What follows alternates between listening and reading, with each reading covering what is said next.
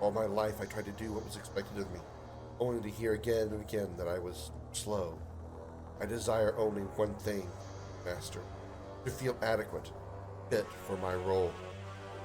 Oh, not to worry, but I am done with you. You'll be the fastest there's ever been. That's really going to disappoint any girls he gets with. Trust me, I know.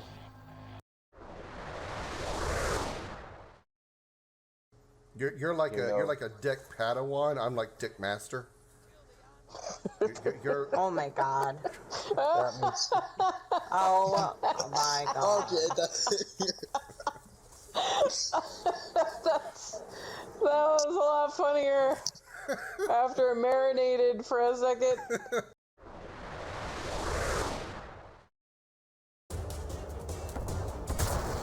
Don't hit me again, don't hit me again, don't hit me again, don't hit me again. Fuck! Fuck! Fuck! Why does this asshole get so many fucking turns? Fuck you! I didn't even use my limit break. He had so many fucking turns in. Fuck you! All the way down.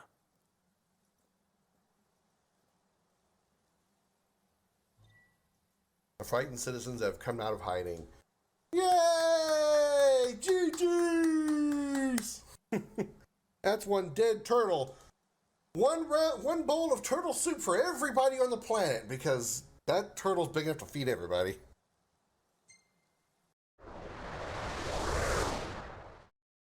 We just kept stabbing you repeatedly by flying through the air with our long spears out, just jabbing you repeatedly over and over. Surely you can survive that, right? Right, Doga? Next, you will face me. Are you ready? No, not really, but we will. No, I don't. We don't want to fight you and repeatedly penetrate you over and over again with our long wooden spears. She's old, too. Ugh.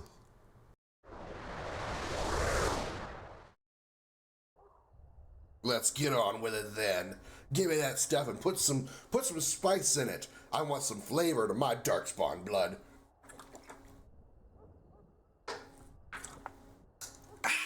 Yeah. Put a little vodka in there.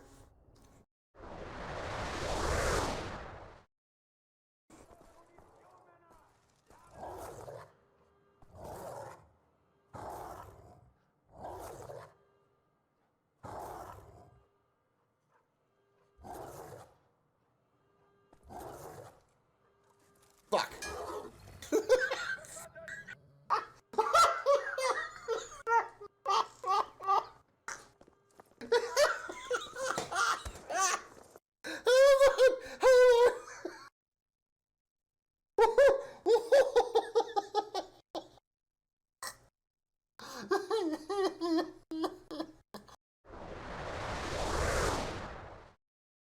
In the dark, shadowed corners of time, many stories have taken root and blossomed.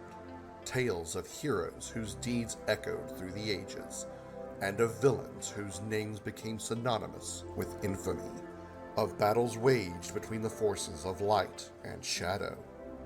On a quest that defies reason, a lone ship ventures into that abyss, guided by its bold and courageous captain, his ferocious feline companion, and a crew of outcasts and misfits. Across entire worlds, dimensions, through the darkest depths of space, and beyond the limits of known time. These are the adventures of the Starship Dragon.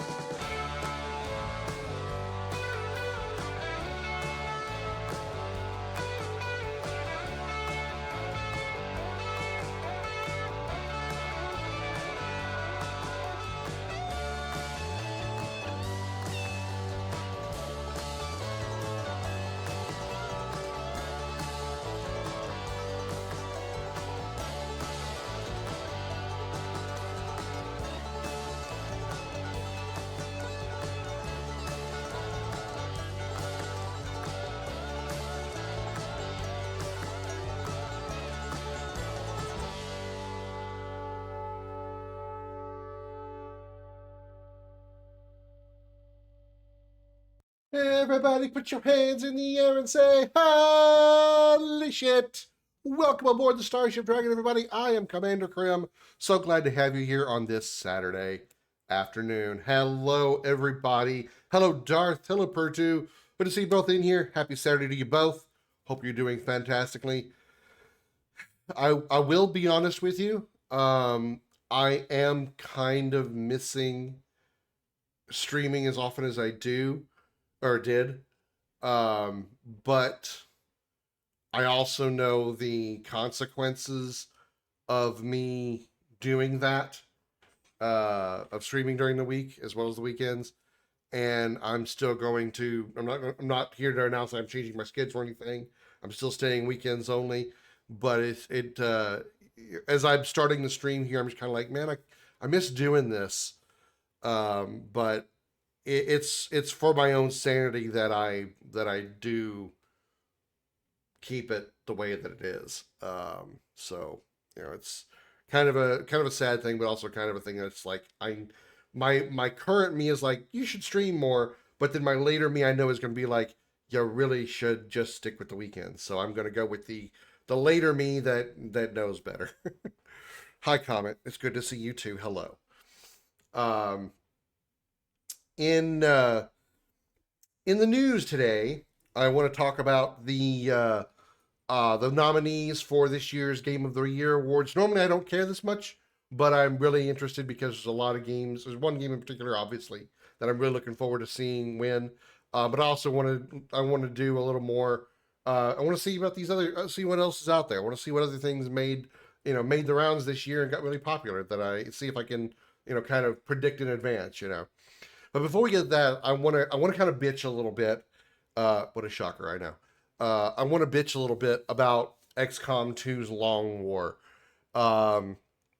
Between editing videos, I've been playing the Long War mod of XCOM 2, and I have to say that there's a lot that I like about it, but it has reached the point that it has become gimmicky. It has become rigged, in my opinion, and it is losing its appeal to me very fast. Very fast. So at some point in the near future, I will stream XCOM 2 again, but I won't be doing it with the Long War mod, because it has gotten to the point that Long War is not worth it's not enjoyable anymore. Like the biggest things that I love about Long War is the variety of enemies is substantially increased. And I don't even think I've gotten, like, if I were to poke a guess at it, I'm probably not even halfway through the alien tech tree, so to speak, of enemies that I'll be encountering. I love the fact that there are so many different soldier types. They've added so many different snakes, the viper types. They've added a whole bunch of new mech types. It's really, really, that's really, really cool. And I wish I could see more to see what else they've got in store. I recently just started seeing sectopods appearing. I saw the massive, the massive, oh my god, huge versions of the chrysalid, which is like, holy shit, huge. What I also see is the generous Talon coming in with a Prime subscription. Thank you so much, Talon, for that subscription. I greatly, greatly appreciate that. You are helping keep the engines of the Starship Dragon running with your support. Thank you so much, Talon, for that sub. I appreciate it. Darth, would you throw a shout out to him, please? I would appreciate that. Thank you so much, Talon.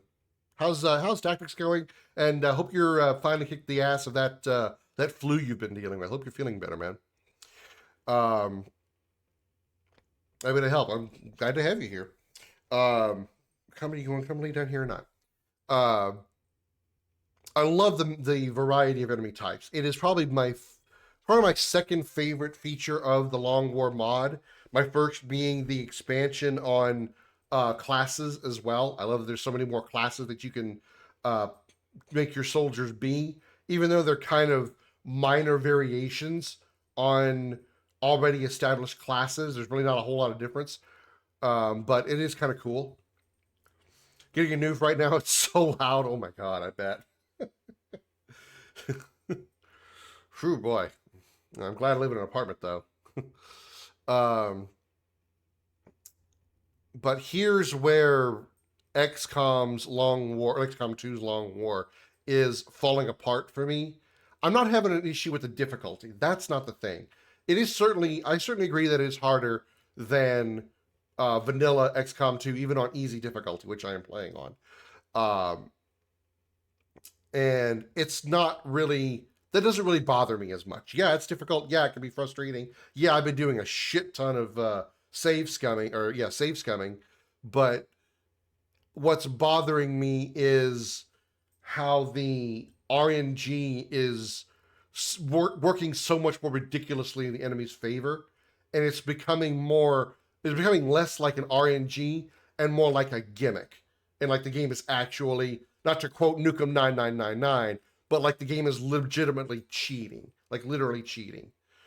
Contract broke up at 7:45. I'm like, bruh, my Keurig broke. Keurig broke. Oh no, man. That's the worst part, in my opinion. Waking up at 7:45 isn't an issue. I mean, I can't sleep late. I don't like the idea of it. I mean, there are people who love to sleep till like 10, 11 o'clock in the morning or even into the afternoon. If I ended up waking up late like that, I would be so pissed because my day off would be ruined. For one, my overall schedule of things that I do during the day would be thrown off. But in addition to that, I would feel like my day is shorter. I would like wake up at like 10, 11 o'clock and be like, well, I got to go to bed in like 9 hours now. Like, my day's gone basically. It would annoy me. In fact, this morning I woke up at like 6:45, and I thought about laying there for another 15 minutes. I'm just like, no, I'm awake enough. I'll go ahead and just get up. And that's fine with me. I'm okay with that. I want to sleep at 10 a.m. minimum. Hey, like I said, everybody has their preferences. Go for it. And also, it's based on probably like your lifestyle. Like I know you've got kids, you got a wife, so it's probably harder for you to be able to sleep in if you want to, or get the sleep that you need when you want to, whether you have to, getting up early or going to bed, on time or whatnot.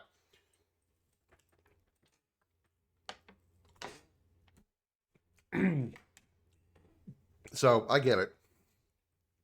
Keurig is a type of coffee maker, Darth. It's what they do is they come in little, like, I'm sure you probably have these at your restaurants, but they're kind of like, if you've ever been to a restaurant and had like those little tiny cartons of milk, like a creamer and whatnot, you just like pull out with the top, you pour in your coffee or something. Well, they've made those types of things now for regular coffee, as actual coffee. They actually have coffee grounds in these tiny plastic things, and you stick it in the machine, you close it, it pokes holes in each end of the what they call a K-pod, which is a Keurig pod, and it pumps hot water through the pod, and it literally brews your coffee or hot chocolate or tea or comment, would you mind? Or whatever you feel like making in your particular machine. There are cold ice or iced coffee versions of Keurig machines. I can't say for sure if it would be considered an espresso maker. I've never used an espresso machine, but from what I have heard from other people's experiences, it is kind of like that. So okay, sure, go for it. But it was a real big thing for me recently. Like I got one within like the past maybe 6 months or so, because I didn't want to keep drinking Monsters to keep me awake, because I know those things can be potentially harmful for you. I mean, I didn't really drink them a lot. I would drink like maybe at most 2 a day because I knew the potential health risks. But it's just, I felt like the more that I used them, the more that I drank Monsters, the more I kind of felt like there's just too much potential for danger here for me. I didn't feel anything. I didn't have any issues. I didn't feel heart palpitations. I didn't have any physical ailments, but I just felt like I felt like I was gambling. I felt like I was gambling, and any moment I could land on that red X and my heart would just explode or something, and I just didn't want to take that risk. So I went with something that was a little more toned down, and I wanted to make coffee. Well, most of the coffee makers I'd ever seen would make like a pot of coffee, right? Like a normal, 2 hands around a pot of coffee. I'm one person. I'm the only one drinking coffee because Comet doesn't drink coffee. I don't need a huge ass pot of coffee to drink to wake me up. So when I discovered Keurig, we know that Keurig's been around for a while, but when I discovered it at work one day, I'm like, this is easy, convenient, and it's literally 1 cup. This is all I need usually. So let me look into getting one, and I've been happy with it ever since. So the fact that I was very much on Taylor's side when he said that his broke. It's like, fuck, you had to wake up at 7:45, and then to get your lifeblood to be made, and your lifeblood maker didn't work. Fuck. It's the long-term sugar is the problem for most people, really? Yeah, probably. I know there's like a lot of like juiced up, not minerals, but stuff that they put in things like Red Bull and 5-Hour Energy to an extent, and Monster, that is supposed to like really give you like a real big boost of energy. And they were okay for me. They did kind of keep me from feeling a little sleepy, but not really like amazing. And it wasn't like, wide-eyed, bushy-tailed all day long. It was just it was like, okay, I could feel a little bit sleepy. I drank a Monster. Okay, I don't feel sleepy anymore. That was pretty much the only difference. Not like I went super hyper or anything. And so coffee I knew would do the same thing to an extent. So I'm like, let me just get a coffee maker. It's probably safer overall than Monster and honestly cheaper. I can get a box of like 48 pods, Keurig pods, for like $20, whereas a 12-pack of Monsters was like $8 by itself. So that was a lot. That was a lot in my opinion. So I thought the value was better for the K pods. Hashtag not sponsored. Meanwhile, I'm here not drinking coffee at all. I mean, I don't judge anybody who does or does not drink coffee. If they don't want to, or if they prefer they prefer decaf or whatever, that's fine.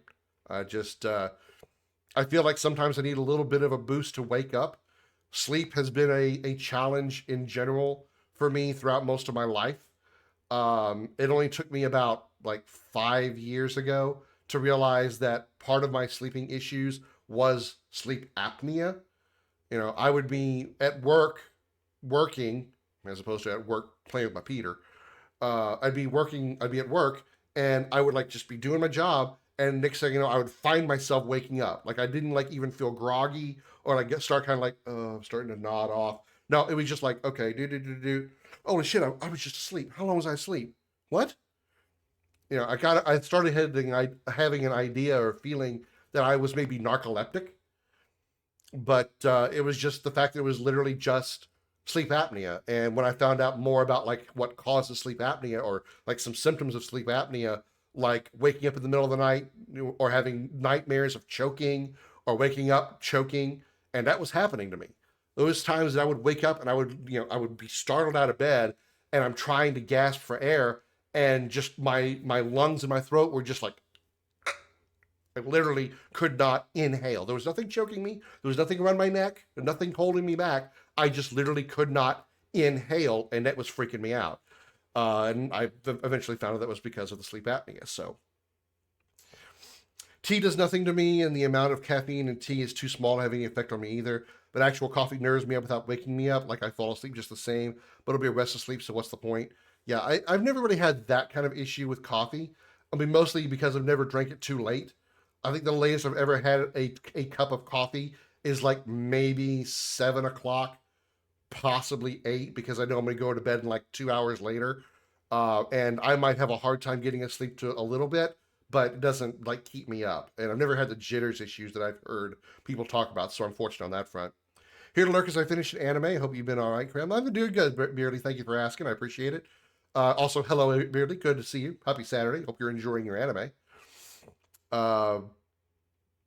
But yeah, once I had gotten a CPAP machine for the sleep apnea, I thought it was going to be something that was like, okay, I've been dealing with this sleep apnea thing for probably all my life, but probably at least for my adult years. So at that point, I was like in my mid 30s, early 30s for that point. So probably like at least I'm going to guess maybe 10, 15 years. This is not going to be something that's going to be fixed overnight. And slap me in the ass and call me stupid if I was wrong on that one. Because that first night I used a CPAP machine, it was weird because when I would inhale, when I first laid down and had it on, I could feel the air, being pushed against my face. And when I breathed in, I felt lightheaded because my body wasn't used to me being horizontal and inhaling so much oxygen. My brain was like, holy shit, what is this? And it was just kind of, I was in bed laying down, so it wasn't like I was falling over, but it was like a momentary disorientation.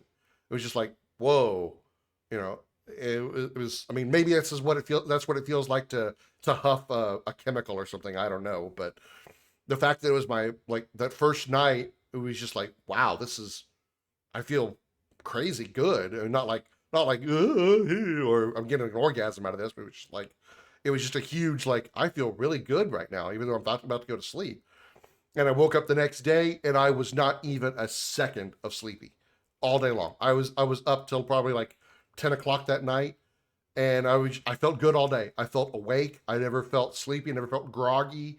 I didn't need any kind of coffee or caffeine from a Dr. Pepper or anything to keep me awake. And it was like night and day literally change. It was just like, okay, clearly I've been needing this I looked at my CPAP machine and went, where have you been all my life? It's just it was amazing. Unfortunately, it draws women away from me because having a giant plastic hose attached to your face really repels women, but whatever. I don't need sex anymore, I guess. But fun culture fact, sleepy apnea has been misunderstood since Middle Ages. We find paintings of people asleep in bed, showing discomfort on their face while a demon is sitting on their chest. Yeah, I never really had that feeling of something on my chest. It would just be I would be dreaming about choking on something or not being able to breathe, whatever I'm doing in the dream. And I would suddenly just wake up gasping for air like somebody was choking my throat. The feeling I felt was in my throat. I never felt anything in my lungs, but it was just all in my throat, in my mouth, and my nose. I just could not inhale. And it was freaky a lot of times. I would have to sort of like if you've ever had the wind knocked out of you, you maybe as a kid, you fell off the slide the wrong way or something, or you just had the wind knocked out of you and you could breathe out, or rather it was the opposite. You could breathe in, but you couldn't exhale. Well, it was kind of the opposite of that point. I couldn't really do, or really opposite. I couldn't really do either one. I was like, okay, I've got a little air. Let me try to breathe out. And I couldn't even do that. Then I couldn't in either. It was just, it frightened me many nights. And at the time I was with my girlfriend at the time, and the sounds I was trying to make, sounds I was making rather, while trying to breathe would wake her up and freak her out too. So yeah, it was bad. And I didn't really realize it until, I actually went and got checked for it, and it was literally sleep apnea. So yeah, the euphoria is from your mild oxygen excess. For example, when you're on oxygen mask for nothing, it was clearly just the adjustment. Oh yeah. It was my brain knowing, okay, I'm now horizontal. I'm going to be starved for oxygen again. Okay, I'll just be used to it. And then suddenly when all that oxygen came in, brain goes, oh, so this is what it feels like to breathe at night. Holy shit. So yeah, that feeling is long past. I haven't had that since. I still use my CPAP machine every night. And the nights that I don't use it because, say when the hurricane came through a couple of years ago, Hurricane Beryl, and knocked out power across Houston. Obviously, my CPAP machine didn't work because it's electric powered. You got to plug it in. That was a couple of fun nights of not being able to breathe. Yeah, that was fun. And by fun, I mean bullshit. Thank you, Beardy, for the three stream streak. I appreciate it. Picked up Rebirth yesterday, by the way. I don't have 100% completion on the first part, though. You don't really need it. As long as you've played, the main story of Remake, there's going to be very little in Rebirth that's going to be surprising or unusual to you. There's a few side quests that if you had done them in Rebirth, if you'd done them in Remake, would be like, okay, I know who this character is. I know what they're doing here, that kind of thing. If you did play Remake first, but if not, you're not missing anything. It's not critical at all. As long as you did the main story, you'll be fine for Rebirth. 100%, how dare you. Dude, but I will say though, once you play Rebirth, you will not be able to enjoy Remake again. I'm going to be perfectly honest with you up front. Once you play Rebirth, you're not going to enjoy Remake, because it is like Kingdom Hearts 1 versus Kingdom Hearts 2. Kingdom Hearts 1, really, really good. No bullshit. Really, really good. But Kingdom Hearts 2 is like, holy fuck, this is awesome. 7 Remake is the same way. Remake, really fucking good. And then Rebirth, holy fucking shit, this is awesome. I didn't agree with that, but it's very true. Yeah, it is. It's sort of like Remake was like a beta test for Square, and then they took everything they learned from Remake and then cranked it up to 1,000 for Rebirth. So they've really set the bar high, in my opinion, for Remake Part 3, and I am praying to whatever Genova God will listen that they didn't blow their proverbial load, honestly, for Rebirth. I hope that Remake Part 3 isn't a letdown, because they did their best work on 2, and 3 was just kind of there, you know? That's what I hope isn't going to be the case. Thank you, Pertu, for the 7 stream streak. I appreciate that. The freedom I've heard just makes Rebirth. Oh yeah. The linearity of Remake, gone. Absolutely gone. Absolutely gone. It's a great combination of the open world of Final Fantasy 15, but with actual population. Like, instead of just feeling like you're in an open, wide country, like you are in 15, where there's almost literally nothing out there except maybe 1 or 2 gas stations and maybe a town, there's actually villages you go to, cities that you go into, and that's when it becomes a little more linear, because you have, you're in a city. Why would you have openness in a city, right? But you have like towns, you have villages, you've got places that you can go, even small little campsites that look like there's nothing there. You end up doing some shit there for like one of those aforementioned side quests that I just talked about, for example. So yeah, absolutely phenomenal open world game in every sense of the word, in every way. Absolutely. I know you don't know, but I can say the same about Mega Man Zero. 1 was good, 2 was holy shit great, 3 was about the same. 2 was less impactful because 2 had risen the bar, and 4 was meh. Yeah. To put another comparison on it, I feel the same way about Kingdom Hearts. Like I said, 1 was really good, 2 was fantastic, 3 was kind of there. I was let down by 3, I'll be honest. I was let down by 3. So how to talk about Dogma 1 versus 2? Yeah. I mean, I haven't played those, but I do look forward to them. First game was peak RPG for me, but the second game gave you 200% more content of the same, but more polished. I have noticed that a lot of times, video games tend to be the opposite of movies, from my own experience. Video games are usually like, okay, first movie was really good. Second movie,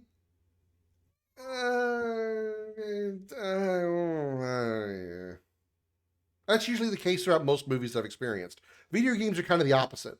Video games are like, game 1, really, really good. Video game 2, holy fucking shit. Now, with that said, there is definitely exceptions to that rule. Staring at you with heavy eyes and very angry eyes, Parasite Eve 2. Oh my god, that was a piece of shit. Thank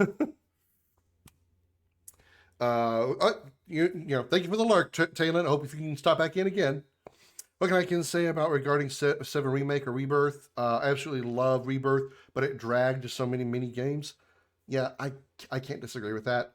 There's a lot of mini games. It does kind of the only argument I would have about that is there's a lot of mini games in OG7 as well. There really is. But they do have a lot of them in Remake too, and sometimes a Rebirth. And I can kind of, while I did enjoy almost all of them, I don't feel it was too much, but I can see how some people would say that, yeah, it's too much. I can agree. I can't agree. I can't agree. Look at Disney. Every second movie from the 80s and 90s was Ass, Toy Story, Mulan, etc. Yeah.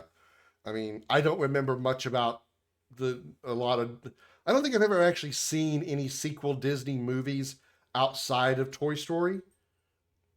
I remember Aladdin sequel and Lion King sequel were rough. I think I saw Little Mermaid sequel. I feel like there was like one other one that I saw off the top of my head. I can't remember. That was like not as good as the original. But I don't think I've seen a whole lot of actual Disney sequels. I will say though, the one exception to that rule, going back to like how movies are not as good on their sequel versions, is Tremors. I think Tremors 2 was pretty good. I wouldn't say it was better than the first one, but it wasn't as quite as much of a letdown as like other sequels. Give me just a second. Comment needs my attention. Okay, there you go, bud. Go enjoy the closet. Comment likes to mess around my closet. All kids' movies had second films were not the best. Yeah. I remember not really finding the second movies of those Disney movies to be as good as the first one. I remember that even as a kid. Tremors just a B-tier movie list and AAA cast. Yeah. I mean AAA yeah. I agree. Thank you, Mikey. I appreciate that. Darth isn't here; he just went to lurk. So let me go ahead and throw a shout out for him and Beardy real quick. I gotta do this wonkily because it's not on my other computer anymore. I think this will work this way. Yeah, it does work. Okay, cool.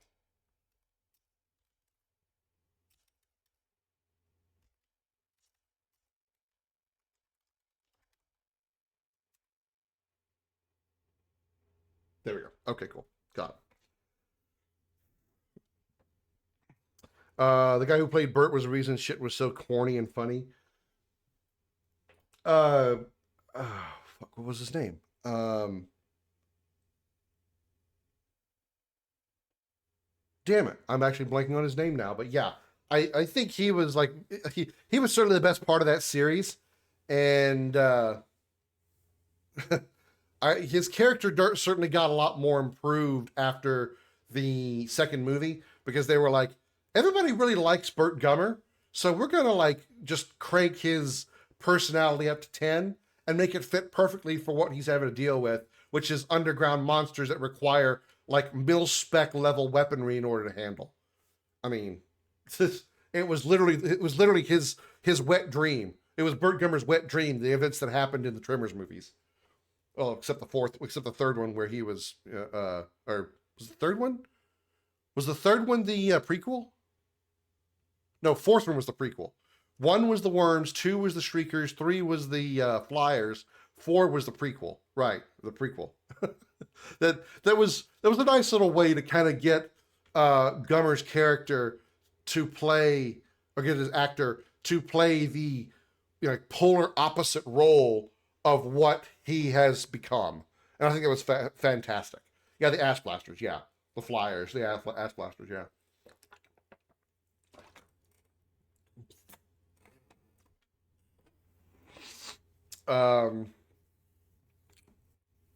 So before we cut off on sequels, what the hell were we talking about? I think the last thing I was talking with you guys was just the coffee maker stuff. Okay. No, I was not talking about Supernatural. I thought you were eating, Darth. You can't tell me you ate that fast, unless you had a snack. I remember what I was getting back to is XCOM 2's Long War. the randomness, the RNG of the enemies was starting to become extremely not RNG, but more gimmicky, almost to the point of cheating, like legitimately cheating. Not to quote Nukem 999.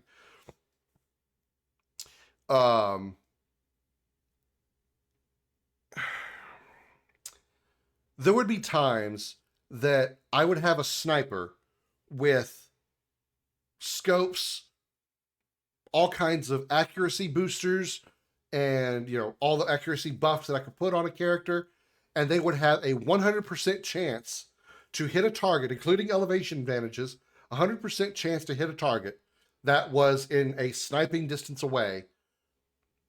And despite that 100% chance to hit, I would still only get graze damage, which means basically a miss, but you get a little bit of credit for it. That's the kind of shit that was starting to piss me off. If I have a 100% chance to hit, that shouldn't be a graze. That should be a hit. That should be full damage, or at least within the range of the damage range. If your sniper rifle says 9 to 12 damage, you fire your sniper rifle with 100% accuracy, 100% hit rate, it should do between 9 and 12 damage, not graze for 2. That was the kind of shit that was pissing me off.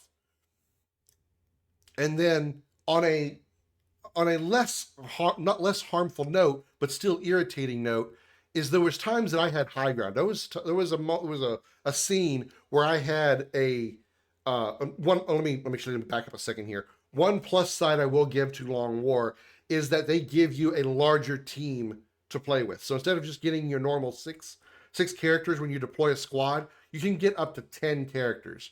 And I think that's absolutely fantastic. I love that. Long War requires you to think about the wind. I don't know. I don't think so. If it is, that's not a mechanic they explained anyway, and I wouldn't know how to counter for that. But it was bullshit. It was bullshit that my snipers had a 100% chance to hit. And I was shooting at a chosen, by the way. I wasn't even shooting at a chosen, by the way. I was shooting like a regular target. And it would say, like, grazed for 2. What was also bugging me is there was a time where I had like 8 of my soldiers on a building overlooking a skylight that was looking down into a building where some enemy soldiers were hidden. And pretty much every one of the soldiers that were lined up for a shot there had 80% chance to hit. There was one time I was targeting one soldier with all 8 of those soldiers. Not one of them, with 80% chance to hit on every one of them, not one hit the target. Every one of them missed. I'm not talking about an Overwatch. I'm not talking about any kind of reaction shots. This was my turn. Target was below me. 80% chance to hit. Every character missed on that turn. That pissed me off. I feel like that actually pissed me off more than the sniper missing it 100%, but it's a close second. That really pissed me off. 80% chance to hit and 8 fucking soldiers missed the target? Are you fucking kidding me? And then, just to add insult to injury, or insult to insult rather, that same soldier, when he fired back on his turn, from below ground, he did not have ground advantage, or he did not have height advantage. He was below us. We were looking down on him. He had double turn, and he fired twice and hit 2 soldiers. Each time he fired, he hit a soldier perfectly, full damage. So you're telling me 8 soldiers fired at one guy with 80% hit, with 80% hit rate, from an elevated position with accurate weapons, not shotguns, like assault rifles that are actually accurate at decent range, at mid-range, and they all missed, but this one jackass could hit 2 of my soldiers from cover at below elevation and hit them for full damage. That's the kind of shit that pissed me off about Long War. And that's when I stopped playing. Pretty much that mission kind of like did it for me. It was starting to kind of feel gimmicky at that point before that, but I could kind of deal with it because I I can make up for it by save scumming and trying a slightly different tactic that would actually be effective. But when you've got 8 soldiers that can't hit the one target at 80% hit rate on all 8 of them, and a sniper that is somehow missing, only getting graze hits with 100% chance to hit, at that point, I'm playing Fortnite again. At that point, I'm playing Fortnite again. It's the I have my reticle over the target, I'm pulling the trigger, and the bullet goes over there. It's like, I don't want to play anymore because the game's not working right. Full half cover. I think it was only half cover.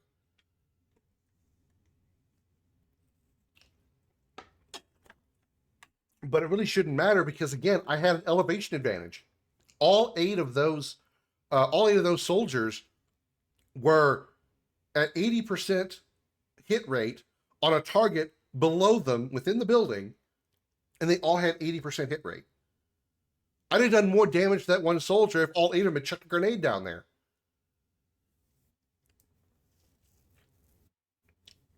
It's getting to the point where it's the RNG is not RNG, it's a gimmick, and it's not fun anymore.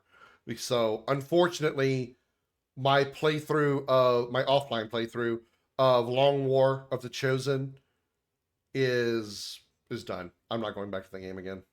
I'm sorry. I'm not going back to that mod again. I'm not doing it. You can add Long War of the Chosen to this rule as well.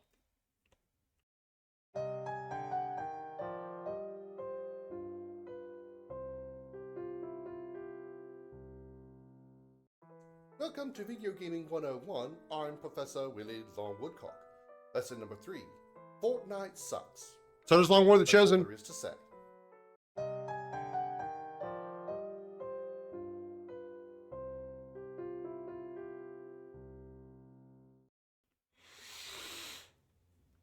So yeah, I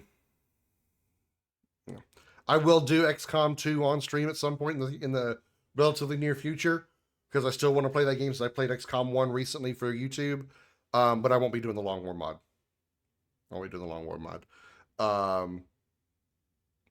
And that kind of saddens me, because I really enjoyed, like, the biggest advantages of that mod were the expansions on the enemy units, how different they were, and how you actually had to fight differently against those different types of enemies, as well as having your own additions to classes that kind of allowed you to expand on your own strategies. And all that's going to be gone for the vanilla version, and so, whatever. The only upside is, at least the mods that I have for, like, the outfits and stuff that I put on them, so I actually have, like, characters like the Master Chief. I've got Yuna from Final Fantasy X. I've got Marcus Phoenix, Dom, Baird, and Cole from Gears of War. I have, like, a whole bunch of other video game characters in their proper attire and uniforms and armor in the game.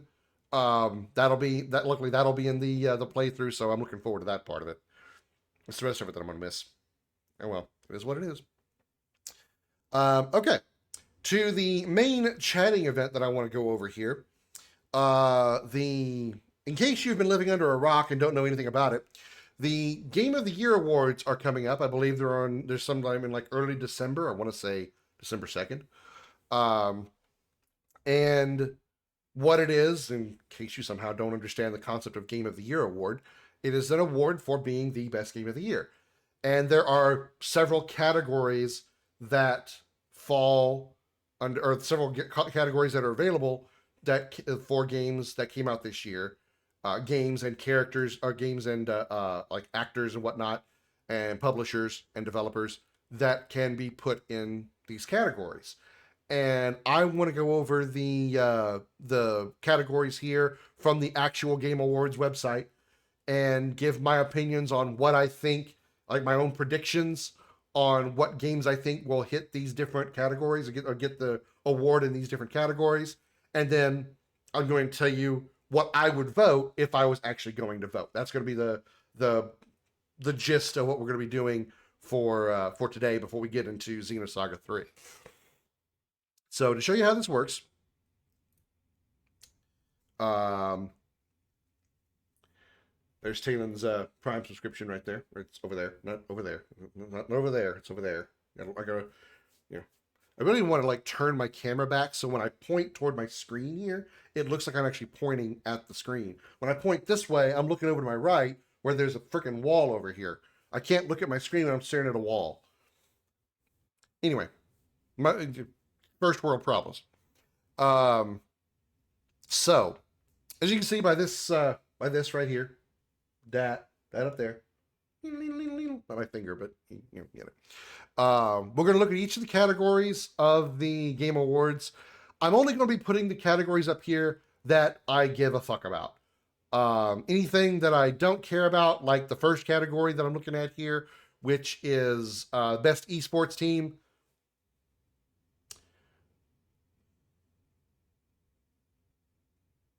I care about as much about that as I do Long War of the Chosen, which means actually none.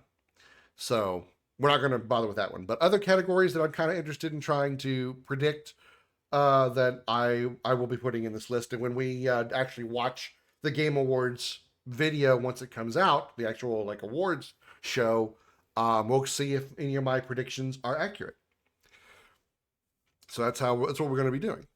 So like I said, best esports team. I don't give a shit about the esports. I don't know any of these. I've never heard of any of these other than Team Liquid because I've seen their ads on Twitch. I don't care. So we're just going to go, we're going to move on. I don't care about athletes. I don't know any of these people. Esports game.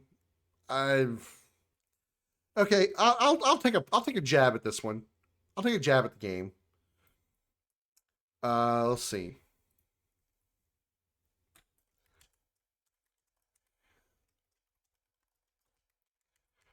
All right, let's see what they got. Counter-Strike 2, Dota 2, League of Legends, Mobile Legends Bang Bang, and Valorant.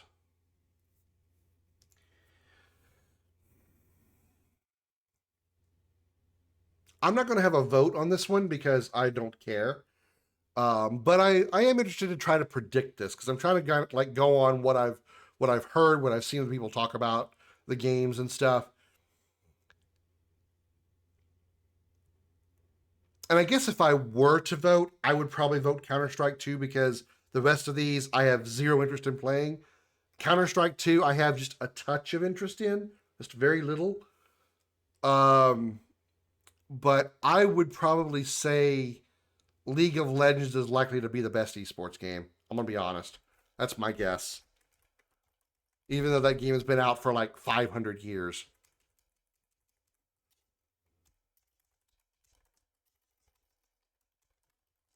There's my vote for S esports game. Don't give a fuck. My prediction is League of Legends, though. Content Creator of the Year? Well, I'm not on this list, so I don't care. Most anticipated game.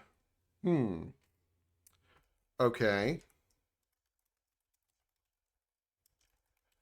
I feel like that's a weird category because, like, how does that get an award for? I don't know. Most anticipated game gets an award. I don't know. That feels kind of weird to me. Does that kind of come off as odd to anybody else?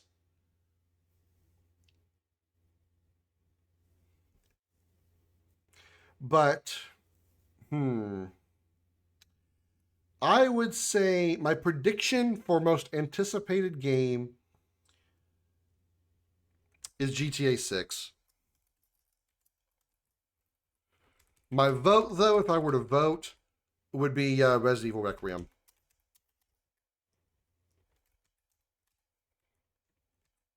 Yeah, I would vote Requiem myself, but I think I think GTA 6 would be the winner, would be the actual winner. Best adaptation, recognizing outstanding creative work that faithfully and authentically adapts a video game to another entertainment medium. I don't watch TV or movies.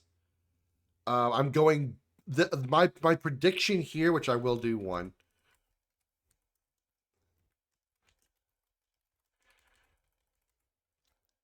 but based on what I've heard from people, I would say probably I'm stuck between Minecraft and Last of Us 2, or Last of Us Season 2.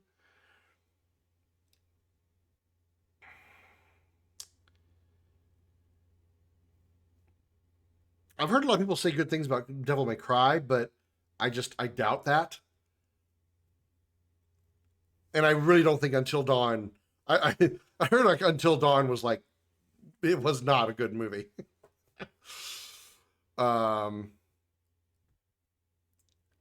If I were to guess, my prediction would be Minecraft. But if I were to vote, I would say Last of Us Season 2.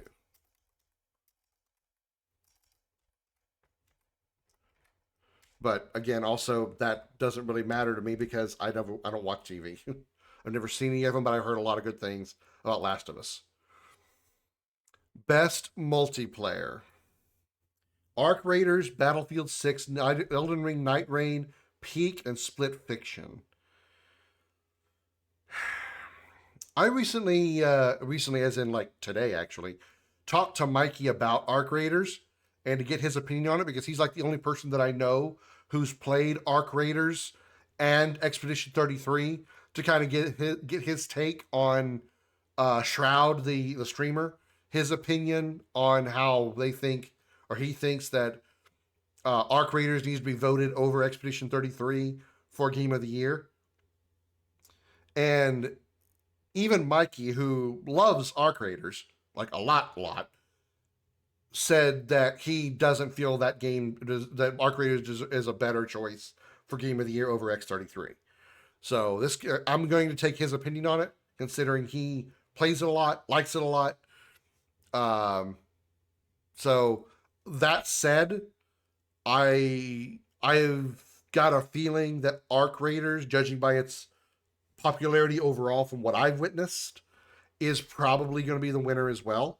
So best multiplayer, I'm going to say, is going to be Arc Raiders. But if I were to vote, I would say Split Fiction. Even though I don't feel Split Fiction would win at all, because I feel like Arc Raiders and even Elden Ring Night Rain would get more, and even Peak to an extent, would get more, is more popular than Split Fiction. Split Fiction was incredibly good, but I don't think it got the same amount of recognition and hype, so to speak, as its predecessor, which was It Takes Two from like, I think 3 years ago. What's next? Best sports and racing, I don't care. I don't care. Best sim strategy. Okay. All right. I kind of feel that's a weird combination of categories, though, or genres. Sim strategy, because not all simulation games are strategies. Best game focused on real-time or turn-based simulation or strategy gameplay, irrespective of platform. I want to play Tempest Rising, though. I will say that. Tempest Rising is the like spiritual successor to Command and Conquer. I would like to play that, so well, I want to get that at some point. But between tactics,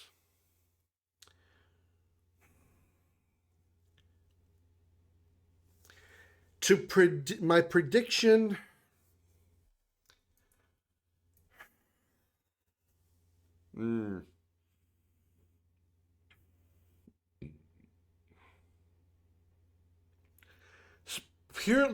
my prediction is purely based on like reputation of the series overall. My prediction is Civ 7. My prediction is 100% Civ 7 because I think people, it's one of those series, one of those franchises that is a guaranteed moneymaker. It is going to be loved by the hardcore fans, and there's a lot of hardcore fans that love Civ. So I feel like Civ would win Best Sim. My vote, however, is 100% Tactics. 100% Tactics remake. Tactics was originally great to begin with. It was hard to keep up with because of the lack of voice acting and kind of wonky translation. But the voice acting they put in the remake and the improved fixed translations made the game game story so much easier to follow, so much easier to understand. The characters were more memorable, at least for me.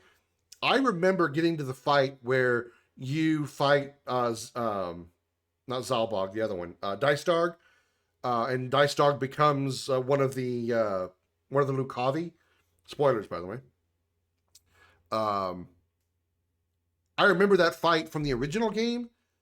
I also remember not knowing or remembering who the hell Dice Dog and Zalbog were in relation to the overall story, much less to Ramza.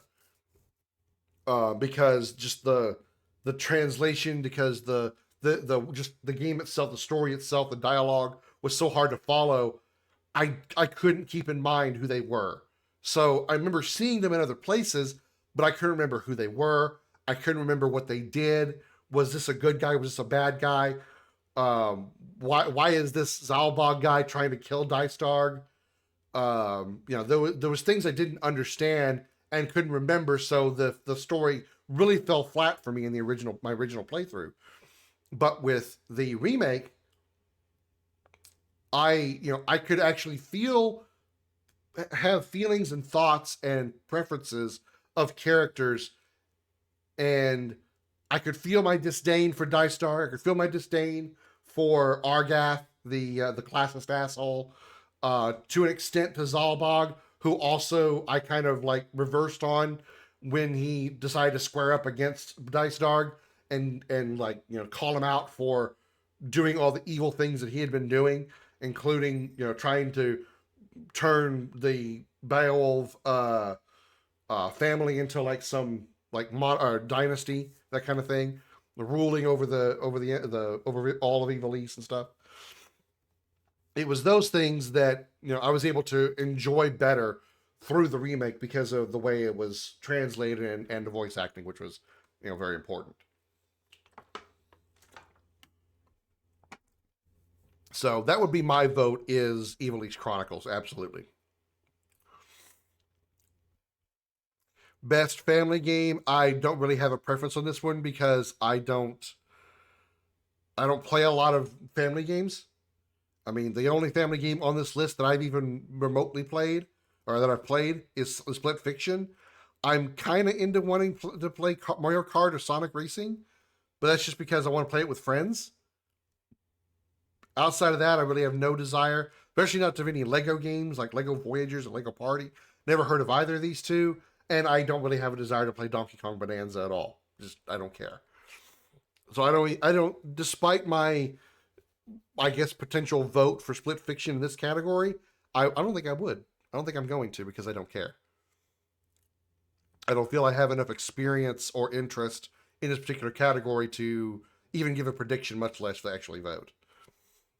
Best fighting game. This one I can't really give a vote on because I don't play a lot of fighting games. I certainly haven't played any of these. I can only go on what I have experienced from other people, like watching other people, especially like Maximilian Dude, who's a big fighting game streamer. But like other people in general, I've seen a few different people play the MK Collection, which I actually would like to get myself, but I have also seen that the MK Collection is extremely buggy. Now I would be playing it online, which is what a lot of people probably would be doing. I would play it for the nostalgia factor because I do like the Mortal Kombat franchise. I have done and want to do again a marathon of playing through all of the Mortal Kombat games, all the numbered MK games, going through all the characters, seeing all their unique endings, and all that. And I would like to do that again. And this would get me started down that road to an extent because there's 4 games here, at least, I think it's the first 4 that exist on this in this particular collection. I know there's a lot of other ones in the collection, but I'm talking specifically the numbered ones that are here that would just be, it's more accessible to play it through this collection than any other way, you know? That said, I don't think I'm going to vote on best fighting game or even give a prediction because I just don't have enough experience, even as a viewer, as a watcher, to really give an opinion. I will say I have heard a lot of good things about 2XO, and that's pretty much it. The 2XKO, that's pretty much all I really have to say. I don't know anything about Fatal Fury. I don't really know anything about Capcom Fighting Collection or Virtua Fighter 5. I really have no opinions on any of those. Best RPG. Now, this one I have an opinion on. A lot of them. So we're going to put that one on the list for sure. All right. We already know what my prediction is going to be. Obviously. We already know what my vote's going to be. Obviously. But I will be fair and look at these other entries and kind of take a look. I've heard Avowed isn't as good as people... Well, okay, let me say it like this. As far as Avowed goes, I've heard a lot of both sides of the coin. I haven't really heard a lot in the middle. I've heard people say that Avowed is incredibly good, really, really good, in so many different ways, so many categories. But I've also heard... B-I-M-O, B-I-M-O, Oh my god. B-I-M-O, and BMO is her name. Oh. I've also heard the exact opposite as well. I've heard Avowed is broken, it's trash, it's terrible, it's awful, etc. Also, hi Bima, welcome in. Don't apologize. Never apologize for interrupting with your intro music or your intro sound. If I didn't want it there, I would turn it off. How you doing, Bima? I think you're probably still at work, right? Also, how is Honkai Star Rail going for you? I want to start kind of getting into that and playing it on stream.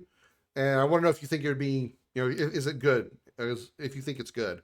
It's another turn-based RPG, even though it's kind of a multiplayer, or not really multiplayer, but like a Genshin Impact style, where it's kind of like, it's sort of MMO-ish, but without it being without the second M of MMO, it's not really multiplayer per se. But as far as Avowed goes, I've kind of heard like a lot of good, a lot of bad, but not like a whole lot of in between. So I'm not really sure how to approach Avowed. I'd like to play it because I think I got it for free on the Xbox Game Pass. So I'd like to give it a try at some point. Kingdom Come Deliverance 2. I've heard people say good things about it, but I haven't really heard a lot of hype. I haven't seen a lot of people playing it. I haven't seen it like just blow up on any type of, streams or YouTube videos or anything. I've heard people say good things about it, but nothing like, oh my God, this is incredible. Monster Hunter Wilds, unfortunately for me, I feel like that Wilds is a little more niche. Now, I will say that of the 3 Monster Hunter games I've played, I do enjoy Wilds the most. I felt the most effective as a hunter, as a character, as a player in Wilds than I ever did in Rise and World.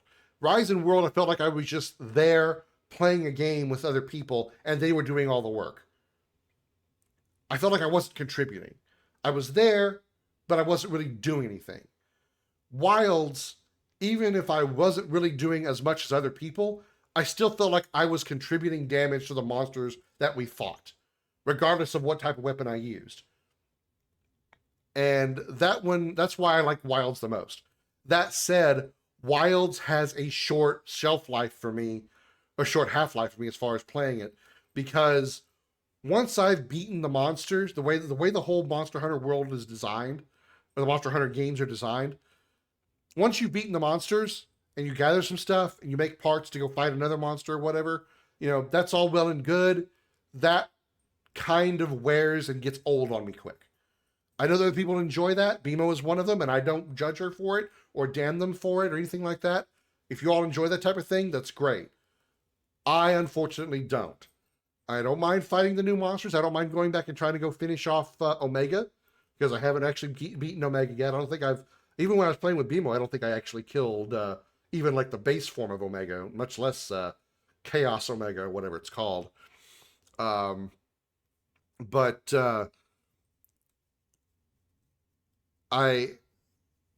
once I've kind of beaten a monster and beaten, like, you know, and so forth, going back to try to do more and get more and do more and like grind on these other monsters, it's not for me. That kind of that gets old on me a little quick. I think it's all right. I like it. I need to delve deeper into the story more. It was getting good, but I got distracted with a mini game. How was dinner, Darth? We're talking about the my predictions and my votes for the upcoming Game Awards, Darth. I'll go over what we've done so far briefly. There's more than 6 categories we've gone through so far, but I've skipped the ones that I give no shits about, like best esports team and esports player. I cannot define in words how little of a shit I give about those. I did give my opinion on the game, though, because I gave my prediction on a game because I figured it'd be League of Legends. But as far as vote, I don't give a fuck. That's literally what I put. I don't give a fuck. Most anticipated game out of the ones that were there. I predict GTA 6 would win that, but my vote would be RE Requiem, Resident Evil Requiem. Best adaptation, which is like video game adaptations to movies. I think Minecraft would win. I personally would vote Last of Us 2. But then, with that said, I have never seen any video games adapted into movies or TV. I haven't seen Minecraft, haven't seen Last of Us, haven't seen Devil May Cry. I've literally only ever seen Mortal Kombat Annihilation. Oh my god, that travesty. Mortal Kombat Annihilation, even if it wasn't a video game based movie, it's a bad movie, period. And the original Super Mario Brothers movie from like the 1980s with Leguizamo and the guy from Roger Rabbit, Bob Hoskins. Five Nights at Freddy's had a good adaptation. I've heard good things about Five Nights at Freddy's movies. I know there's a second one either already out or coming out. I haven't seen them yet. I actually would like to, because I do like the FNAF. I do like the lore of FNAF. The games themselves, I don't really care much for. There hasn't really been a FNAF game I have personally enjoyed playing. Watching other people play, absolutely. Played myself, not so much. Even FNAF Security Breach was like, okay, I played it. It's a game. Woo. Best multiplayer. I predict Arc Raiders. I've heard a lot of people say good things about Arc Raiders and really praise it. I would personally vote for Split Fiction, but I also know better. Split Fiction, I don't think, is a big enough multiplayer game to outdo something like Arc Raiders.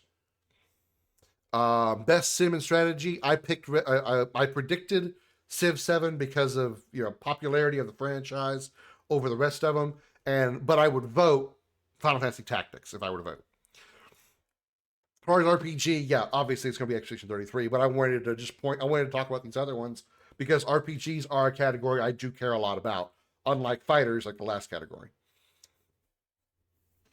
I'd vote for Arc Raiders. Split Fiction is small and just 2 co-op. Yeah, that's the other thing, is like Split Fiction is multiplayer by definition, because you actually do have to have 2 people to play that game.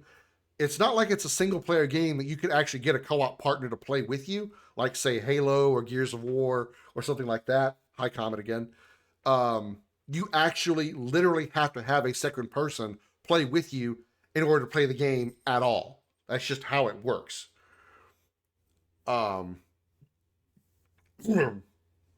on that fact alone, I believe that Arc Raiders would outdo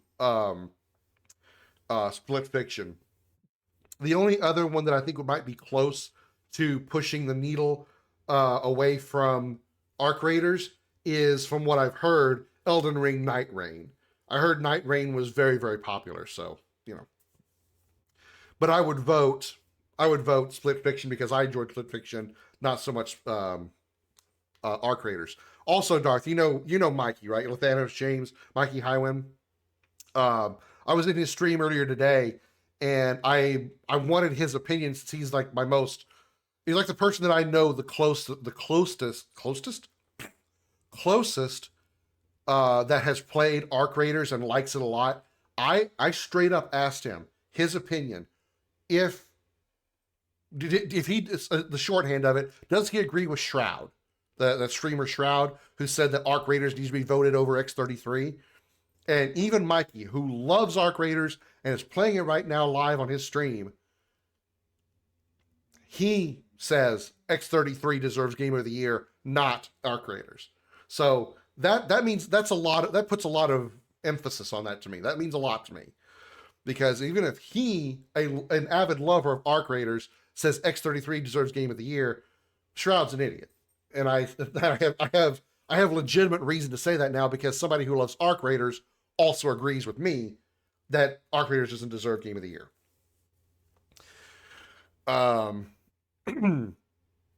And I have not played any of the Outer Worlds games.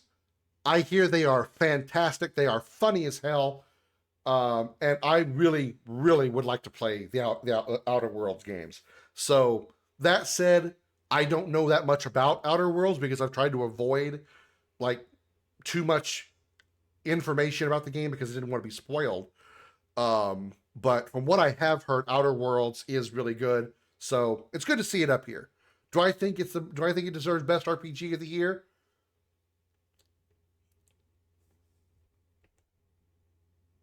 Really? He's shrouded in drama and clout. Hold on. I got your punchline here, Darth. Hang on. Let me do it right for you. That Shroud guy, he's shrouded in drama and clout. There you go.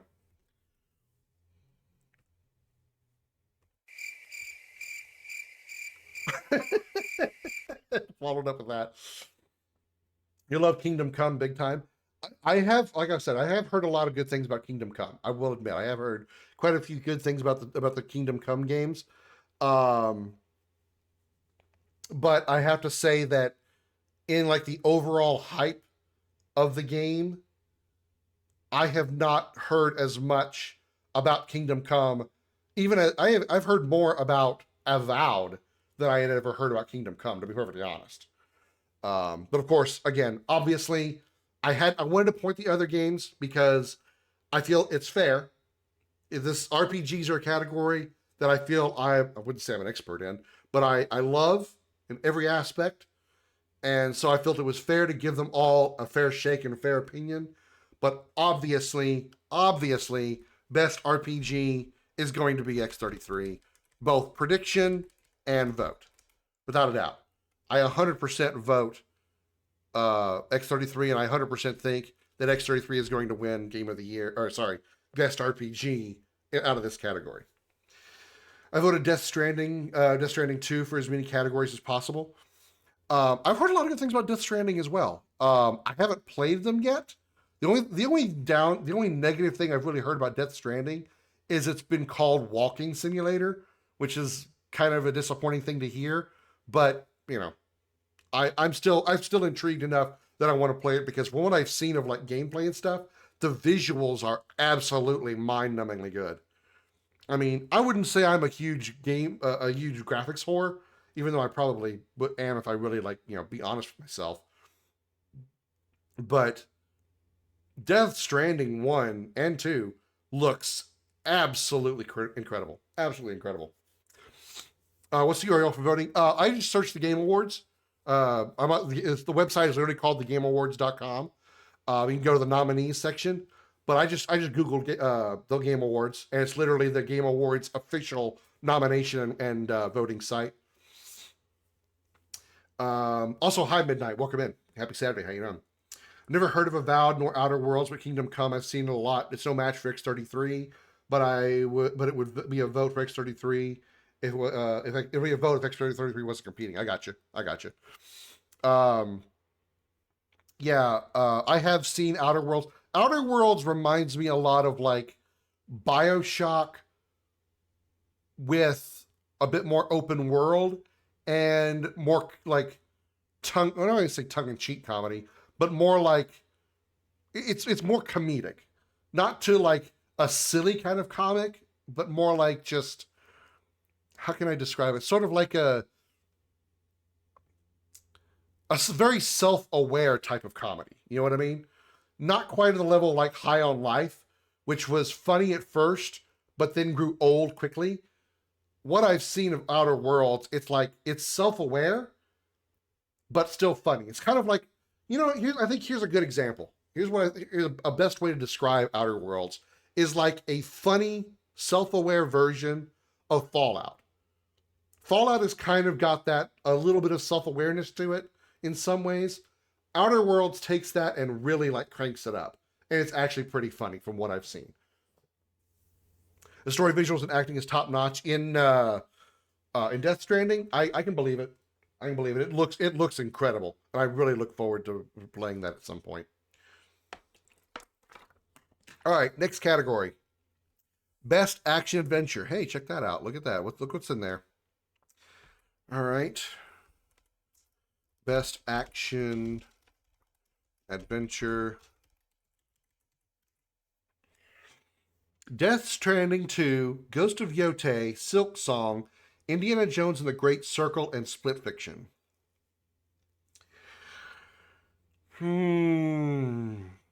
Of these five, I've only played one of them. And I've heard a lot of good things about Indiana Jones. I've watched people play Silk Song. I really would like to play Ghost of Yotei because I loved Ghost of Tsushima. And we were just talking about Death Stranding, which I, again, heard a lot of good things about. As far as what I think my prediction for winning Best Action Adventure, I would have to vote. So I would have to not vote. I would have to predict Silk Song, honestly, because Silk Song is like ridiculously popular this year. Hello, Lady Warbucks. Good to see you. Happy Saturday. So my prediction for Best Action Adventure is Silk Song. My vote, though, if I were to make a vote, it's hard for me to say because I have not played these other four games, even though 3 out of the 4 I would like to. I don't want to play Silk Song. I don't have the desire to play a game that's as hard as Hollow Knight is. I've watched it get played, and it looks like it's beyond my personal talents. It's like, it's harder than Elden Ring. Even if I can play Elden Ring, I don't think I can play Hollow Knight. And Silk Song, I think, is even harder. So I don't think so. Now this is kind of a weird vote because, again, I haven't played these yet, but if I were to vote, I would hope Yotei wins. So I'm going to go ahead and put Ghost of Yotei on my vote side. Even though I haven't played it yet, I would hope out of these games it would win. But like really close second place behind Ghost of Yotei would probably be Death Stranding. As far as Best Action Adventure, I'm sorry, Split Fiction isn't it. Split Fiction cannot reach the level of Silk Song and Death Stranding on the level of like popularity overall. Do I think it's a great game, a great action game myself? Oh, phenomenal. I think it's great. I had such a blast playing it with BMO. Do I think that it could beat out any of these other 4 games on this list? I'm afraid not. I don't know why that message came up twice, Darth. I've played Metroidvania games before because that's what it is. That's not the issue for me. Well, see, that's the other thing is I've never actually played any Metroidvania games. I've never played Metroid, never played Castlevania, the side-scrolling Castlevanias. I messed around with the demo of one of the third-person Castlevania games. I cannot remember for sure, for the life of me, what it is. But I'm not against it, but I wouldn't mind trying them. I wouldn't mind trying at least like trying Castlevania or Metroid, because it's kind of one of those games that's like, if you've been gaming as long as I have, some games you just need to try and play at least once. And I feel like Metroid, Castlevania, Earthbound, well, it's not the same category, but you know what I mean. Earthbound, there's a few different games that are out there that's like, I should play these games because of their reputation, just because they exist, just because they exist, and because of their reputation. That's kind of what I feel. Castlevania has no Metroidvania games to my knowledge. Well, that's why it's called Metroidvania. Castlevania, that's what the latter half of Metroidvania is, Darth. Metroidvania is a Dragon Ball Z fusion dance of the word Metroid and Castlevania. Castlevania, I think it's Sympathy. I think Symphony of the Night is like the most popular of the side-scrolling Castlevania games.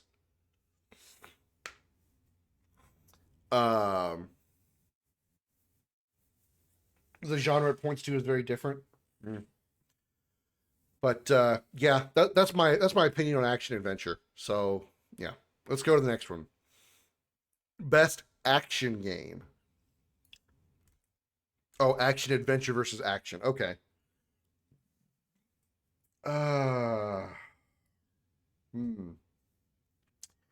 My prediction, based on these 5, I would have to lean toward Hades. Just going on like popularity of the franchise overall and like its overall hype. So I'm going to have to say best action game. Action.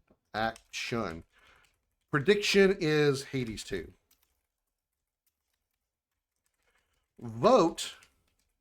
My vote would be Doom Dark Ages.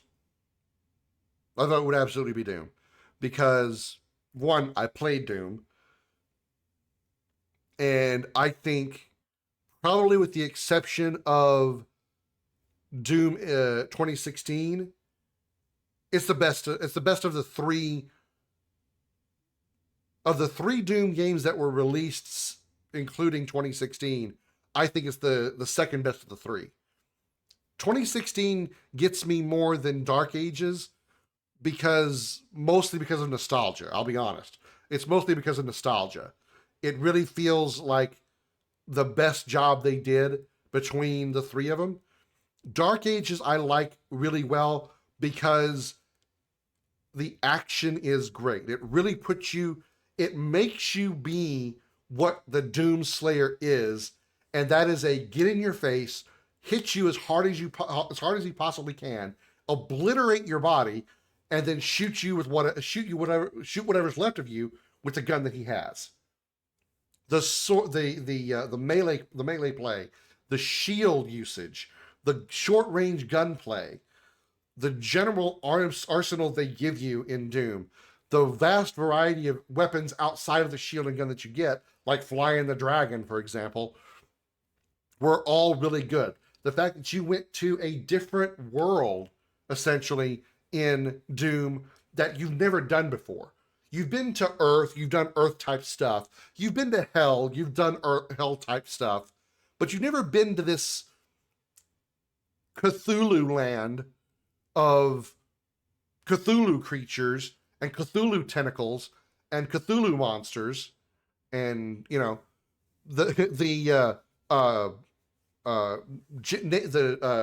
is the dude from Pirates of the Caribbean? Davy Jones type realm that you go to in Dark Ages. I feel that's really, really cool. It's a step away from what they've done normally for the past 2 games. And I really, really, really like that. So I would vote Doom Dark Ages. That would be my vote for Game of the Year. Do I think that it's better than Hades as far as like, is my prediction that it's going to outdo Hades? No, I really don't. I think Hades is a lot more popular of a game. I think it's loved a lot more by the hardcore fans, and there's more hardcore fans for Hades than I feel there is for Doom Dark Ages. Ninja Gaiden 4 is by far the best Ninja Gaiden game of all time. I've heard a lot of great things about Ninja 4. Yeah. They dropped the difficulty, but not in a way that feels baby or hand-holding. Rather, they only removed the unfairness aspect. I see it surpassing Hades 2. I haven't watched a lot of gameplay of Ninja Gaiden 4, but I have heard a lot of positive things about it. It's probably one of the few Ninja Gaiden games I would like to play. And now that I know that it is like, it's been considered easier than the past ones, that's actually appealing to me. It really does. It actually does appeal to me because I know the Ninja Gaiden games are brutally difficult. They were like Elden Ring. They're like Souls games before Souls games were Souls games, you know? So the fact they actually made an quote unquote easy Ninja Gaiden game actually is kind of appealing to me. I voted Ninja Gaiden 4. It's very good. All right. All right. Best VR AR. I actually haven't seen any of these games played. So I'm actually going to skip this one because I know nothing about them. I've only played one VR game my whole life. I would like to play more. I just don't have one. So yeah, this one's I'm going to completely ignore these because I don't have any experience with this one at all. Souls games are brutally difficult but not unfair. You can learn. Old Ninja Gaiden games were just unfair. So you're saying Souls games took the hard aspect and made it better and made it fair. Best mobile game. Well, again, I don't play mobile games. I will say though, as a literal 10-year, now 11-year going on, or so, well, 12, give or take. As a decade-long fan of the Destiny franchise, and one of the probably last clingers on of the Destiny franchise, so to speak, I am actually really happy to see Destiny Rising is at least nominated in this category. This actually makes me want to consider playing it. Now, that said, I'm not going to play it on a mobile platform. I'm not going to play it on my phone. I don't have a well, I do have a tablet, but I'm not going to play it on a mobile platform. If there is some way that I can play this meant to be a mobile game on PC somehow, I would rather do that because I would like to experience this game. I want to see what they've done to one of my all-time favorite franchises. And I see when I say I want to see what they've done, I mean that in like a positive way. I look forward to seeing what they've done with it. I see a lot of Sonic Rumble. Persona 5 got my vote. Okay. Yeah, I really only have ever heard of Destiny Rising and Wuthering Waves. I mean, obviously I've heard of Sonic before. I didn't know there was a Sonic mobile game, but I'm also not surprised by it. Didn't know there was a Persona 5 game or a Umamasu. That game. So I really can't vote here because I don't play mobile games enough to even vote or even make a prediction. So that's going to be up to the viewers. I guess the only reason I would vote Destiny is because it's Destiny. I like it. So even though I haven't played it. This one I'm going to just skip as well. Best debut indie game. Well, that's just not fair. That's just not fair. That's just not fair, man. That's just not fair. I have heard a lot of people play Blueprints, though. I heard a lot of people play. A lot of people like Blueprints. I don't know anything about Blueprints. Never heard of it. I would say never heard of it outside of what people have talked about. I don't even think I've seen gameplay for it, but I've heard a lot of people say a lot of good things about Blueprints. Never heard of Despelot, and I've seen like 10 seconds of gameplay of Dispatch, and it looks like a card game to me. And no. I have no interest in card games. There are very few card games in existence that I like to play that are like, games that are like on the, video game card games. And so Dispatch is definitely not for me. Dispatch got your vote. That's fine. I don't judge you for it. I mean, if it's here, obviously somebody really likes it. I don't have a desire to play it. I can't really get into it because what little I've seen, like I literally haven't even seen 30 seconds of gameplay. I'll like see that it's somebody's got it up on their category for their stream. I'll go click on it and then I like watch like for 10, 15 seconds. I'm like, I'm just looking at this game and I don't like it. Just looking at it, I don't like it. Now, if I were to actually sit down and take time to explore it, maybe I would like it, but just on literally judging the book by its proverbial cover, I can't. I can't get into it. So yeah, obviously X33 is gonna be my vote. Dispatch is awesome. I would vote if not X33. It's a combo of two genres: the Dispatch genre from This Is the Police, and the Telltale genre. Okay. Best independent game. What's the difference? Oh, best debut indie game. Okay. Versus best indie game. Well, again, that's not fair.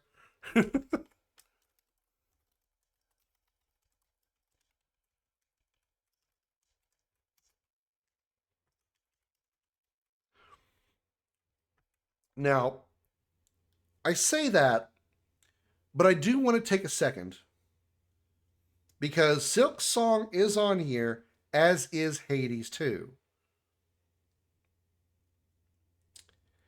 And I feel like for best independent game, if there is anyone out there that could possibly outdo Expedition 33 for this specific category, it's either Hades or Silk Song.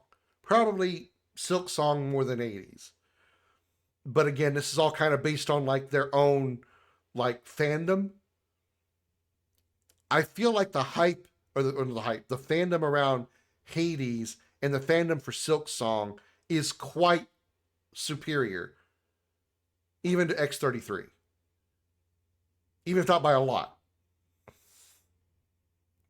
So I still think X33 has a really good chance to get this category, but I feel like these two will really challenge it for that spot. Really, really do. You voted X33? Silk Song, no, it's a disappointment game due to the hype. Hades has better chances. You think so? Really? Silk Song is just so popular, though. Although if I were to say one over the other, if I just look at these last two over here on the right, ignore everything on the left, including X33, I would say Hades over Silk Song. Do I think Hades can outdo X33 though? I still don't think so, but it'll be really, really fucking close. Like if they were to give you the count of votes, I bet you Hades and X33 would be within, I'm going to be generous and say within 30% of each other. I think it would even be a narrower gap. But I'd say 30%, the gap between Hades and X33 would be 30%. Probably closer to like maybe 15 or 20, to be honest. Prediction Fortnite, my vote, No Man's Sky gets the category. Fortnite, you're voting for worst game ever that Krim would rather have his dick cut off. No Man's Sky, because you were bored. Best community support. Oh, this one? Is this it?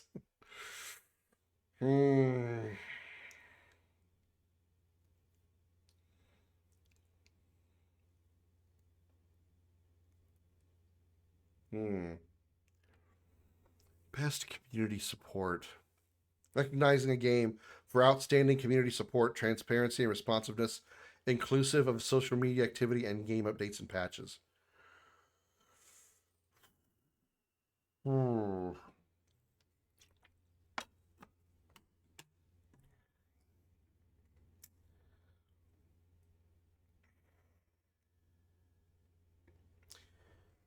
All right, I'll put my hat in the ring for this one. I'll put my head in the ring for this one.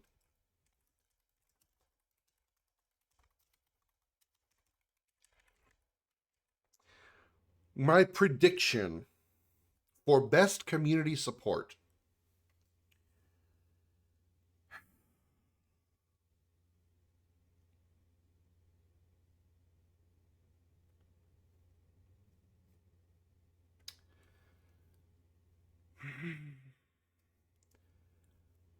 Mm.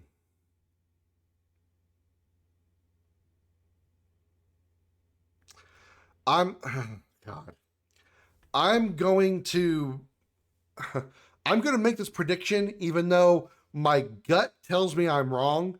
My head is trying to overpower that. So my vote, or my prediction is Helldivers 2. And I'm really trying not to be, I'm not trying to say this out of bias or anti-bias for Fortnite and how much I despise that game. I'm predicting Helldivers mostly out of hope over Fortnite. My vote would be Final Fantasy 14 though. If I were to vote, I would say 14. Mostly because it's just Final Fantasy, I like it better. A lot of whale play. Yeah, there's. See, here's the reason why I don't think Fortnite would win this category, because the hardcore Fortnite players are too busy fucking around in Fortnite to go on this website and vote. Ha!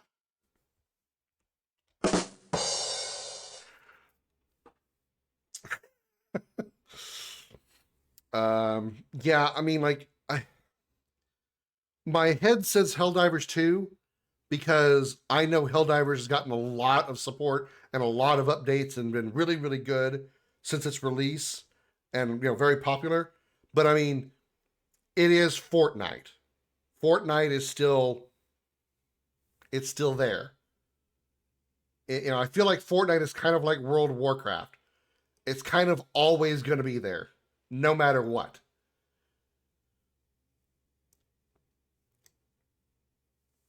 Same with Star Trek Online, but that game is still shit. I don't agree, Midnight Run. I disagree with you on that one.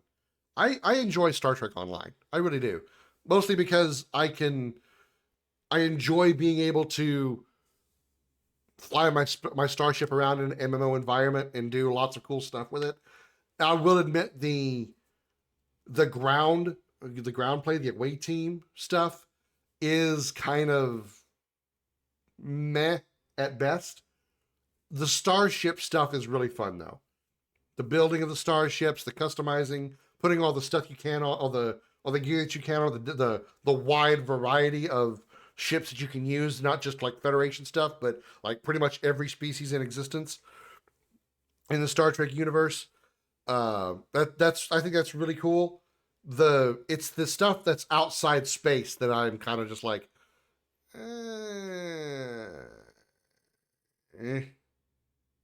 yeah. Hate the paywalls. I suppose that's fair. That's fair. I mean, I guess me personally, I'd rather they have paywalls than like microtransactions, which I kind of, at least in my head, I differentiate. It's not like they're making you buy these boxes where you just hope that these things are in there. You get these boxes, and if you happen to have the right item that you need to open them, good on you. You can open these boxes, but it's not like you have to buy these loot boxes and hope that you get what you want. So, as far as like my own personal thing, 10 years ago or so, I bought the lifetime subscription to Star Trek Online. So I've kind of broken those paywalls already, but I enjoyed the game enough that I'm willing to, I was willing to make that payment. Yeah, exactly. Paywall is a subscription, not a gamble. I mean, to an extent, you're right. I would say paywall and subscription a little bit different, but I guess you're not really that wrong. But yeah, absolutely, it's that kind of thing is not a subscription is not gambling. Absolutely, and that's what I'm okay with. I'm glad they don't have microtransactions in Star Trek Online. And even what microtransactions are there are ones that are like not they're not ones that are like always up in your face, always making you have to do stuff. They are loot that you can pick up randomly throughout the game, and if you happen to want to get something out of these things, you can with a little bit of money. Not like you've got to spend a massive amount of money to get these boxes and hope that you get what you want. I feel it's very different. If Deca gave a remake and updated, I would come back to it. Are you saying it's like visually? Again, I kind of agree with you on the ground side of it. I think the ground visuals, like the characters and like most of the worlds kind of look okay, but the characters are kind of The space stuff I think look good. Like the ships all look very detailed. They all look very good. The space itself, the environments, very detailed and very very beautiful. But yeah, the ground stuff, it's just kind of rough. It is really rough. Yeah, I mean, at least the ground stuff definitely needs an overhaul. I can agree with that. I can agree with that. So I got best community support on. Yeah, I did. Okay, next. Best ongoing. Oh fuck. Award to a game for outstanding development of ongoing content that evolves a player experience over time. Well, that ain't Fortnite. I have a gun. My enemy has a gun. Oh no, they shot at me. I put up a wall. Ha ha! This game's evolving. The fuck it is.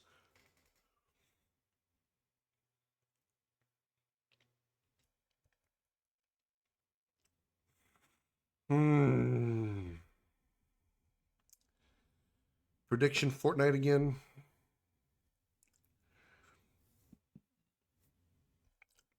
Although Marvel Rivals has become really popular.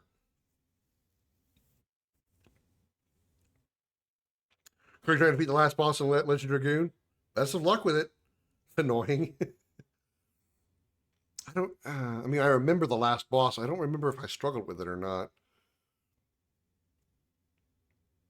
I know it was kind of weird because the mechanics got changed up a little bit, if I recall correctly. I do remember it was a long fucking fight, though. That I do remember. It's like, Christ. Yeah. All right. I'll throw my hat in the ring for this one as well. Best ongoing.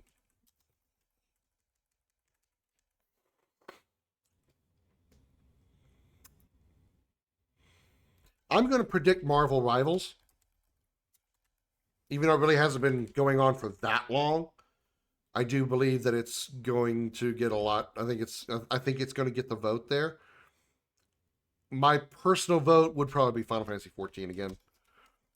Even though I haven't really played 14 in a good while, I think Marvel Rivals is growing in popularity, and I don't think I'm jumping out of the hoop here saying that Marvel Rivals might someday actually outdo Fortnite in popularity. I mean, it's a long way to go to do that, but I think Marvel Rivals will eventually outdo Fortnite in popularity. Eventually. Again, it's a very, very long popularity, but definitely eventually. COD was the new Fortnite. Well, COD Warzone is Fortnite. Warzone is first-person Fortnite without walls. Still battle royales, which suck balls. Games for impact. For a thought-provoking game with a pro-social meaning or message. The only game out of these 5 that I've heard of is South of Midnight, and I don't really know that much about it. I have no vote. I have no prediction here. I don't know anything about these games. Innovation and accessibility. Again, I don't really need or use accessibility options. I've heard South of Midnight has like some of the best accessibility options of these games, even more than Doom Dark Ages. That said, though, again, I can't really give an opinion on either the my prediction or vote because I don't use those. I don't use accessibility options, so I'm not even going to make a prediction or vote on this one. I'm just going to skip this one. Best performance awarded to an individual for voiceover acting, motion, and or motion performance capture. Oh, well, this is not fair, man. What the fuck? 3 out of the 5 people on this list, 3 out of the 6 people on this list, half of the people in this list are from Expedition 33.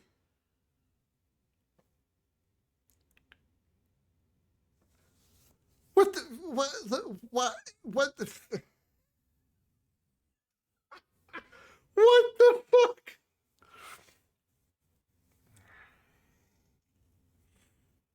Erika Ishii goes to Yote. I want to play Yote, so I don't know what she's done yet.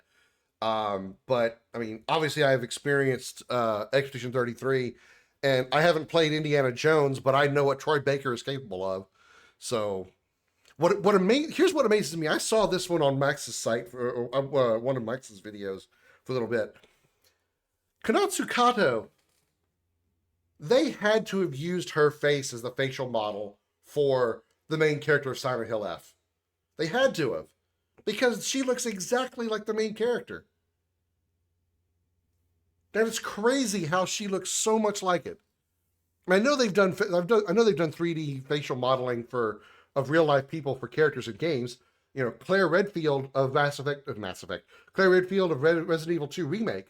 I've seen her real life actor.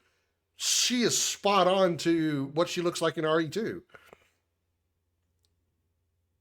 Kato here looks exactly like the main character of Silent Hill F. Holy shit. Man, this is so tough, though. I gotta say, though, Charlie Cox and Ben Starr look like brothers. They look like they could pass for brothers. I don't have the ear to vote on this one. God, this is...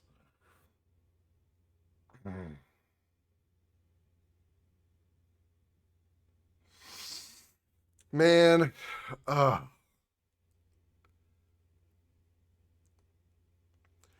okay. All right, I'm going to do this. Best performance. My prediction... Fuck. I was about to say, my prediction is Ben Starr. But then I took a triple look at the fact that Jennifer English is on here again, and I remember how incredible Mael was. Fuck. God damn it. Oh.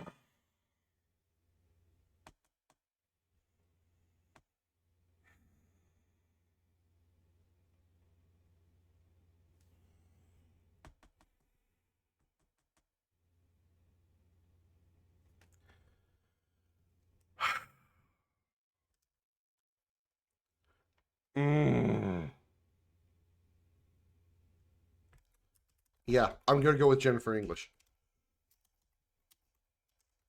I think she did fantastically. I think she's gonna get it, honestly. I know she's got a hell of a mountain to clear over Ben Starr, and Charlie Cox did fantastic, even though he was the shortest character of them all as far as the series. But he still did an incredible job with Gustav.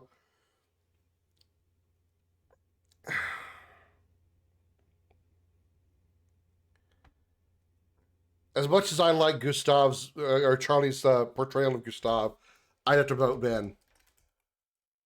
That is, God, fuck, that is so hard for me to say for sure, though. God damn it, that is so hard. Oh my God.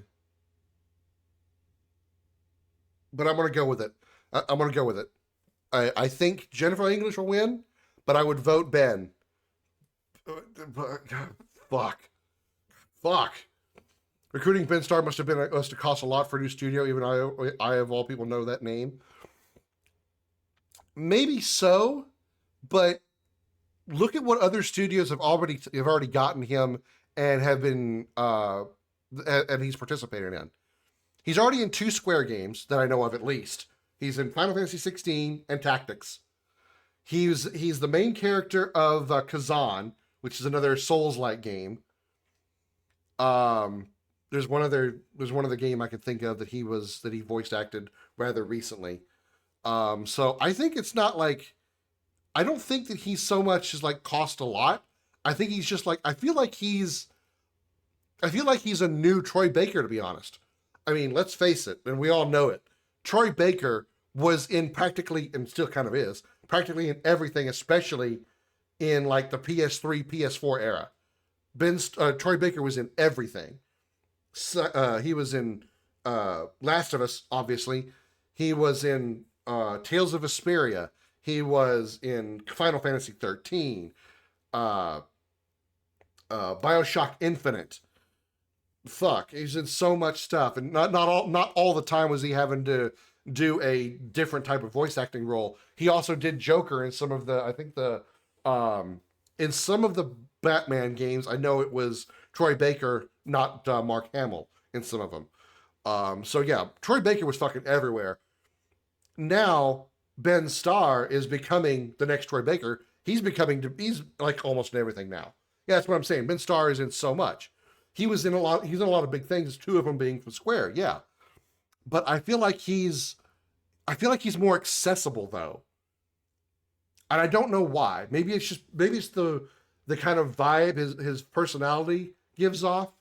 Seems more personable. No offense to Troy Baker, but he seems more personable and more down to earth than Troy Baker. That's just me not knowing their personalities personally. I never met either of the men. Probably never will, unfortunately, as much as I would love to shake both of their hands. I feel like just from looking at them and getting a feel for their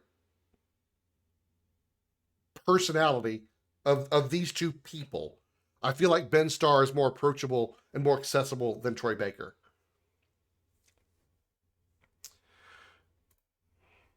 Best audio design? This one's going to be a little bit tougher because, again, I don't really know these games outside. I mean, the audio of these games specifically. I don't know them outside of X33. Recognize the best in-game audio and sound design. Okay, not music, though. Best in-game audio and sound design, but not related to music. That one would be tough. Ben Starr's Prometheus and Hades 2. Like I said, that fan is fucking everywhere. His career in movies is not great, though. Clearly, he had a burst of popularity when he went for video games, continued from there. Are you talking Ben Starr or Troy Baker? What has Troy Baker been in as far as, like, movies? Now that I think about it. I don't even know that I've ever actually seen a movie with Troy Baker in it. Huh. I should have thought about that. The audio and sound design of Expedition 33 is incredible.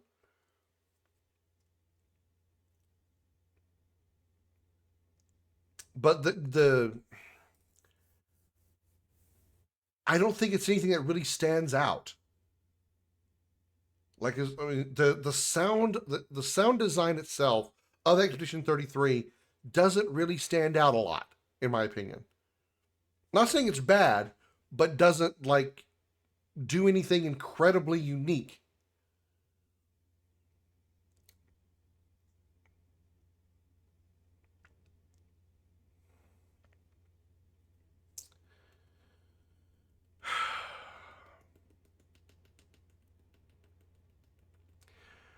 But I will say that Silent Hill, part of what makes horror games really, really good is the sound design. You can have a scary as hell game, and most of it is probably going to come from the sound effects. So, that said, I think I'm kind of with you on this one, Darth. I'm going to say best audio design. I'm going to predict Silent Hill F. But I'm going to vote X33. But the reason I don't think X33 could outdo Silent Hill F is because, like I said, like the majority of what makes horror games great is sound. Yeah, you can have a horrific looking environment. You can have blood coming off the walls, skeletons and flesh peeling off of things, and a horrible looking ghost going coming at you and stuff. But it's the environment, the ambience, the monster sound effects, the sometimes the lack of sound. Sometimes going into a room that is completely devoid of sound can actually be good sound design and be just as creepy as a bunch of ghouly monsters going all over the place, So I think Silent Hill F would probably have that there if they did it as good as I feel Silent Hill probably would. Best score in music? Yeah. That's not even a contest. I don't have to look at the other ones. What's it? Score in music. Yeah. I don't even have to look. I don't have to look.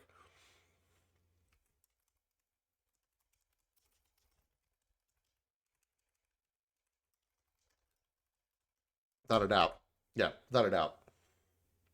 Now, to be fair to these other four, I have not heard the music or the scores of these other games, with the exception a little bit of Silksong.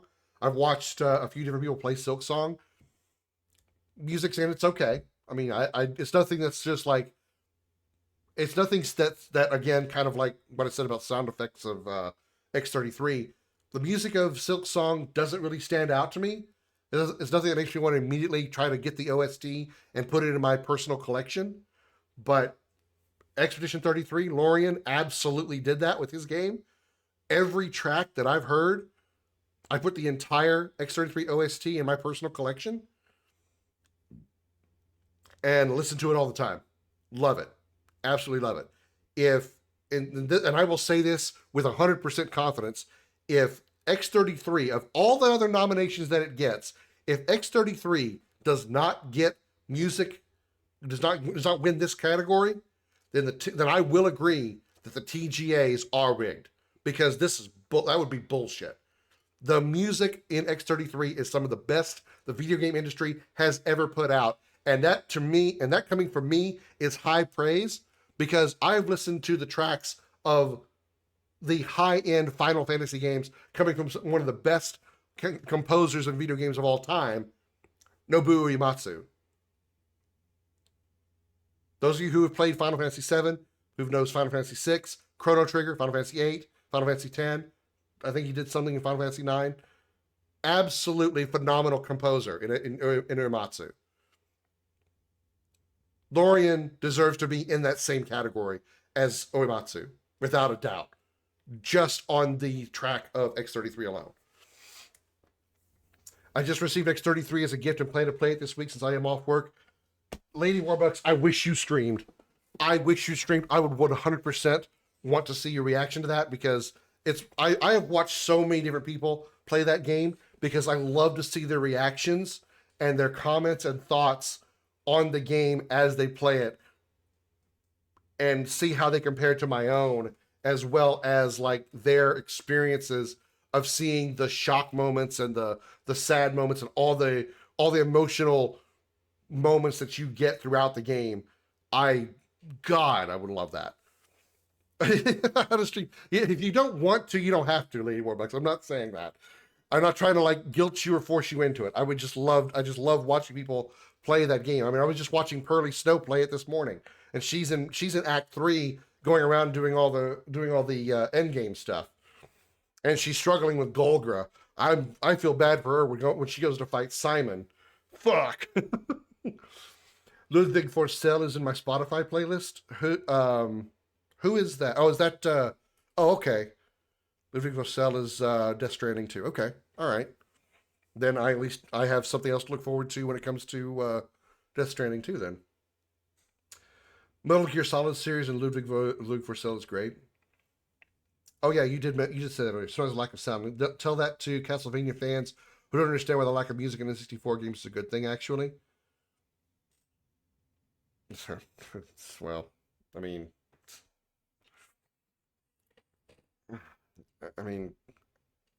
I mean,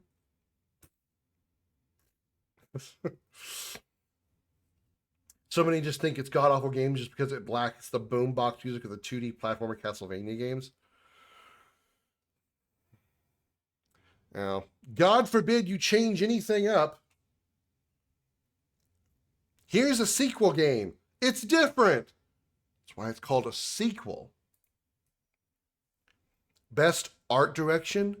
Ooh. Ooh, that's not. Ooh. Ooh. Oh, man. Oh, no. Oh, no. Mm. Mm. For me, it's kind of a toss-up between Death Stranding 2 and X33. Well, yeah. I mean, if Lady Warbox really wants to stream, I think you have my Discord, Lady Warbox. You can DM me, and I have no problem helping you get set up. Even if it's something as simple as just streaming from a console.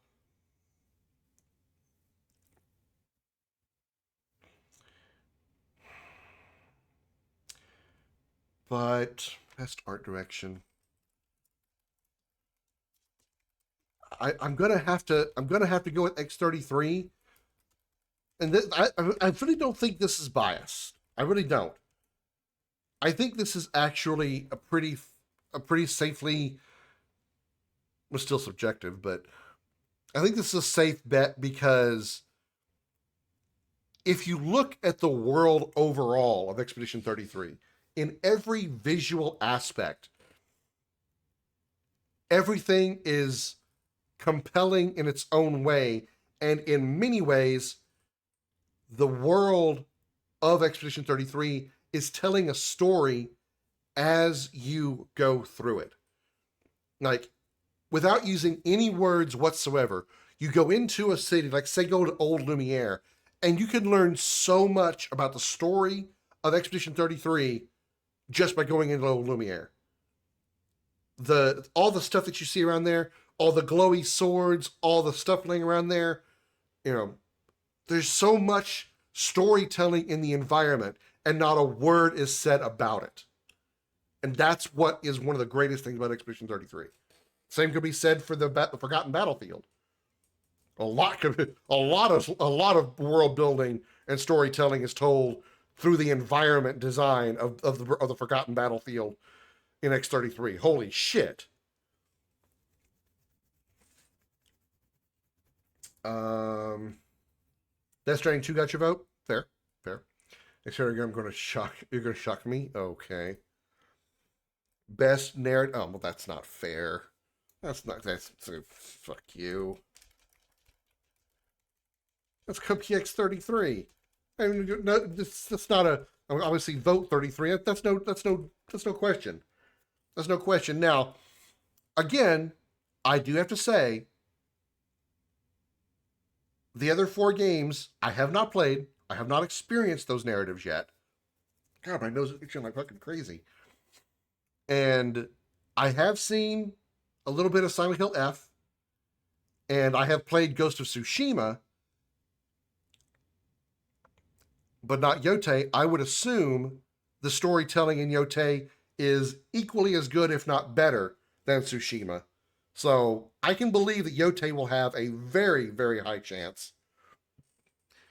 But I really feel that X33 can pull it off. I really do. Next narrative prediction, X33, my vote goes for Kingdom Come. Really? Okay. All right. Interesting. Best game direction, awarded for outstanding creative vision, innovation in game direction and design.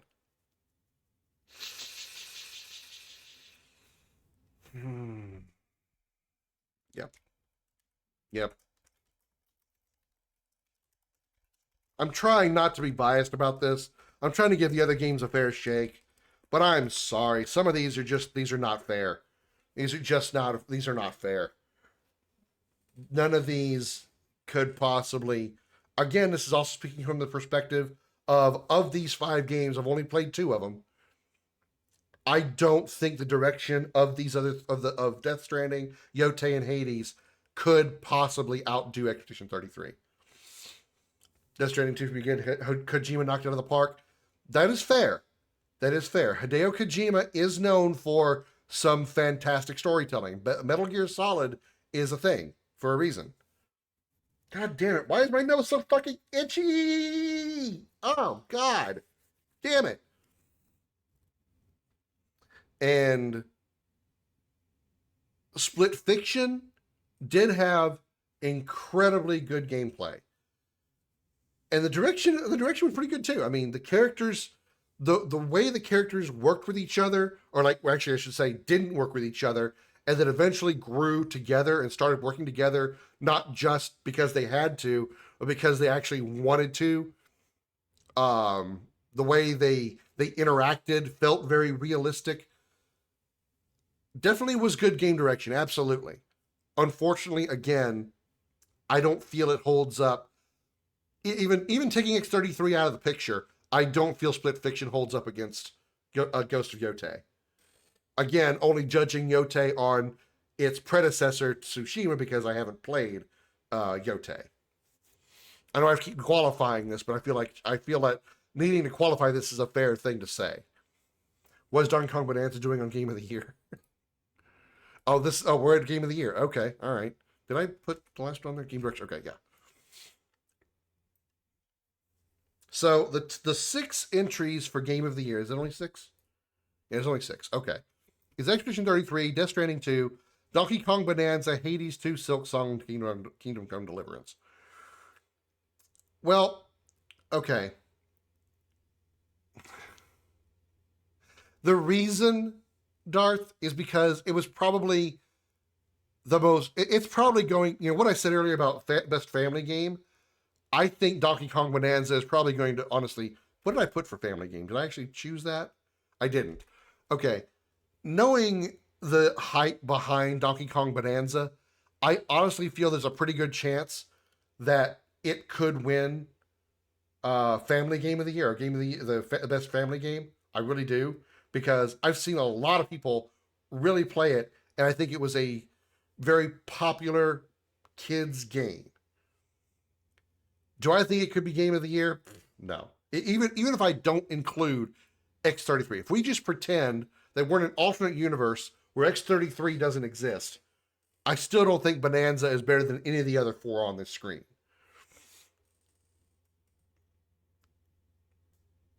That said, I have a bit of a feeling that Silk Song is going to be a very close second, but I still don't think Nintendo Pod nomination. I still don't think Silk Song will outdo X33. I really don't.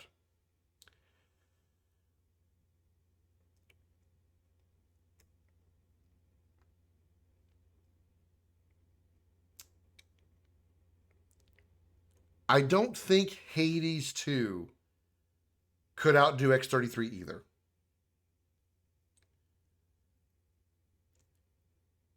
I know Death Stranding was really, really good. And so I'm assuming Death Stranding 2 is probably equally as good. But I still don't believe it can outdo X33. And I don't know enough about Kingdom Come Deliverance outside of what you guys told me. So,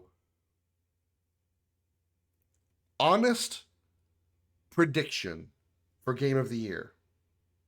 Honest prediction.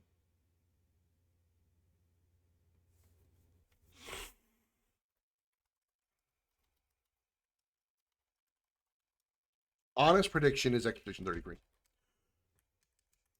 Obviously, I would vote X33 also. I don't think these other 4 games, while they would be really, really close, especially based on like what popularity I have like seen from streamers, YouTube, like videos that have come from these games that are like animations, shorts, comedy parodies like the Carbot animations. Fuck me. The Carbot animations for Expedition 33. I don't think these other 4 games have these other 5 games have equaled that level of hype and interest and popularity as Expedition 33. I don't think they beat Game of the Year, or they make Game of the Year. I think Expedition 33 does. I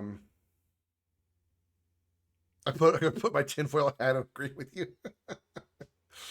Bubsy was better than DK Bonanza. That's saying a lot. Man, Bubsy didn't even make any of the Game of the Year nominations. It didn't. So I guess it wasn't that bad, or Bonanza wasn't that bad. Kingdom Come is honorable second.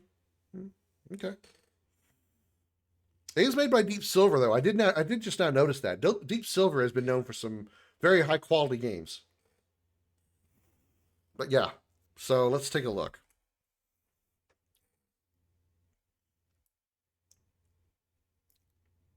Best esports game, I predict League of Legends.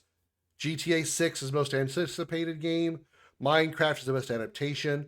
Arc Raiders is best multiplayer. Civilization 7 is best sim strategy. X33 is RPG. Silk Song, best action adventure. Hades is best action game.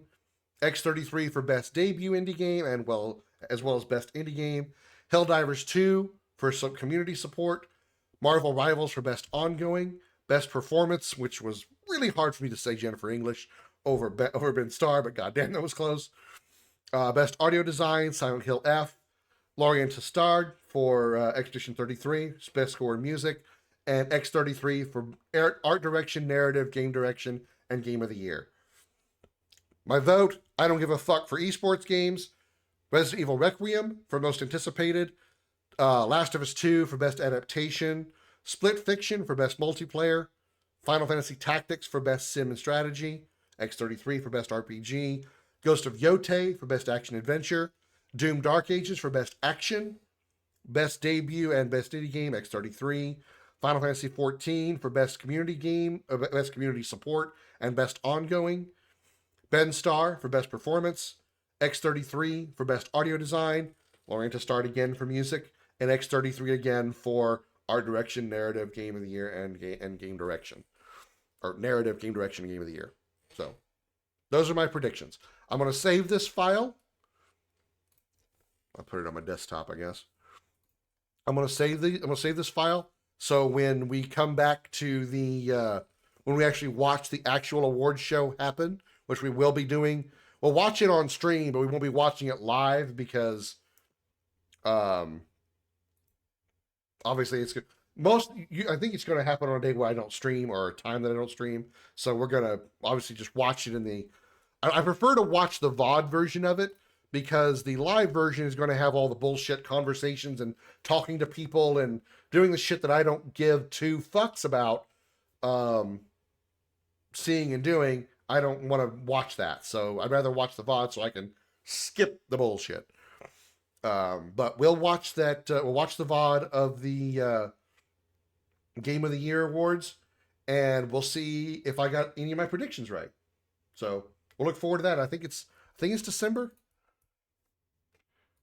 When is the 2025 Game Awards? Excuse me. December 11th. Okay. December 11th. Damn, sorry. December 11th is a Tuesday. Okay. No, that's a November. I'm looking at November. December 11th is Thursday. Okay. So that's not too terrible. I only have to wait 2 days to talk about the Game Awards stuff. So that's okay. But it is 1, 2, 3 weeks away, and then 2 days after it happens, we'll talk about it. So I'll remind you guys again when we get to that point, but please do me a favor if you do happen to watch it live or you find out later between the release between the stream of the Game Awards and me streaming my talk about it, please try to avoid talking about the awards to me.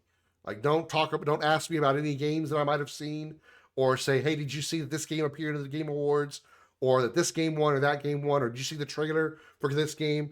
Please tell me none of that. I'm going to try to avoid any of the spoilers so I can have a full, fresh, blind look, I know, oxymoron, at the Game Awards when it happens, when we watch it on Saturday. So I'll say this again in Discord when we get around to it, but just please, when it happens, don't tell me about it. Please. I know some people get really excited, and I understand. I totally get it. You get so excited, especially if it's a game that you love and you know that I love and would love to see information about. Like if there's a trailer, a reveal trailer of some kind for Final Fantasy VII Remake Part 3, I'm going to shit myself. I'm going to be so excited. But please don't tell me about it. I know you would want to, because I would want to tell somebody. I would want to tell BMO, because I know she loves it. But please, let me save it for the stream. All right.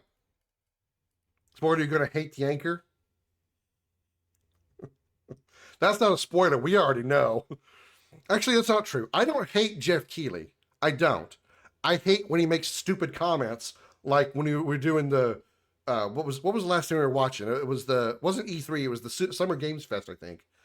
And he was talking, the chick that he was with was talking about the trailers that are coming up. He goes, I don't know what's next, but I'm pretty sure it's going to be a video game.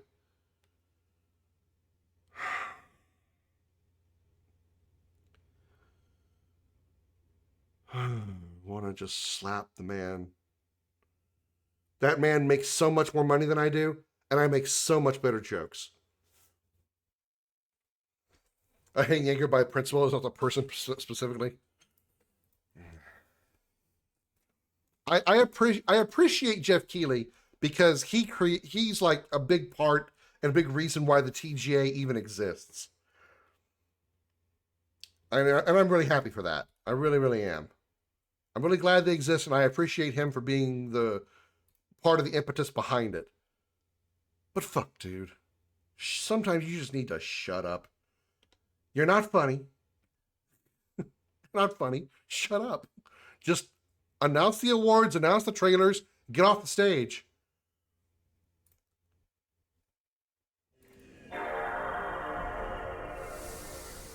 All right. Let's get to the main event.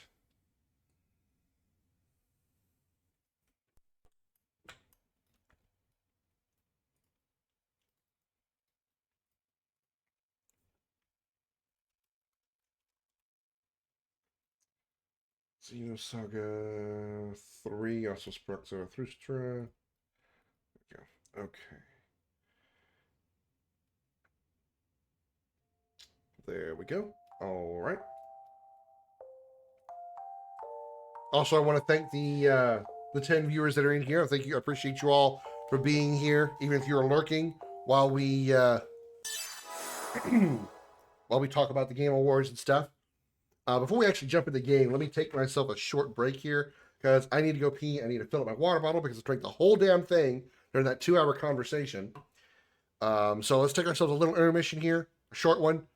And I'll be back, and we'll start Xenosaga 3 when I get back. So grab you some snacks, grab you any kind of drinks that you need. But come back soon, because we got some Xenosaga. See, that's funnier than Video Game Awards jokes.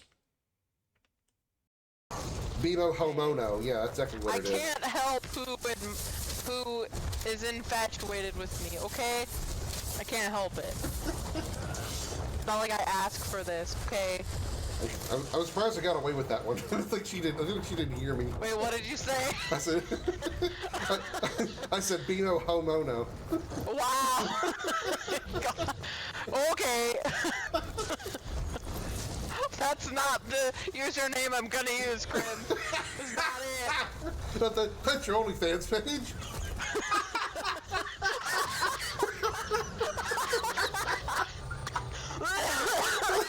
God. Oh my God.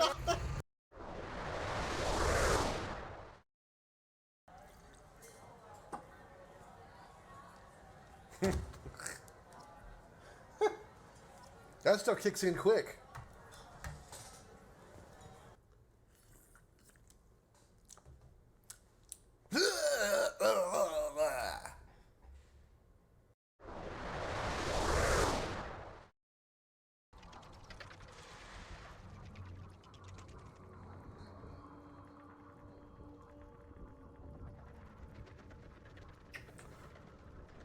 Well, they've gone from going backward and forward to just going round in circles. Enemy unit sighted.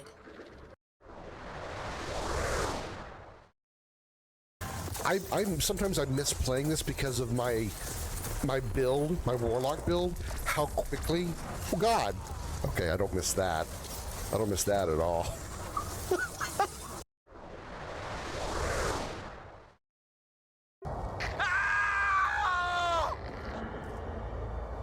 Dude, get some laxative before you try to take a shit that bad.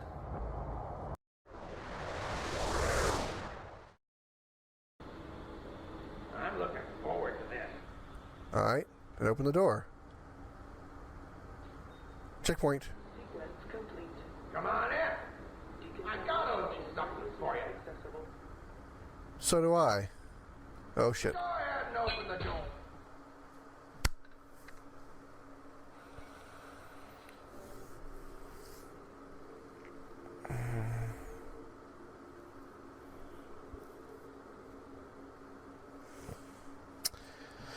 That's what I get for being ballsy. Yeah, I deserve exactly what happened there.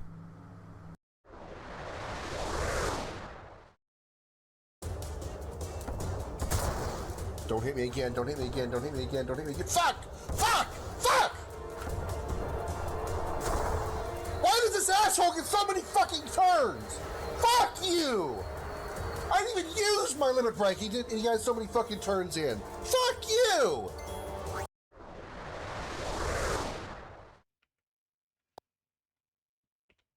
Alrighty, I am all watered up. Watered up, I'm peed out.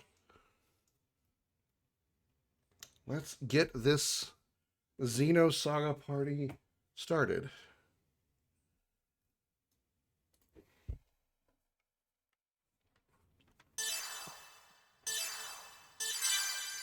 Best retro game of the year, Parasite Eve 2? Yeah, no, you did not.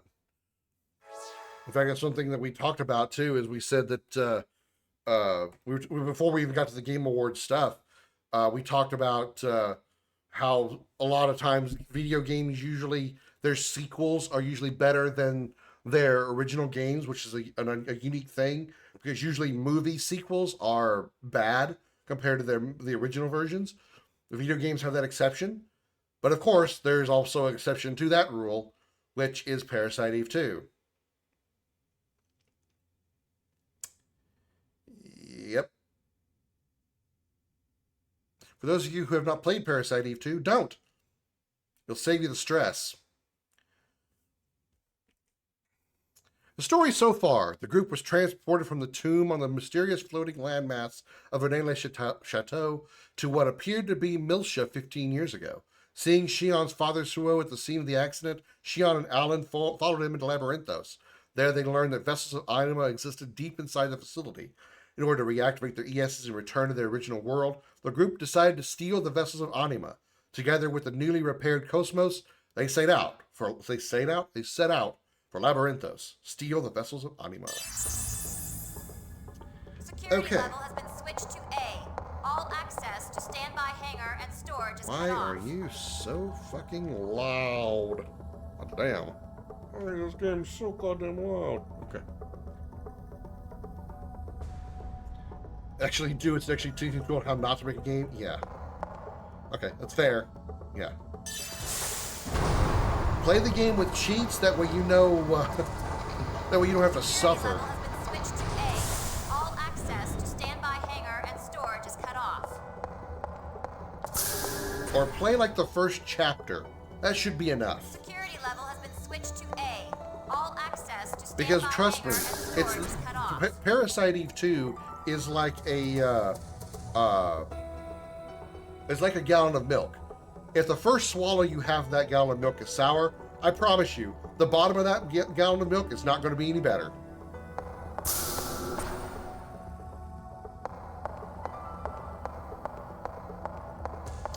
Security level has been switched to this way? A. All access to standby Yeah, hangar okay. and storage is cut off.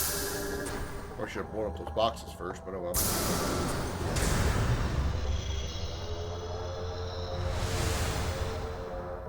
So it's not just me being a dick about it, right? Darth, you agree that Parasite Eve 2 is a poor game, is a bad game.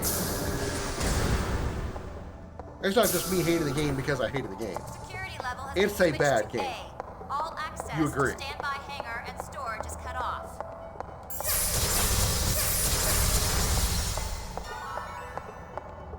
You should try Airwolf on Amstrad CPC 464 someday. If it's as bad as like Superman 64, which I've only heard about, I've never actually played Superman 64. I have no desire to play it. I'm not going to deliberately play a game that's bad. I thought I was going toward a boss room. Why am I going into random battles? Armor Pierce.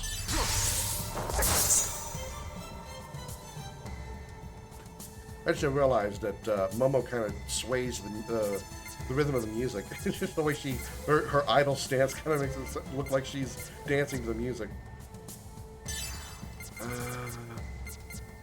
What are these guys weak to? We got lightning and ice. Not lightning on them. Okay, so let's just use ice then. You have multi-targeted ice. Smallest ice attacks all enemies. That'll be alright. I need to get you level 2 multi-target attacks, though. That's a thing. But it's alright.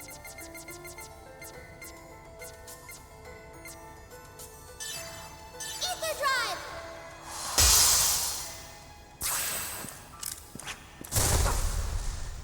Once you play Super Airwolf game, you'll enjoy Superman 64. I don't want to play...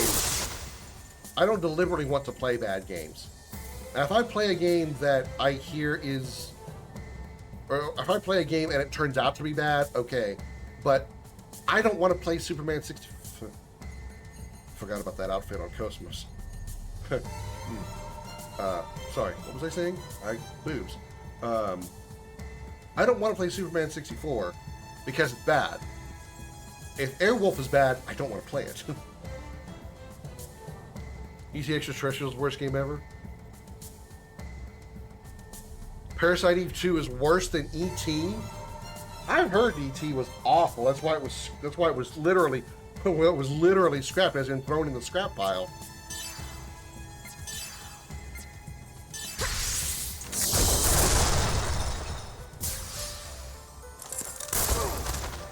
Getting his ass kicked.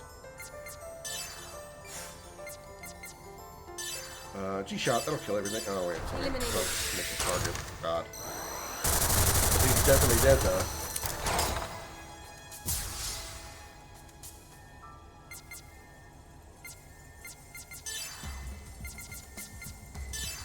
Ether drive!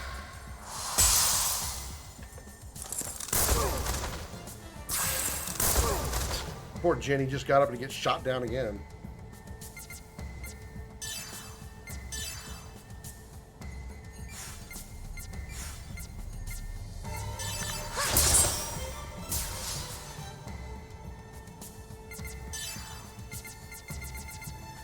Ice Bolt 2. Ether drive!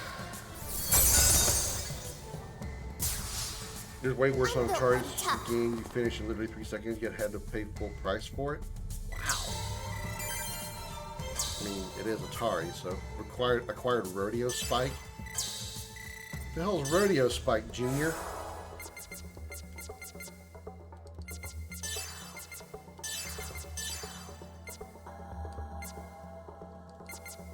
All long, small. It's a small physical attack on all targets. Fascinating. Okay, I came from this direction before, so...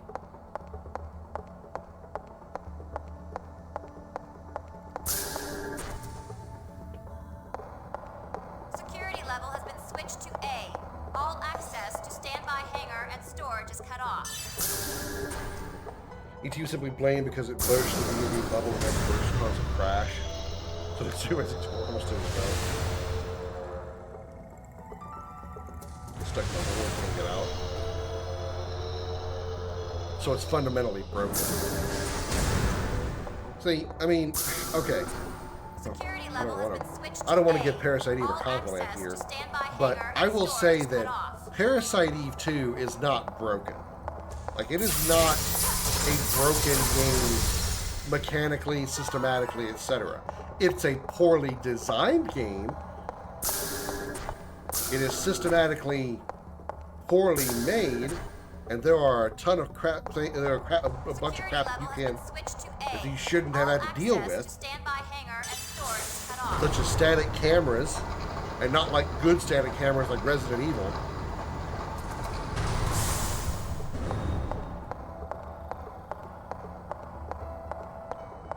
Oh, this is the door that unlocked, right? No, I came out of... God damn it, I don't know which way I need to go. Fuck, it sucks when I take a week off from playing a game. Okay, so we came from here. Security level has been switched to A. This was originally locked, right?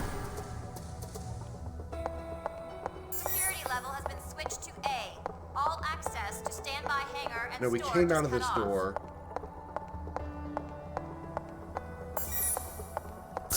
And ended up back here. Okay, I remember that. So maybe this is the way I need to go. All access to standby hangar and storage is cut off. I think I remember I wanted to go down here first, thinking this was the way, this was the main way I needed to go, and the side route was to the left. When the side route, or the route to the left, was where I had to go, but down here was locked, so if I did come down here, I would have been able to go through here. Okay, so this is where I need to go. Alright. You can fall back in because pixel precision. It's probably possible, but it's probably just extremely difficult. But even so, like, you know, that does sound like a form of broken game design. Here's my thoughts on like the difference between a subjectively bad game and an objectively bad game. An objectively bad game is one that is broken. One that is actually unplayable because you cannot play the game like it should be played, or like it, you know, it's programmed badly in a way that it makes the game literally broken, unplayable. And a subjectively broken game is one that works, which Parasite Eve 2 does work. There's not really a point in the game that I discovered anyway, where you can soft lock or get glitched out of the level or get the game broken in some way where you cannot progress and play the game further. However, to progress is real bullshit. It's really shitty. The bad camera designs, the subpar skill tree that they give Aya, the fact that you can't see enemies from those static cameras if they're out of frame, and you just gotta suddenly get hit because the enemy's attacking you, but you can't see their attack because they're literally out of frame, and you can't move the camera or anything to put them in the frame. The fact is that the final boss fights have such bullshit mechanics that unless you are totally prepared for that fight and are aware of what's going to happen, you can't beat that boss. And then you go into a second, there's no save point between the first phase and second phase, so if you die in the second phase of that fight, guess fucking what? You gotta deal with that first fucking bullshit phase again. That is a subjectively bad game. Airwolf is a definition of pixel precision health bar. It's useless because you have no invulnerability time after injury. Wide maneuvers in a cave system with a chopper, you have to take out doors one pixel at a time, while gravity pulls you down constantly on top and off last screen of first level, will always make the game freeze permanently, no cheats to skip. Well, that's okay. That is an objectively bad game because it is broken. You cannot progress. If you cannot progress the game because the game is broken, that is an objectively broken game, objectively bad game. That's the difference. I'm sure there is some twisted, sick motherfucker on this planet who probably loves Parasite Eve 2. They're wrong, but they can love it because it's a playable game.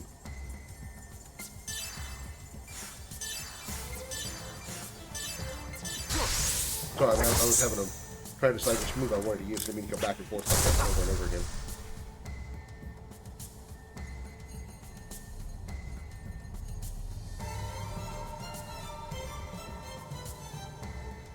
If it, you know, in the case of like that, I don't know what hole you're referring to specifically, But if that particular hole is incredibly difficult to get out of, then that still is a form of broken game, because that still, while you can eventually progress, unless that's the objective of the game is to try to get out of said hole, then the game is also objectively broken. That's also an objectively bad game.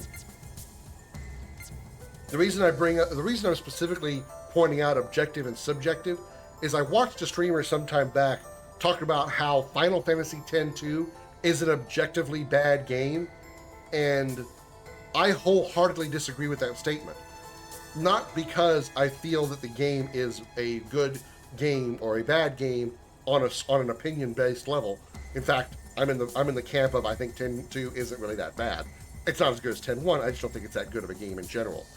But it is not an objectively bad game because you cannot, outside of like doing something extreme that has not been patched out, you cannot break Final Fantasy X-2 in a way that makes the game unplayable.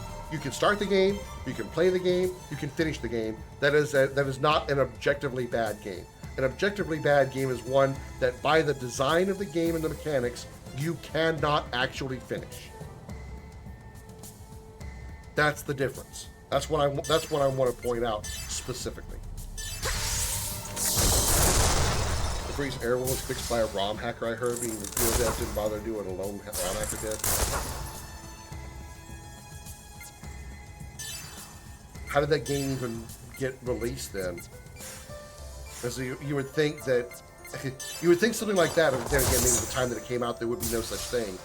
But you would think that a game that was released and had that huge of a flaw, even if they didn't get testers of some kind to test it, once they found out that such a horrific flaw existed, that they would do some form of recall on the game. Granted, I understand back in those days you couldn't do like a day one patch and release it across the internet.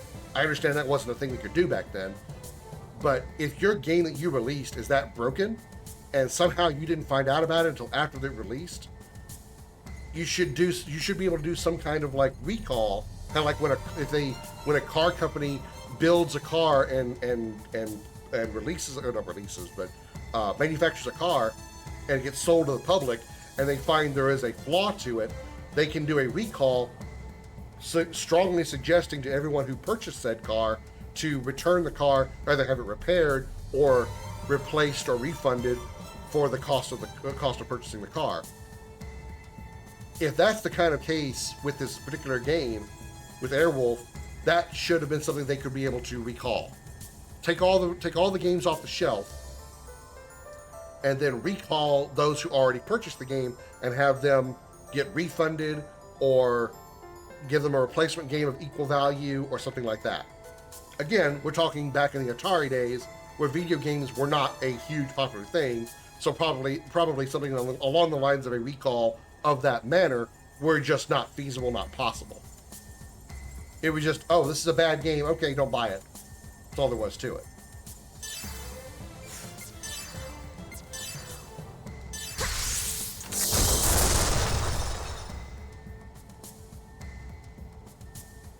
Gamble and parent buying without knowledge, yeah. That's what I mean. It's like, eventually, somehow or another, it would have been discovered the game was bad. The developers find out about it. I'm just dying here because I'm not really paying attention. And they had to be able to do something about it. But again, we're talking Atari days, they're not going to care. If video games weren't big enough to be a problem back then, this game is broken after 3 seconds of gameplay.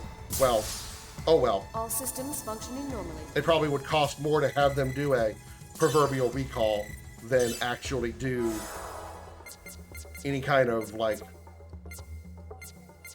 It probably would cost more money than they had to make the game anyway and distribute it and all that. Ether, Chaos, and Medica S. Paul. Thank you. The reason I like Parasite Eve 2 was the shower scene in the hotel. I was 12 then. Yeah. Don't leave me there. I want to help everyone. Shit, I mean, I had the hots for Aya in Parasite Eve 1, and I played that game only a couple of years ago. God damn. I should put her on my waifu list. I mean, I know she's a normal woman. There's nothing really like unique about her design. I mean, hell, her base outfit is a white T-shirt, blue jeans, and a black coat in Parasite Eve 1. Nothing special about it. It's not like Cosmos here. But, I bust off that lovely blonde ass. God damn. She can stir up my not midichlorian, the wrong one. Blew the joke, Krim. Like I'd like to get blown by Aya. Heyo! Beams.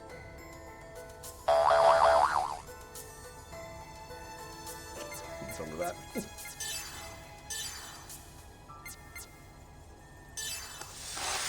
can't escape my sight. Hardcore games. I couldn't. Again, talk about, you know, it's a time frame thing.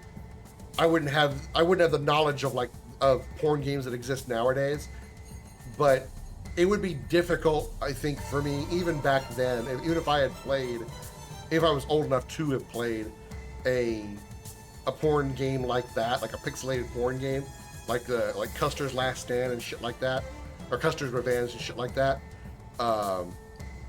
Set aside the moral horror that was that game, which, like, porn games in general, that type of pixelated porn wouldn't do anything for me. PS2, on the other hand, that would. I don't care that she's a robot. I want to know what's hiding in those mechano boobs. Mechano boobs. Jesus. I'm gonna get laid by a real woman.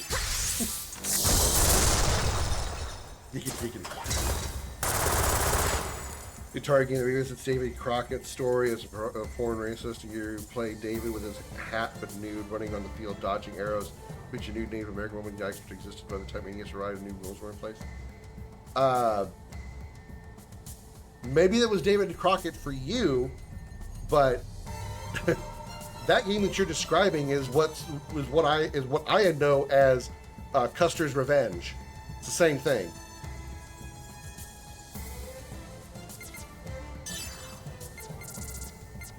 It may be the same game, just under a different title.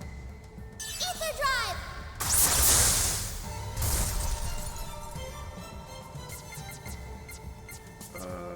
Hang on. Let's see. Tech, Armor Pierce.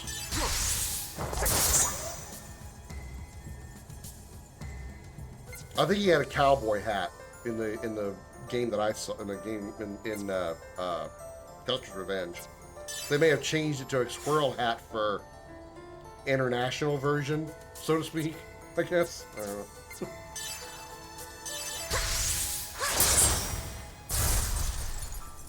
All systems functioning normally.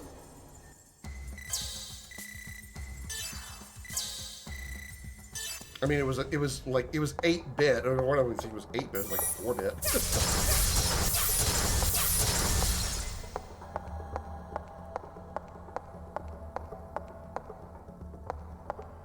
It would be difficult to go through the main route.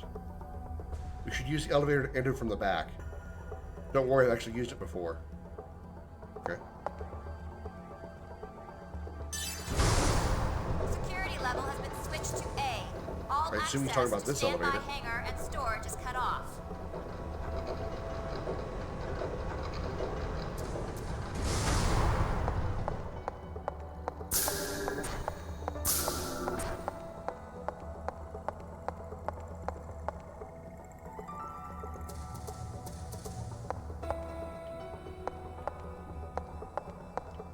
Do anything with any of this stuff?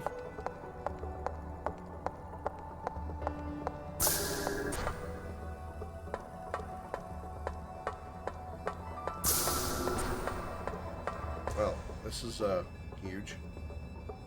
Well, this is we're still in the past.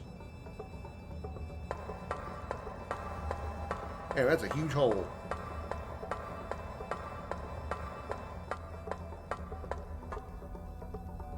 Press the switch.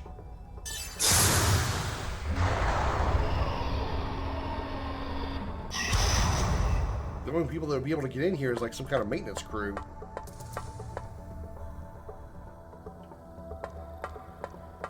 I'd feel bad if any of the maintenance crews that had to get in here were acrophobic. They'd be scared shitless up here. Hey, there's someone there. Shh. Quiet, Junior. If they find us, it's all over. Sorry.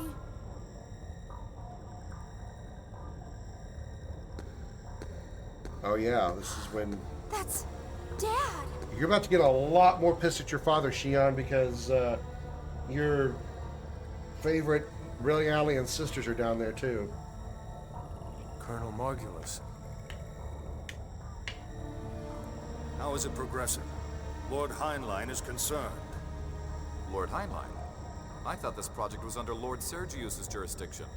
Sergius was the guy at the end of part 2, I think. The Pope-looking guy. Lord Sergius is only interested in Proto-Omega. It's too powerful a toy for that fool. Yeah, that's him. That's who that was. So, while the Federation is easy to deceive, Ormus leaders are less likely to be fooled. The Federation's operation will soon begin. The system must be activated at the same time. The project has already entered the final phase. Dr. Sellers is in charge of the system. I'm calibrating the vessels of Anima. The artifacts of God scattered throughout space with the disappearance of Lost Jerusalem.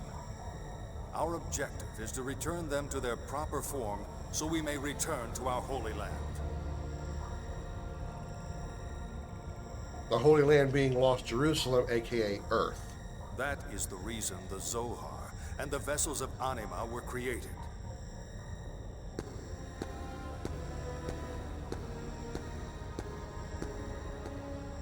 So, that's the Zohar.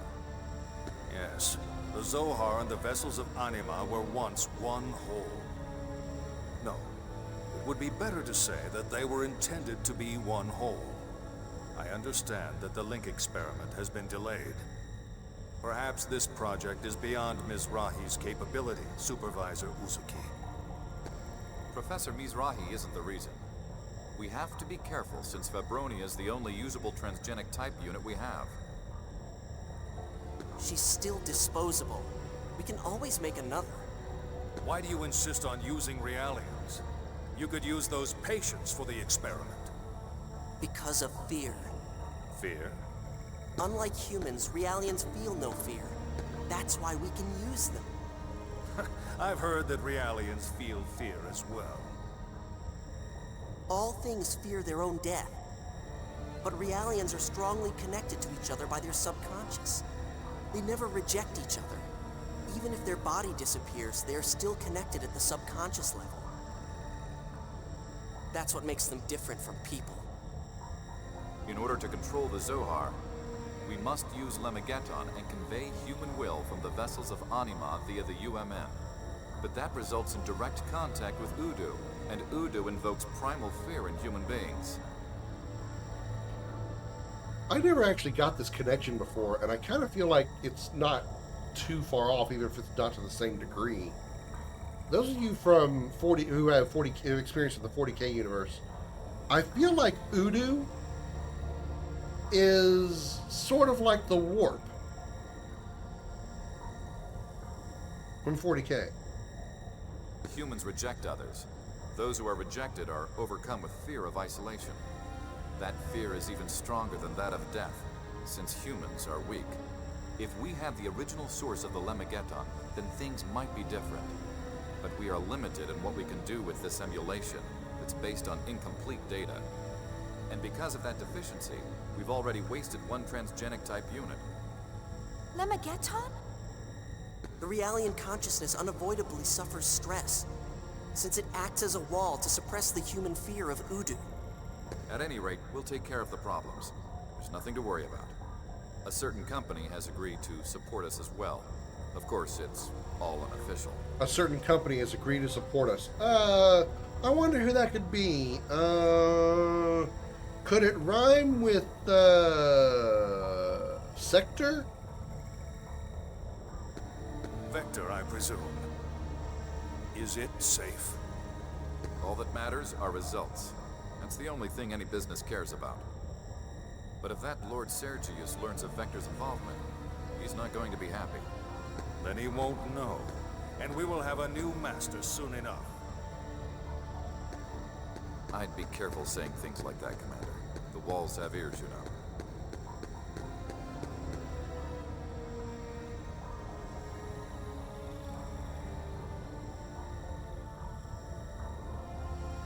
Dad, I can't believe you. You betrayed Mom and me and everyone. And I bet Jin knew.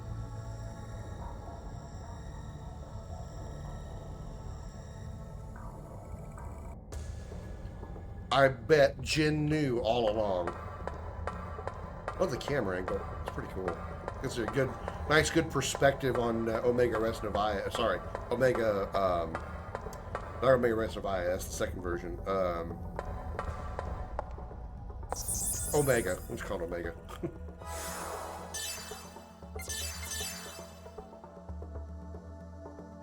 Proto Omega is what I'm trying to say.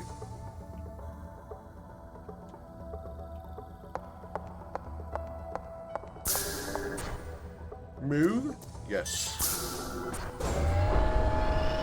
Probably could have checked like skills and stuff, but ooh, cutscene.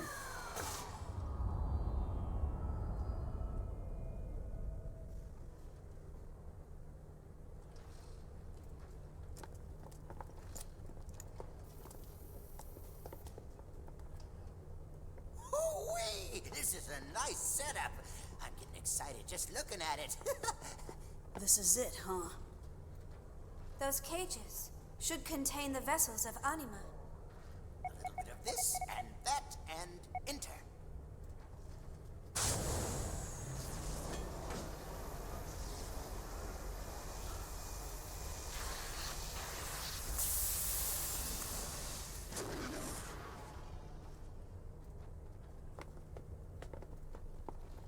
Amazing. Look at that. This is Simeon. Zebulon and Dina's names are here too. There are 11 cages containing vessels of anima. Simeon, Dina, Zebulun, Reuben, Levi, Issachar, Gad, Joseph, Dan, Naphtali, and finally, Judah.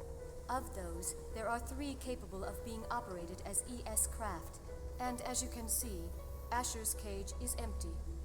Wait a minute. What's going on? The ESs were developed at Vector. What are they doing here?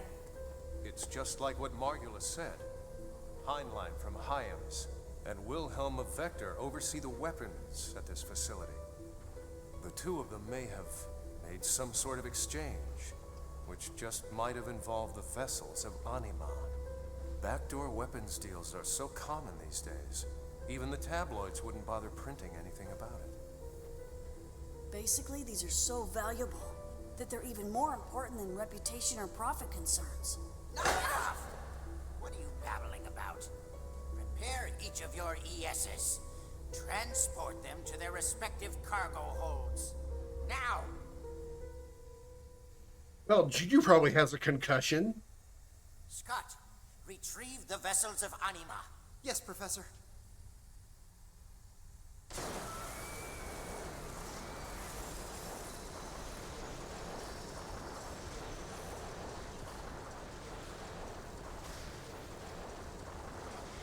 Now, I'm not knowledgeable on religious stuff. Obviously. Pretty obvious. Bemo's not here, otherwise I'd ask her. I know she would know. What The about names Asher? that they Cage is mentioned. empty.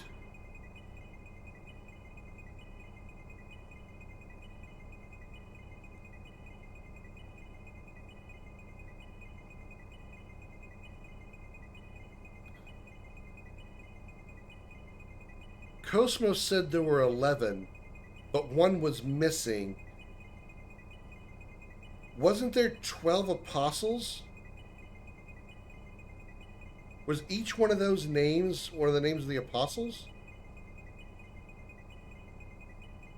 I may be like really stretching here to try to like get a parallel here. I mean, please, if I'm talking out my ass, please ignore me.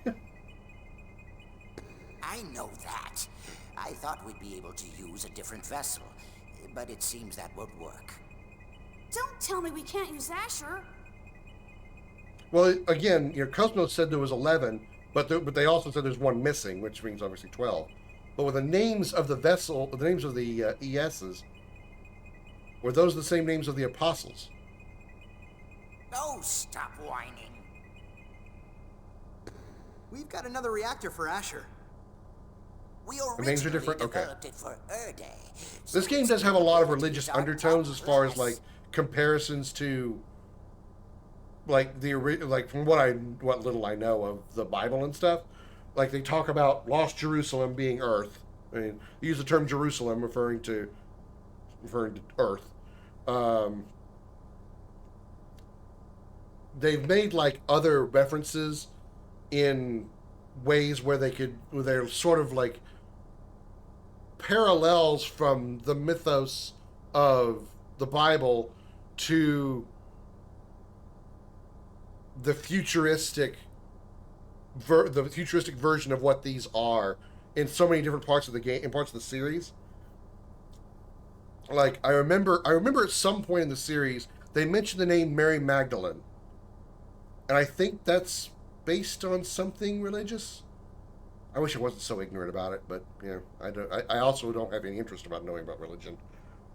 But when you throw something like that into the lore of video game, it's gonna cause me to notice. Are you sure it's gonna be okay to use some weird thing like that? Chaos, say something! Well, we'll just have to trust the professor. And it's not like we have any other choice.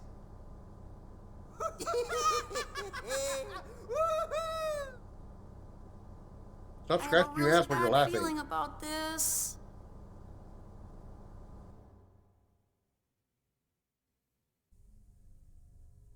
Okay, this should stop your complaining.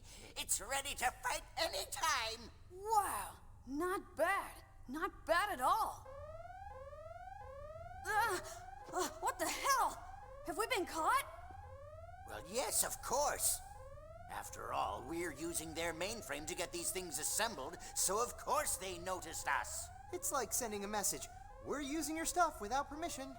Chaos! Oh well. I guess we better hurry up and get going. Mary Magdalene was Jesus' wife. We believe that he had kids with her.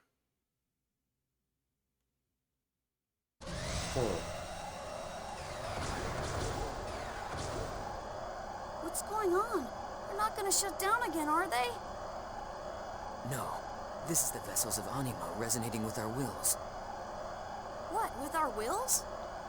Our consciousnesses and the vessels of Anima have begun to synchronize.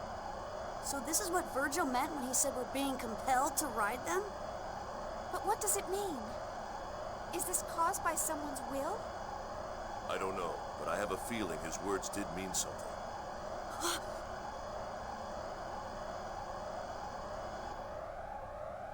Like there's I don't know how much you know about this game, Midnight, but there's characters in this game called the Red, Blue, and Black and White Testaments. So it could be just using the terms from the Bible with no reference or relation whatsoever. They're just using the names and phrases and terms just to put some type of, I don't know, significance to it. What is it, Basically, Chaos? I'm just talking out of ignorance. What? Oh, it's about the ESs. Controlling them is even more difficult than before. Be careful and don't lose control. Right, gotcha. Wilhelm, what are you trying to use this power for? That's right, I forgot Chaos knows Wilhelm because we saw Chaos and Wilhelm having like a conversation of some kind at the end of the first game, I think? Eliminate on contact. I repeat. Awakening level 2, each craft learned a new special attack. Did they now? Wanna tell me about it? Christianity is big in Japan. Okay, so what is the new ability? Desensor. Oh, damn. Okay. Large beam ether attack. Garuda's Wrath. I don't think I had that one before. I'm pretty sure all these are new. Okay, this must be the new skills. Do I have any new gear to put on?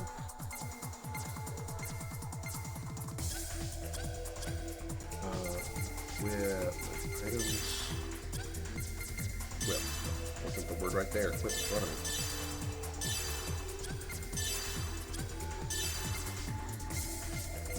That's the new one. Maximum slot 3. Okay. And it has to be on that Mac. Oh, it can be on any Mac. Okay. How many do I have? Dinah, Reuben, Zebulon, and Asher. So I have 4 Macs. Everybody needs a USG3, a US3G.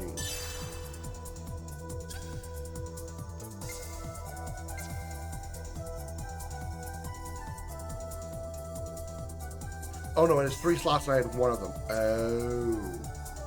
Okay. Desensor. Short counter. Nullify E-guard. HP plus 2000.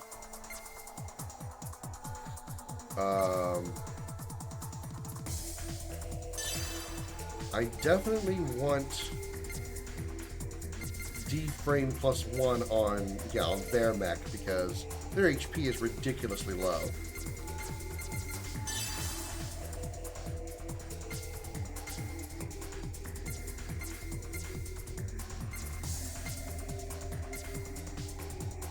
Nullify guard. They have nothing on, so give them short counter.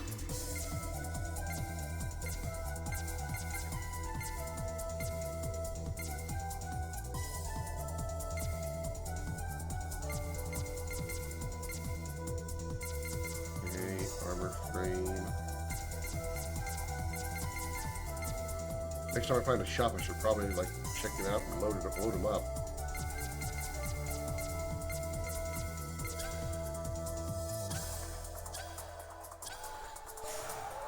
Presence of intruders confirmed. Eliminate on contact. I repeat. Presence of intruders confirmed. Eliminate on contact. I repeat.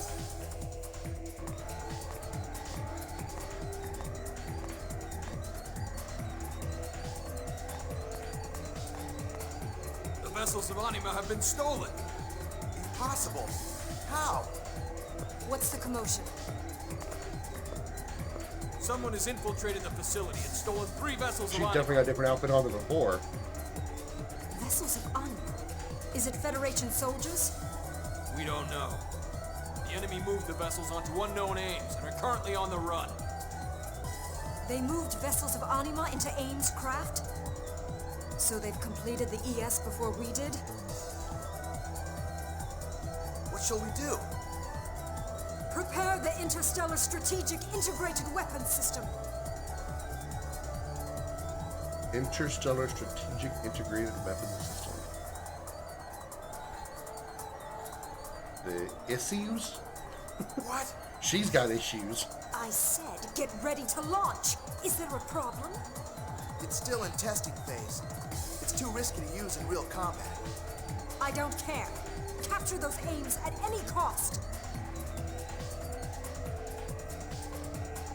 Presence of intruders confirmed. Eliminate on contact. I repeat. Presence of intruders confirmed. Eliminate on contact. I repeat. Sure. Presence of intruders confirmed. Eliminate on contact. I repeat. What can I do here? Presence of intruders Locked. confirmed. Eliminate on contact. I repeat. I must have to come back here later. Confirmed. Eliminate on contact. I repeat. Presence of intruders confirmed. Eliminate on contact. I repeat. Presence of intruders confirmed. Eliminate.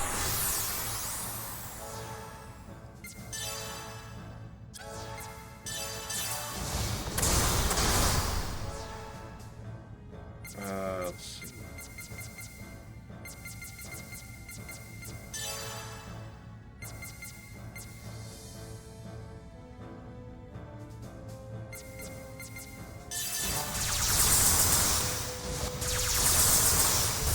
remember what I used before when I was doing this.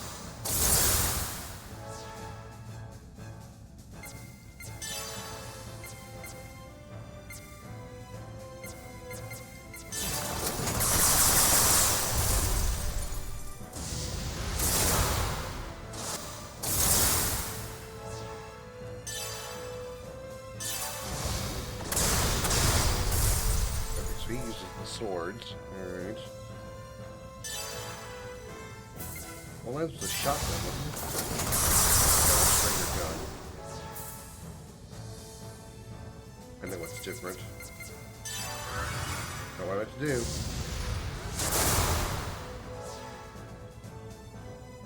I'll set it up later. I'll just attack for now. I want to put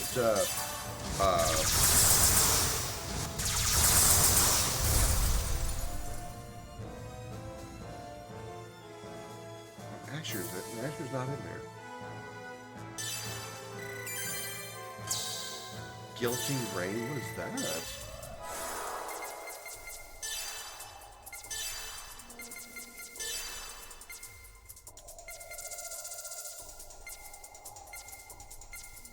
Special attack. Medium lightning ether attack. Oh, really? Alright. Cool. We have a few skill points. Let's see what we can do here.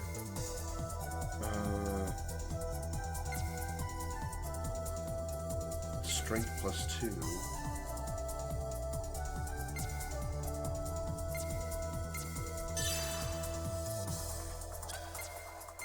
Let's get the strength +2 over here.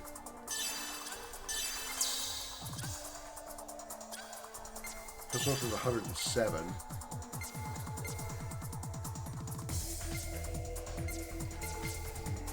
K-Pipe. Medium break in attack, higher critical to type B enemy. Type biological. Okay. Break attack plus higher critical to type B.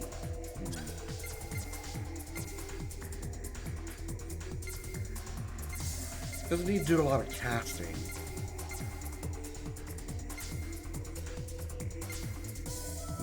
Heals may not be a bad idea, but small physical attack effective on type B. Yeah, right now she can only hit mech and gnosis types. Let's give her B Buster.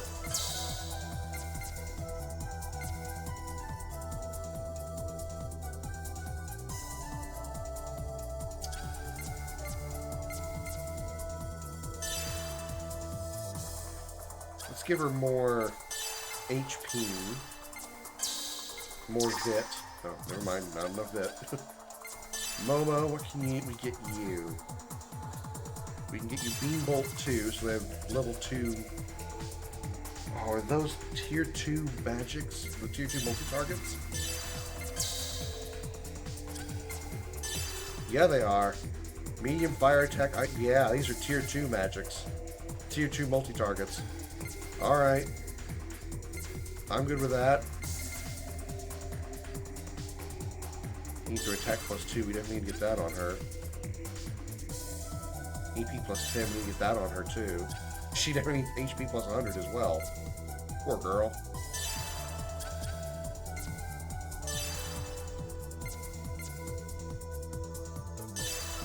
Small break attack.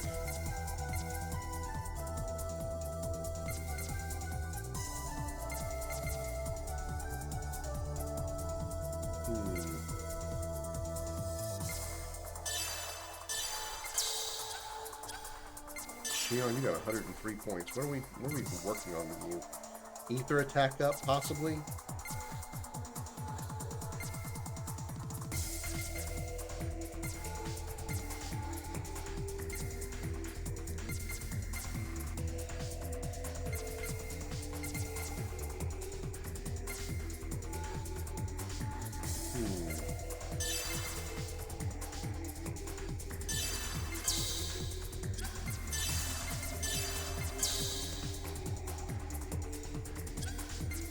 Then when we get another 100 points, we can slap those on there.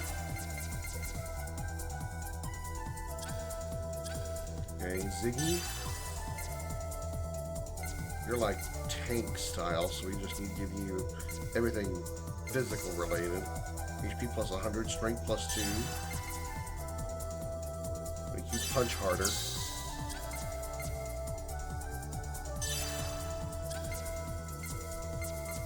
HP plus 100, I'm okay with that. Chaos.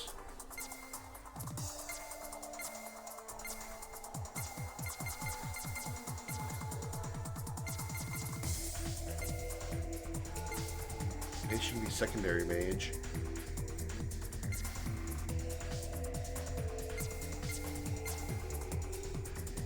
Break, heal him.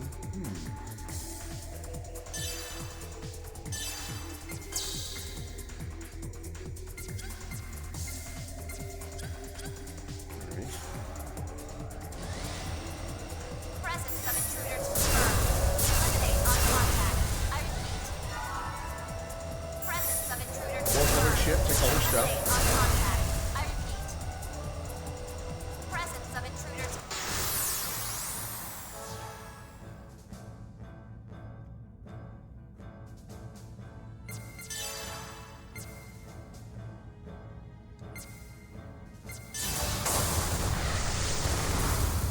I think his sword attack was better.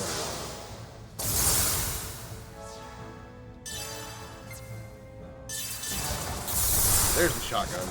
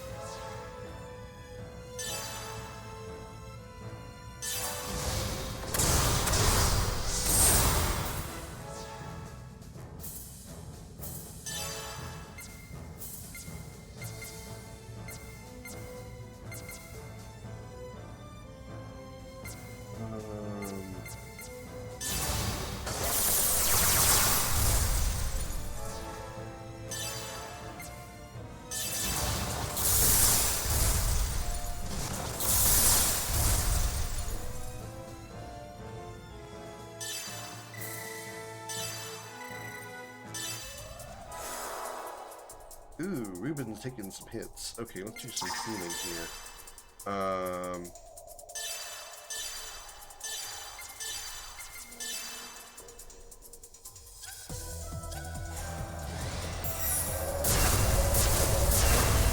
Presence of intruders confirmed. Damn it, I can't sneak up on him.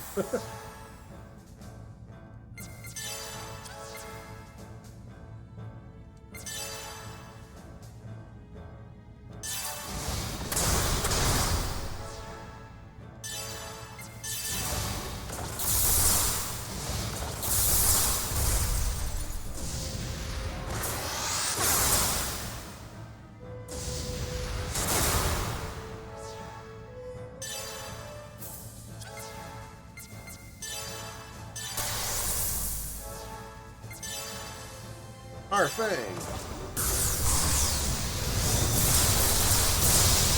Damn!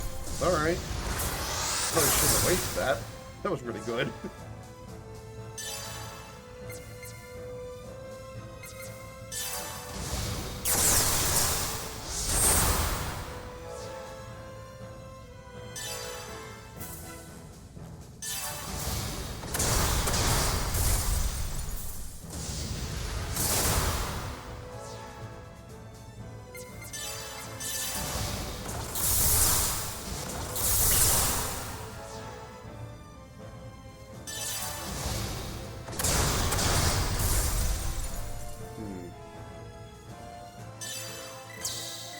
I'm gonna swap out Jin's mech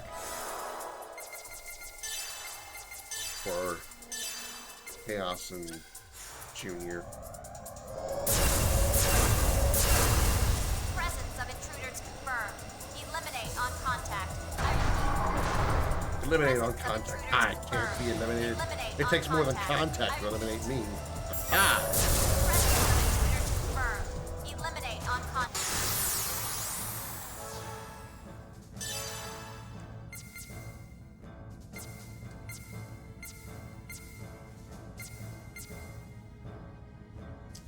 So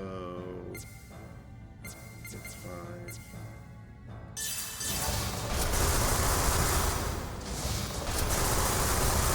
Locked on.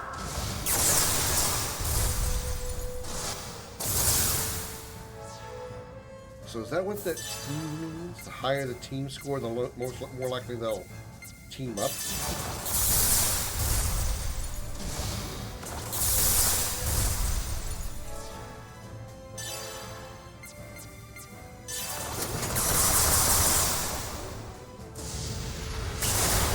Damn, that hurt.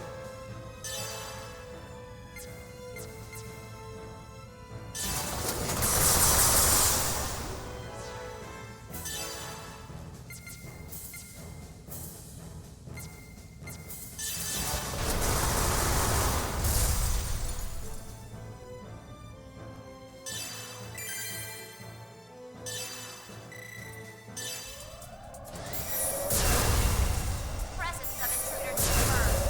Eliminate on contact. I repeat.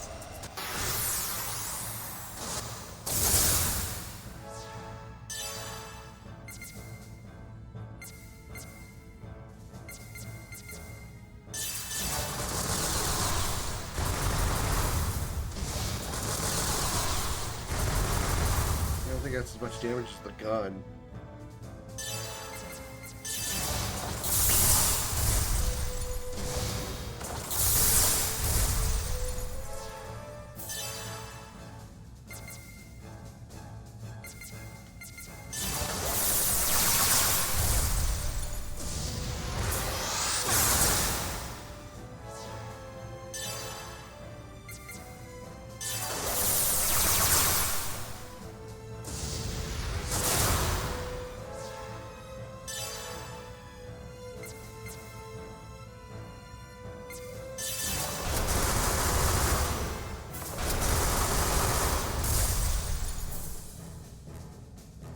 Moving right along.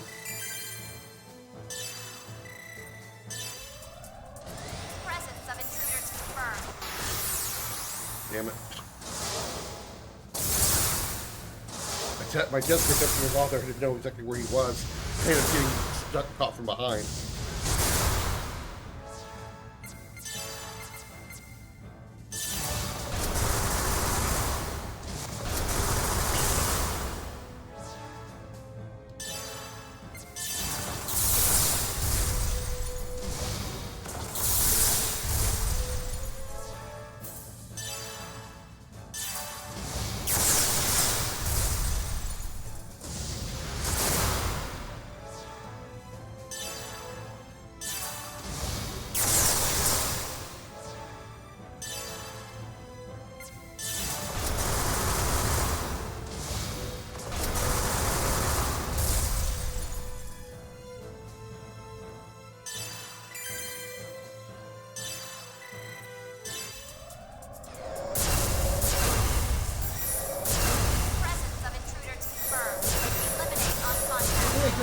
Nano Repair DX, nice.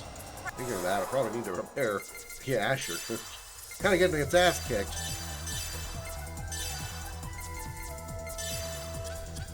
Asher is currently in the party. Can we do anything to improve them?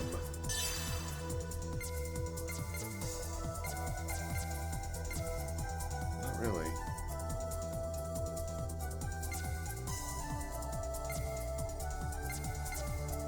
He's already got that.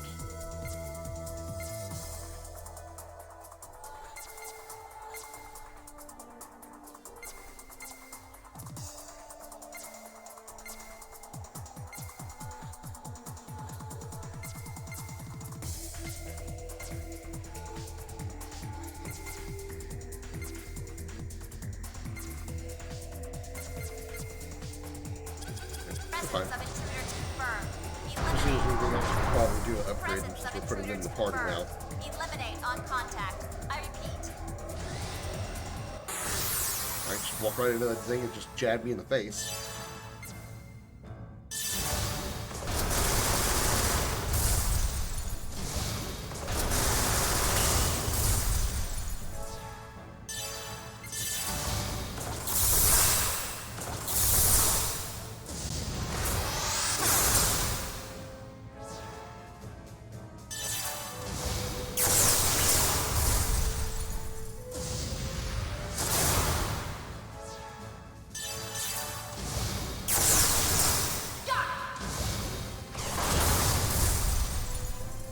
Nice.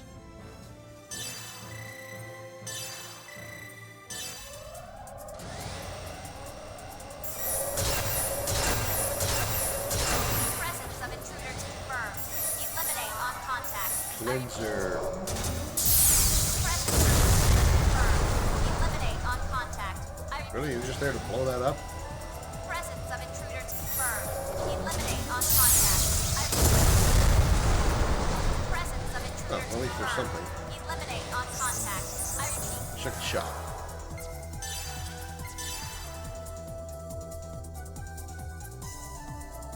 There's shit here to buy. Alright.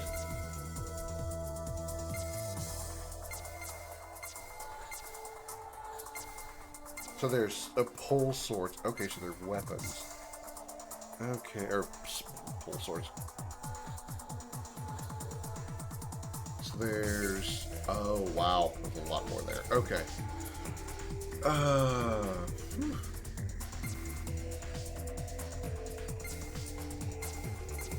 Energy goes up to 410 as well. Alright, so that's better. Let's go on with who we currently got. I wonder why there's nothing for Cosmos' mech. Kind of sad. Oh, there's some Cosmos weapons.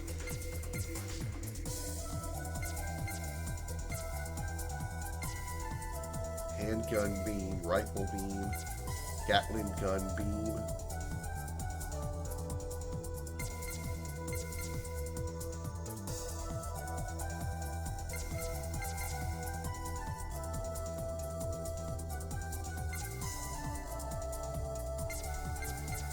That seems to do more damage.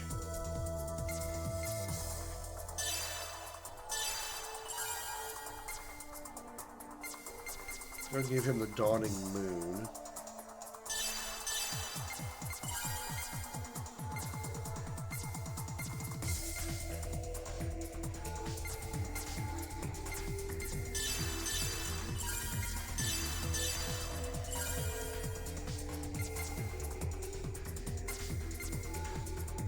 Each one of these increases our HP by quite a bit.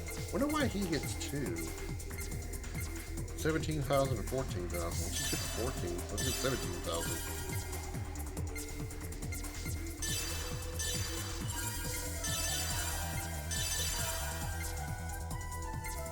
Energy 560. All 4 mechs can use them.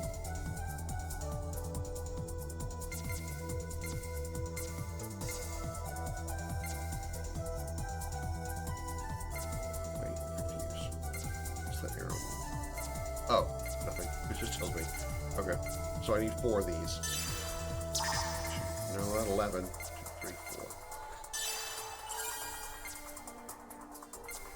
Maximum slot 3, which nobody has one of these.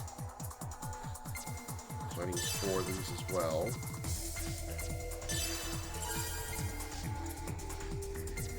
Null E counter, null E revenge.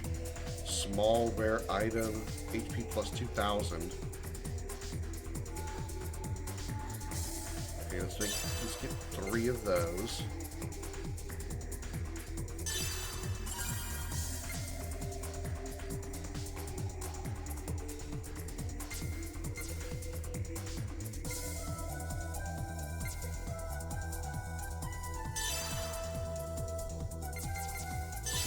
Let's see what comes of that. Okay, let's equip that.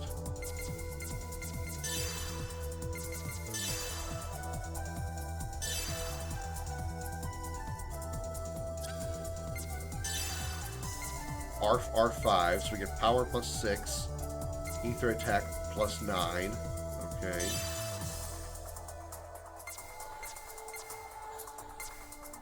HP up to 16,250. G-Rocks 56. 560 energy.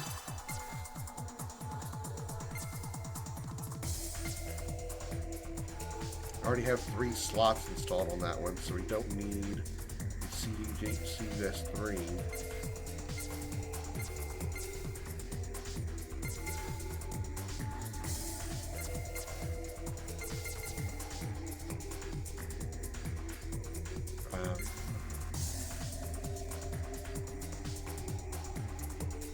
I don't know know exactly what that does.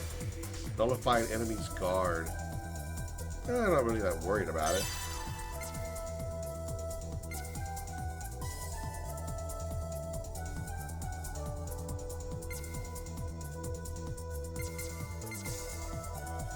Costs 2 to get small rare item, or we get HP plus 2,000. I have the HP plus 2,000. Okay, Stingray 2. G80 Assault, we already have one of those. Increase HP by 6,000.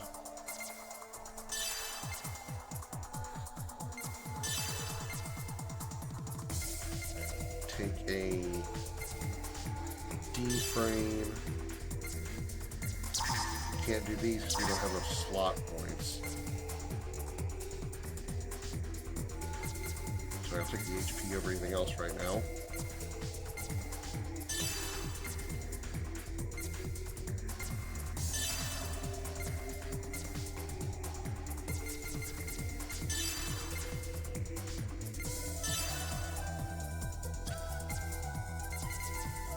Frame.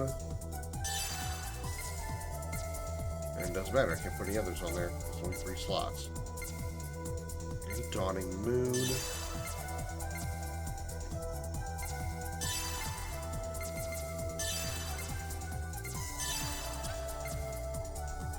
You can take D-frame.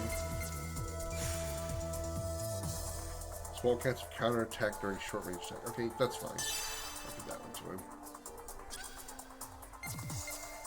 Okay. Double check, make sure. That's equipped, that's equipped. This is equipped.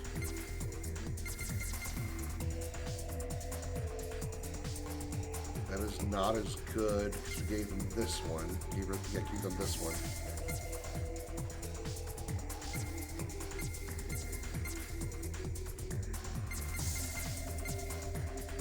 Why did I not get these? What the hell?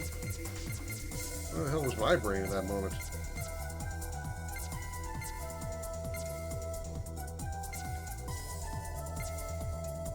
Ether attack 49, so 3 points more of ether attack.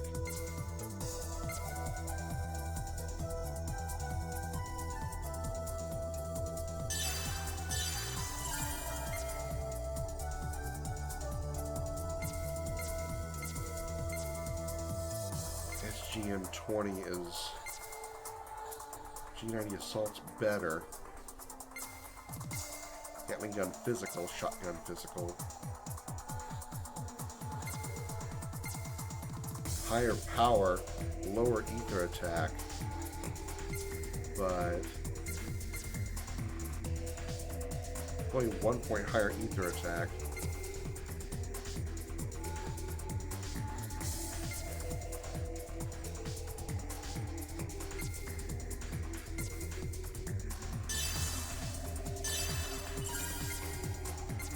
All these upgrades.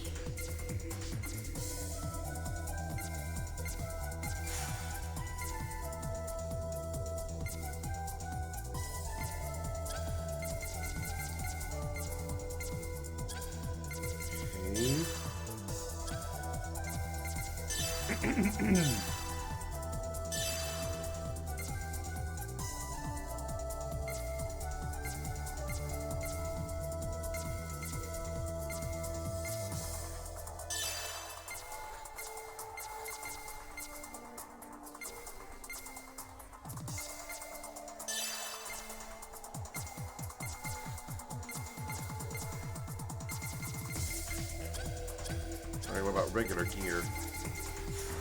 We're done. Nothing new as far as the weapon and armor categories looks like. Actually, there's some stuff.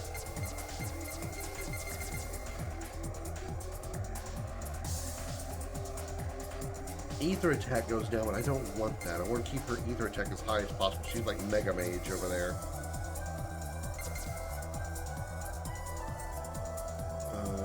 Wait a minute. Yeah.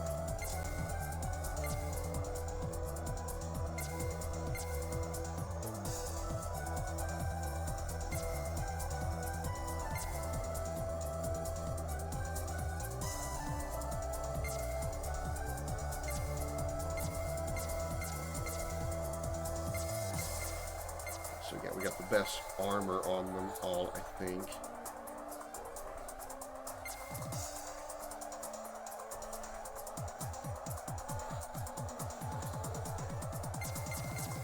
HP plus 300, that's... Ooh, her break limit would go down, though. Ugh. That would be fortunate. What about everybody else?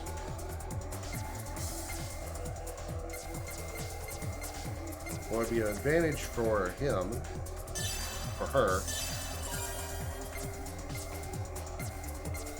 than him. That's also machine armor. Okay.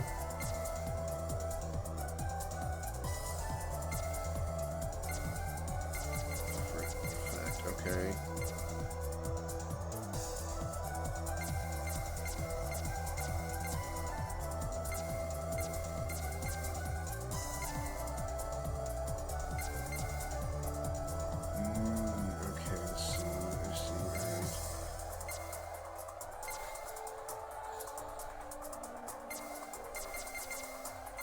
Add beam, add ice, lightning, fire, so BL 150. I feel like everybody should have one of those.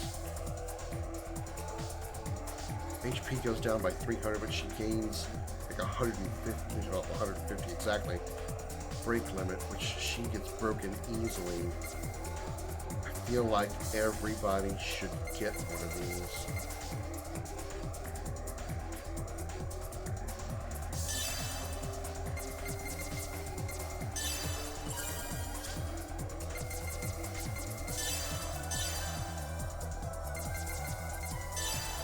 He doesn't have anything there.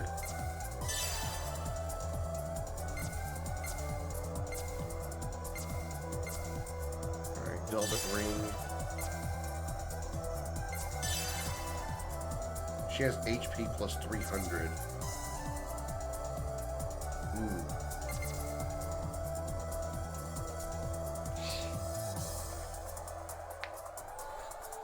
And I can counter that with...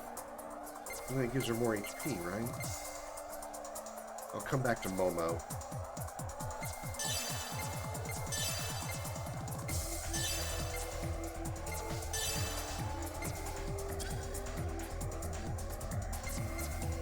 Momo has a hero's bracelet, half fire, half ice. Buy equipment. There's nothing that increases HP on that one.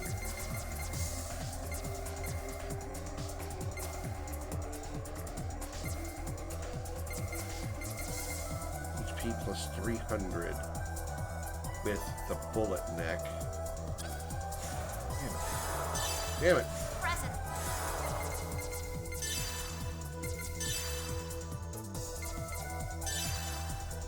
I give her the bullet neck will increase her HP to 2105. But then if I give her the velvet ring, she'll go back down to 1805.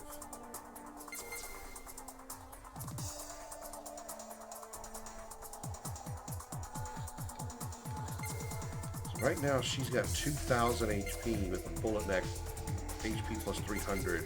The Green Oasis also give her HP plus 300, but she has a break limit of 127. Okay, now I'm finally connecting the dots.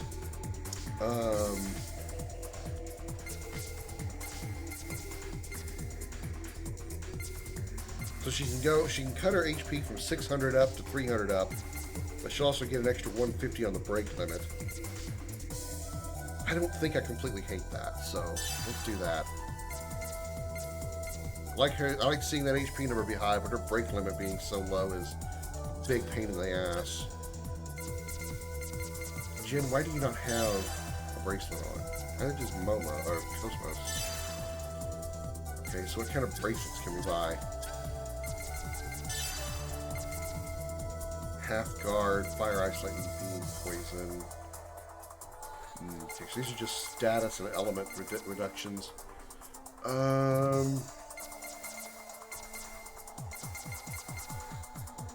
don't know what we're coming up against, honestly.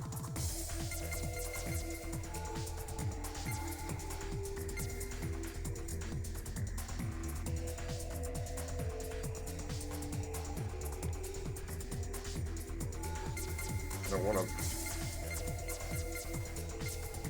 Yeah, I don't really want to buy one because it's just going to be a waste, because if I get the wrong one, I don't think the damage is going to be that huge of a difference.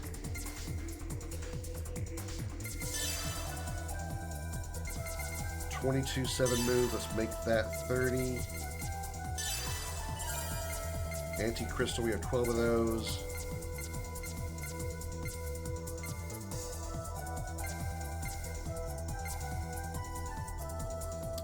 We have a lot of half repairs. That's pretty good.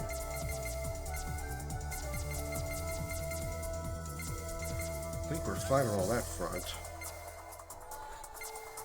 Really crap we don't need. These barter items.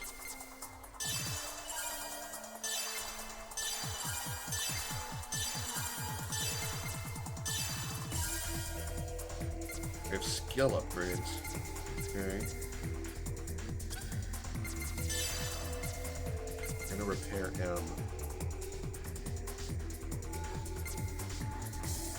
Some more of those. We have the money, not that expensive. Let's get to 20. Get 13 of these. 20 of those. I like that.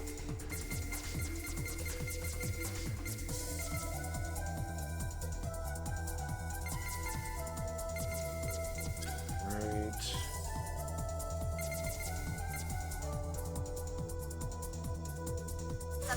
Let's use the skill upgrade. Let's give it to Momo. Never hurt to give her some more power if she can. She gets access to tier 2 multi-target, which is very tempting.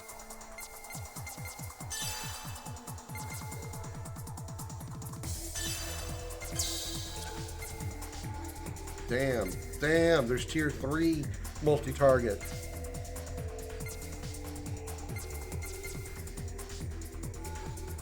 Whew, baby.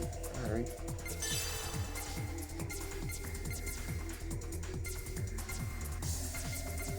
We have her casting a lot of magic, so I've her just boost her stats as high as possible.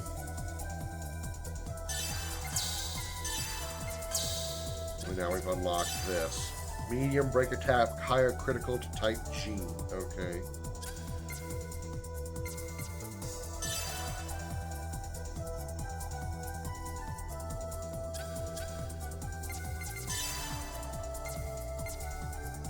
Strength +2.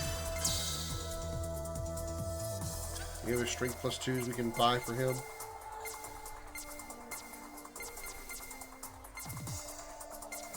Ether attack. HP +100 sounds nice.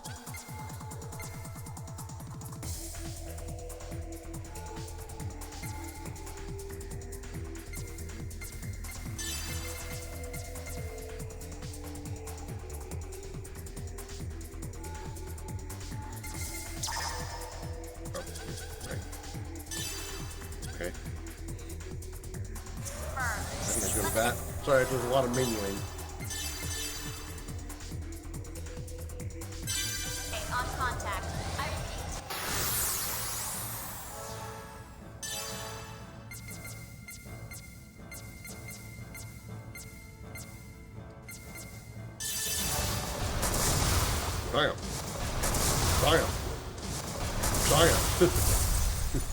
I like it as a shotgun I can fire 3 times, and my energy reserves are much higher, so I can hit a lot more often.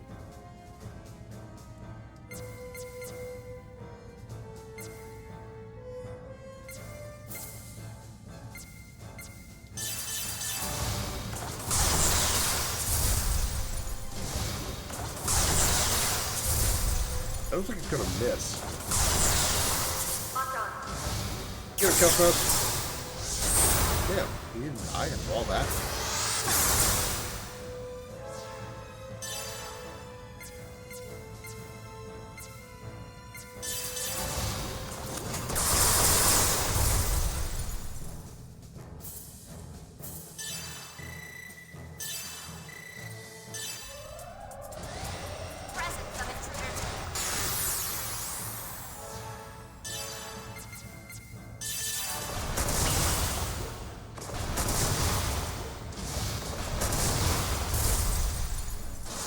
shotgun's really good.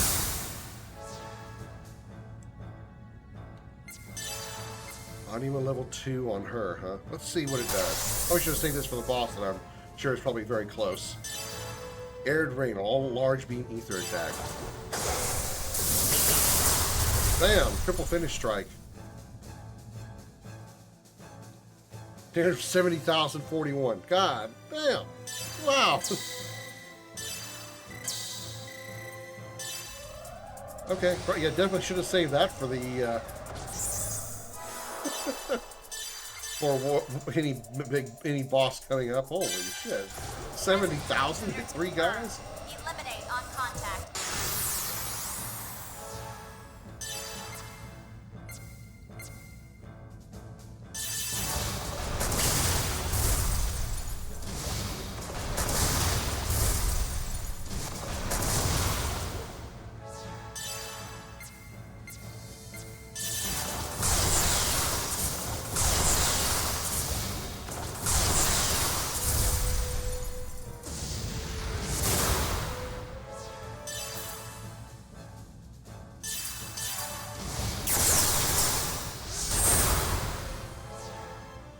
Hey, did you interrupt me?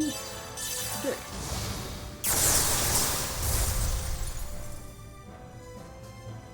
I had set up 2 slash attacks and you only got 1 of them.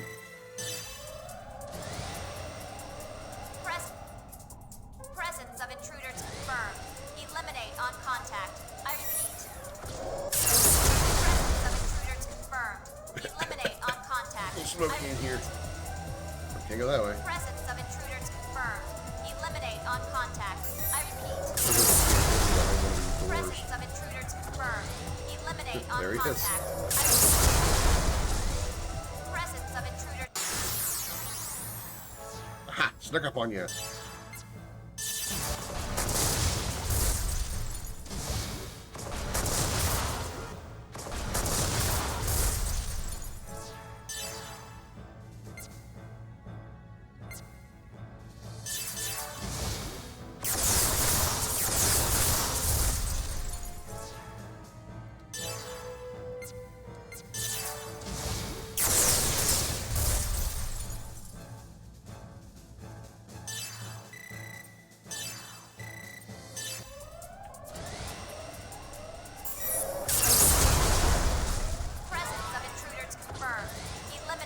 Okay.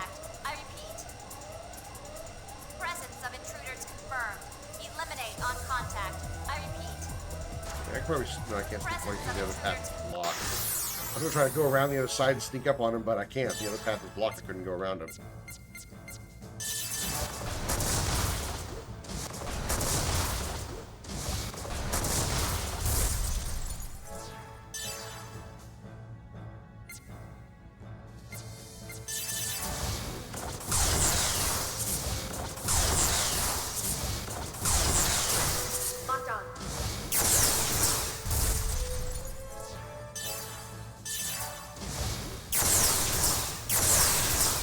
Nice. That double slash does work.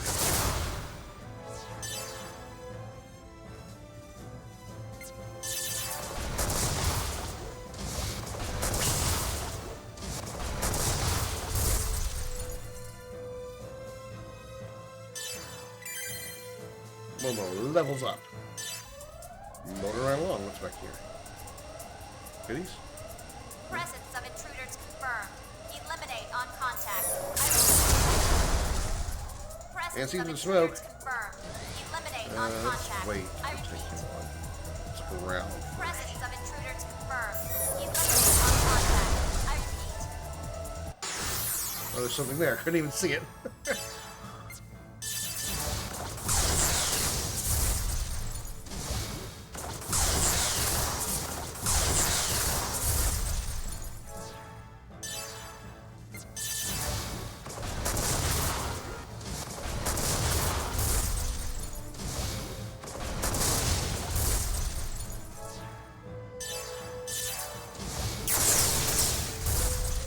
Yeah, it was kind of unnecessary. That was a little too much. I didn't need the double slash. One was enough. Presence of intruders confirmed. Eliminate on contact. I repeat.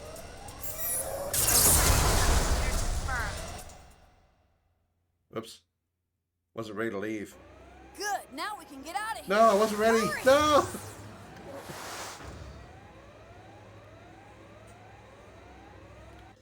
I wanted to explore more first. What's that? We're picking up enemy transmissions. If we adjust the channel, it may be possible to listen in. Please try. Intruders. Zohar. Test subject. Provide security. There's no time. No. Postpone the connection experiment. Number 6. Aoi Uzuki is being prepped in hospital ward. Aoi? Uzuki? Transport the test subject. Mother! Did she just jump out of the mech? Xian, tell me where you are going. Acting alone under the current circumstances would be extremely... I'm sorry. I have to save my mom. Xian! Junior, look! Xian, where do you think you're going? Xian, it's too dangerous. Come back now. Damn it, we have to get her. We can't. Junior! What? What the hell? Why does this one have a face? Enemy mobile weapon craft. Get the hell out of our way!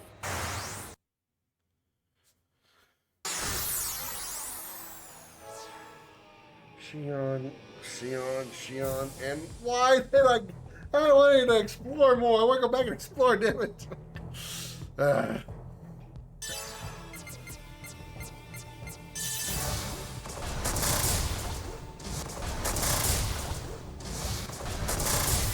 Locked on.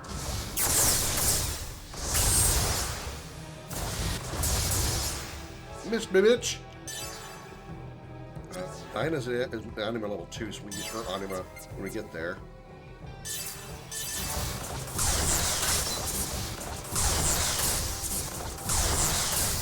Destroying enemy units.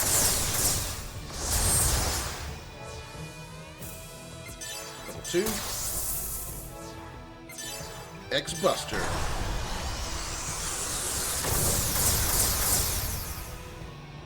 Oh, that was kind of disappointing. I was expecting more damage than that.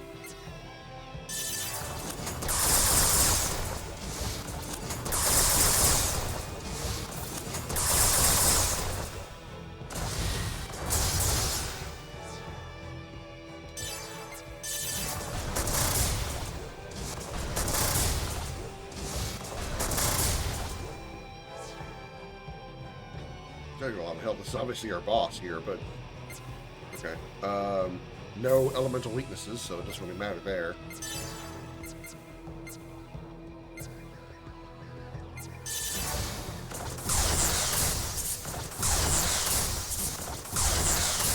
Destroying enemy units.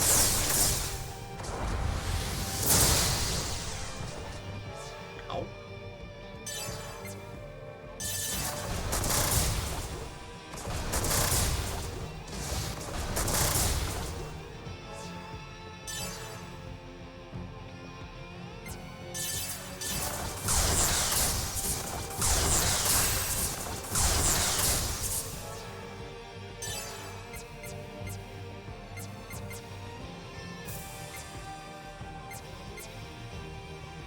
Uh-oh. Well, notice my physically attack, he has a tendency to counter, so let's not let that happen.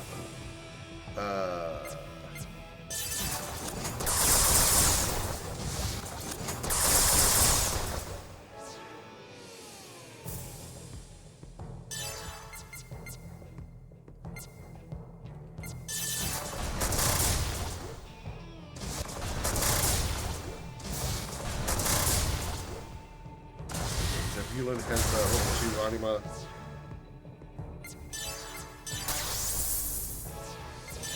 Air drain.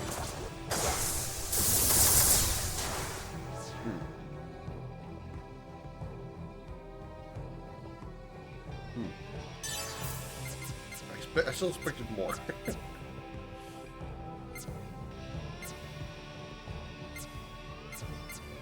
Hit 5, huh?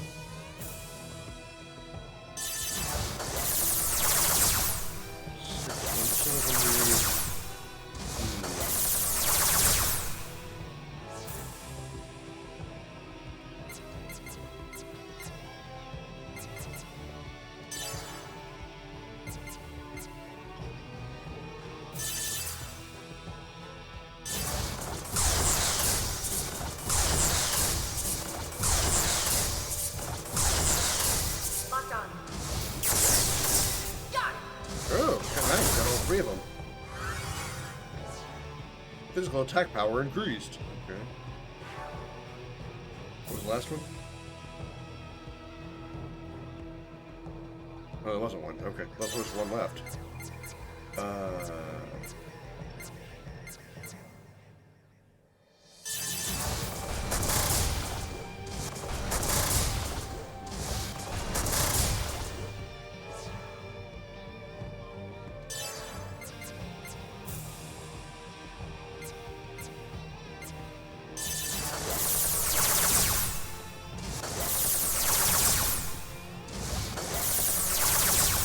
This guy's taking a minute to beat.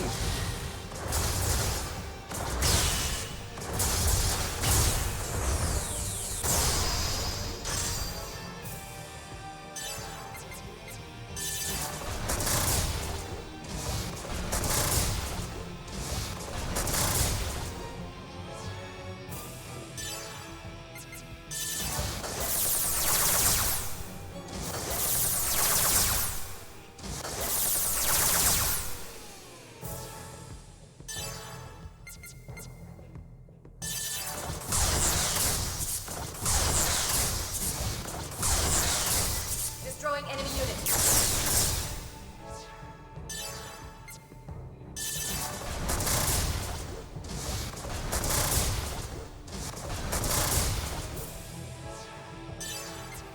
Just keep it going. Just keep shotgunning them, whether it's laser shotguns or regular shotguns.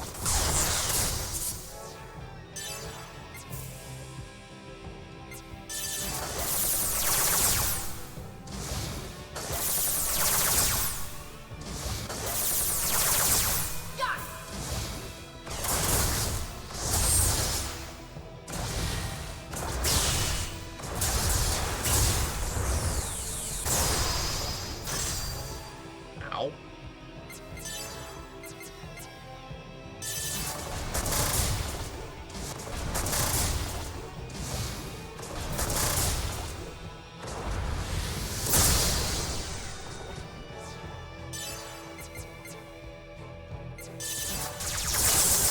I think it should be on him a level 2 for a minute. Maybe some more damage there.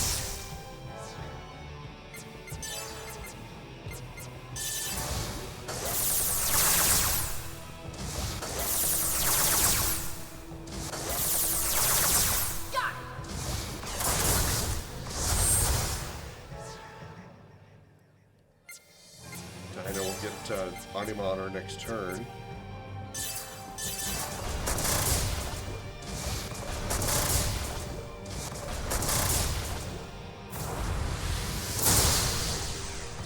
Well, we should do some healing soon.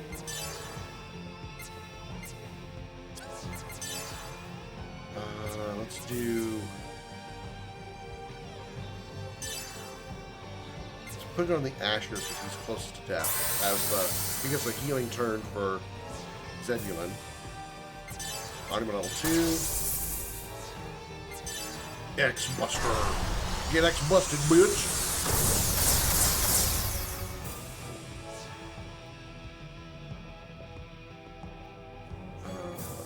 Throw another healing item down. Oh, all allies. Really? I need to buy more half repairs then. Unless it was all allies.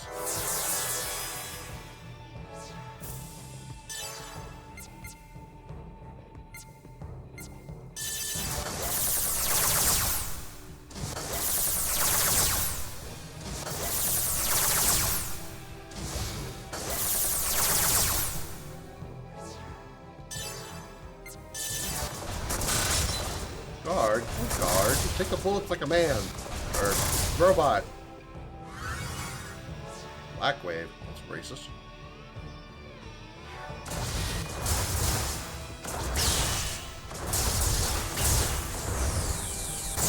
And you can kind of stop now. That's a lot of damage. You can quit that at any time.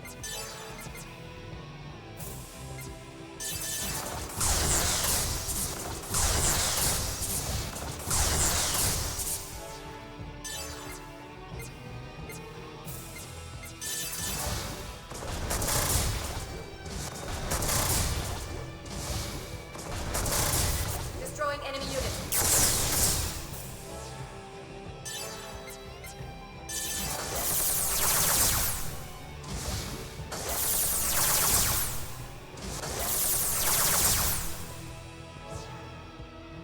It's a bit of a slog fight, but it's a battle of attrition, really. Just keep going until one of us falls, which shouldn't be an issue. Healing is not a problem, so it's going to be a while to wear this guy down.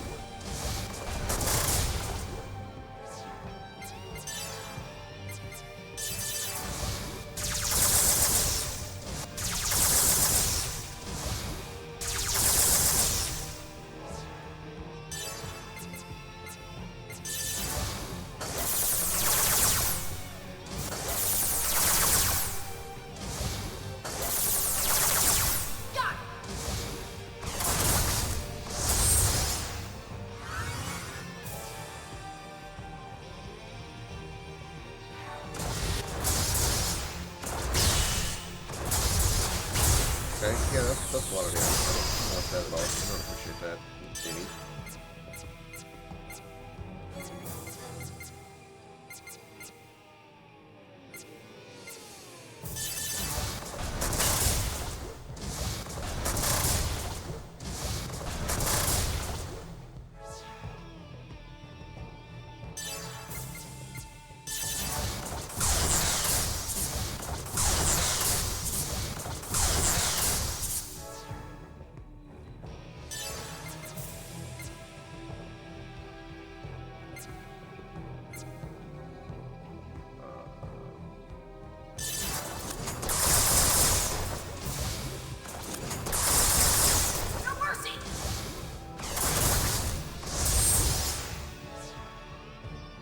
Getting low on health. We're about to have him here.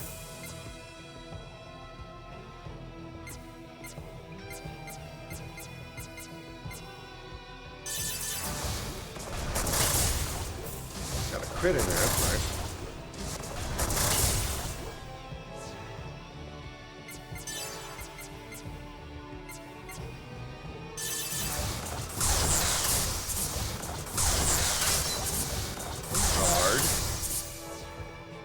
His bar getting smaller. It'll be there any minute.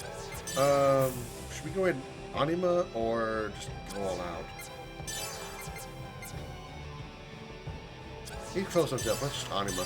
We'll never get to level 2 Anima, so just attack.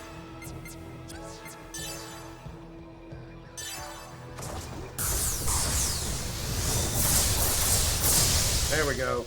And with a finish strike. Nice.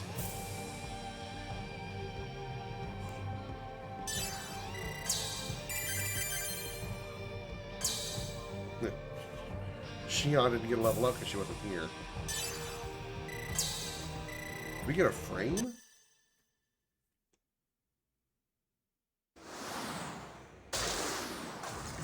Junior, look!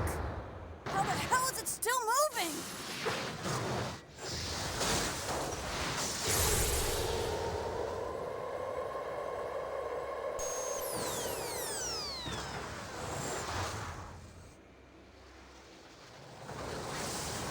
This thing was built, by the way, we're still 15 years in the past. Cosmos, what's Xion's position? She's moving through the 13th Administration Wing. We'll get her back.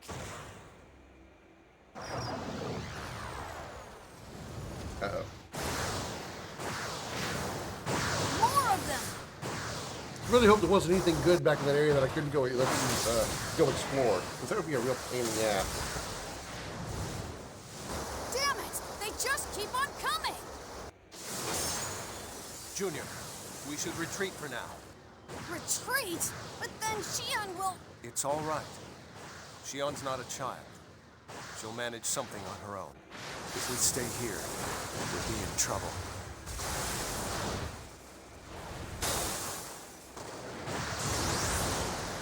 What now? Junior, we won't last much longer.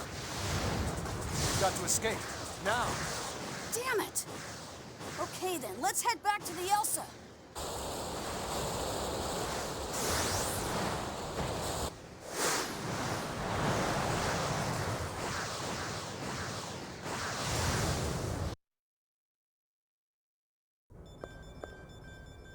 The elevator ahead of here should lead to Mom's room. Oh, so now we can go in there? The enemy broke through the transport bay and escaped. Send an AIMS team after them. Report to Commander Margulis at once. Am I going solo through this area? Let's see. I should be able to get to Mom's wing from over here. Shion.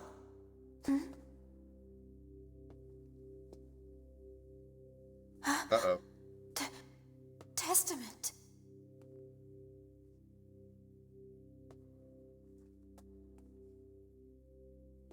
Don't get in my way.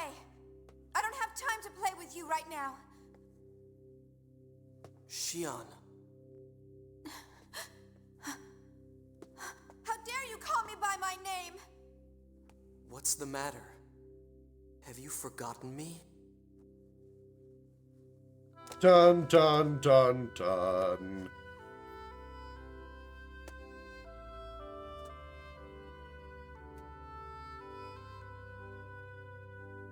It's not surprising.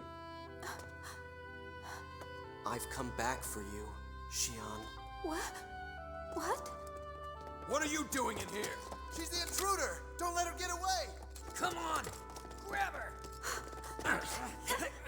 Stop struggling! Hold her down! Let go of me! Help me, Kevin! What's she talking about? Stop it! Don't touch me! Someone Get shut her away up!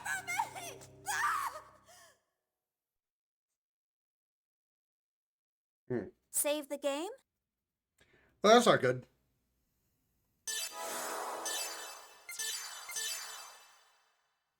She's now been captured. Now we gotta go rescue her.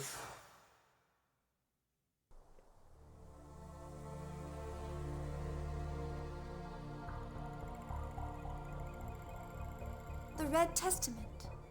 That was Kevin. Kevin is dead. Was that just an illusion? No, Lieutenant Virgil was really there too. People who are dead are revived as testaments. Kevin said he came for me.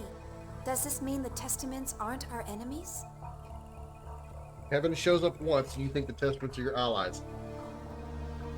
Smart thinking there. Smart thinking there, Shion. Really putting those Uzuki brains to use. Is that her? She's part of the group that stole the vessels of Anima? Yes. She's been babbling things to herself and ignoring our questions. Pellegrini, did you notice? Those eyes. They look just like his. They're the eyes of one who continues to defy us. Call Supervisor Uzuki and Kevin Winnicott. Have them join me for the interrogation.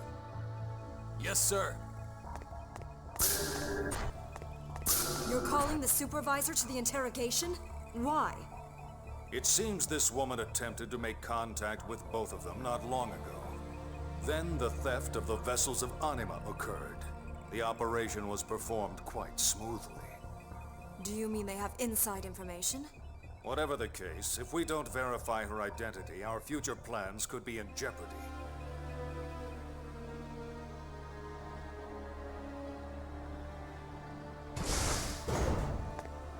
Winnicott! Supervisor Uzuki, what do you want? If you need to talk, couldn't it wait until later? What's the meaning of using the 27 series Asura? Those are solely for experimental use. Oh, that's what those are? They're still unstable. If they go out of control, we won't be able to rein them in. You mean like the ones that ate your wife? And their combat abilities will be as expected. That's all that's needed. Combat abilities on mutant monsters. I'm sensing some Resident Evil vibes here. That's absurd. They can't distinguish between an enemy and an ally. Are you planning to use a weapon that can only cause indiscriminate destruction? Yeah, who do you think you are, Albert Wesker? When the Song of Nephilim becomes operational, everything will be resolved by the awakening of the Zohar. You're going to use the Song of Nephilim that was born from the Lemageddon translation? You must reconsider. There's still time to stop both the 27 series and the song. There's no other way to activate the Zohar. The Descent troops have already reached the city. If we don't use that system now, all of our efforts will have been for nothing. Isn't this why you betrayed the Federation? No, No? You sacrificed your own wife in order to save your daughter. Why hesitate now? You couldn't possibly understand. I had no choice. That's right. For the realization of our ideals, there is no other choice. Milsha's sacrifice cannot be avoided.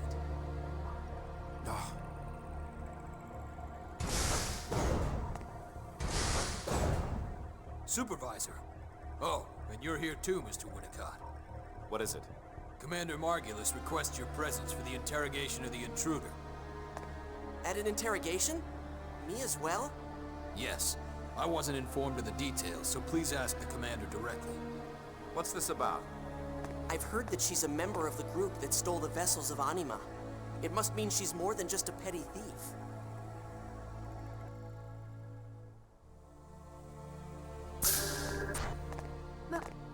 Margulis!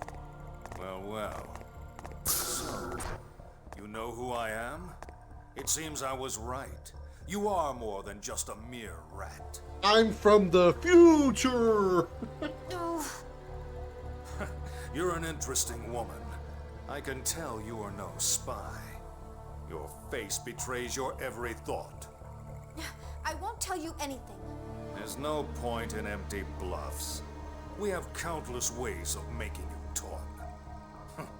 But before that, I'm going to have you answer questions from these two. Tell me the truth. How much do you know about the vessels of Anima? It's pointless to keep silent. I don't want to be rough with you. Please answer me. I have nothing to say to a man who doesn't even hesitate to sacrifice his own family. What are you talking about? That's none of your business. Besides, I didn't mean to sacrifice her. Then what did you mean to do? Aoi Uzuki is your wife. How can you let these people do what they want to her? Who are you? Well, you're a lively one, aren't you? Listen, we already know you're using the vessels of Anima as mobile weapon reactors. Shion, you just don't understand the concept of paradoxes, do you? That's top secret research. Even Vector doesn't have that technology yet, much less UTIC. Where did you obtain it from? I knew it. So it wasn't just Ormus involved in the Zohar research, but Vector as well.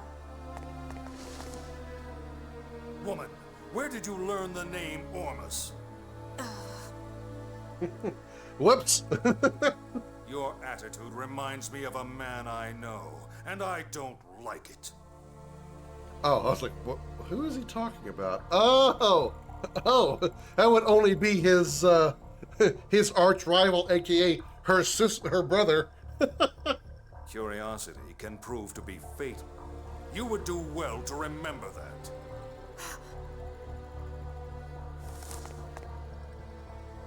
You will tell us everything you know. Naturally, we won't kill you, though you'll experience things far worse than death.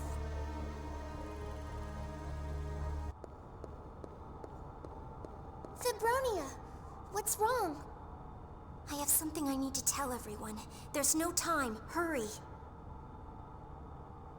Okay.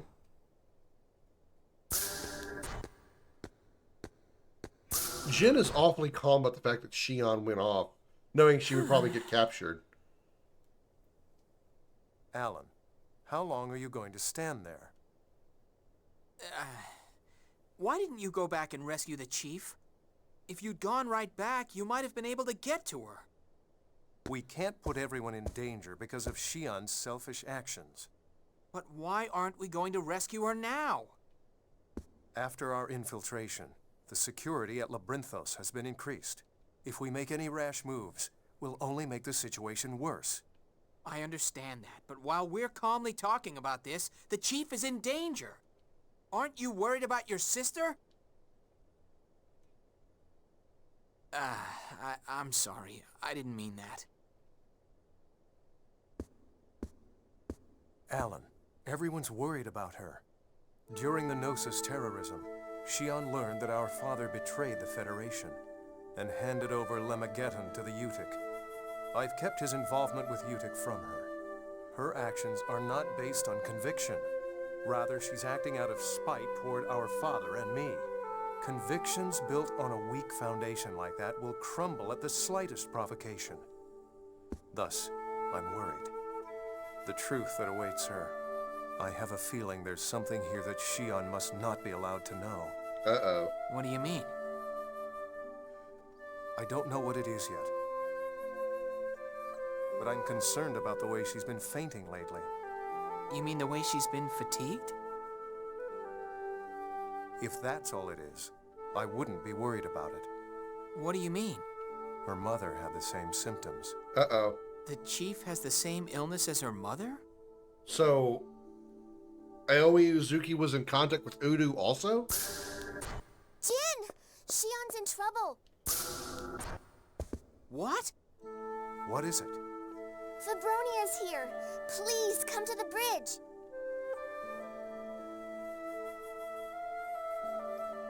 How would Fabronia have found out that Shion was being tortured by What's Utik? Your friend is in danger. She's being held prisoner inside Labyrinthos. Commander Margulis plans to get information from her by force. The Colonel? Don't tell me it's already too late. No, she's still all right. There's someone inside taking action to aid her. There's someone inside taking action to aid her. Would it be Kevin as the Red Testament? Possibly? But I don't think it will delay them for long. I see. But if we take on Utik with our current capability, we're going to suffer a lot of damage. Not necessarily. Jin? Don't you see? You and Chaos should know what's about to happen. Oh! If this world is proceeding as we know it, then the third descent operation will begin soon. So what, they're going to use the descent operation to go rescue Shion because they'll be too busy fighting the Federation. When it begins, Utik will be in a full-scale battle against the Federation. Yeah. And we know the details of that battle from beginning to end. We can use this to our advantage. We'll slip past them in the midst of everything and rescue Shion. Sounds like a plan. Let's do it. Now, let's go. What? Me too? You're worried about Shion, aren't you? She needs someone to support her. Please lend us your help. All right. I'll accompany you.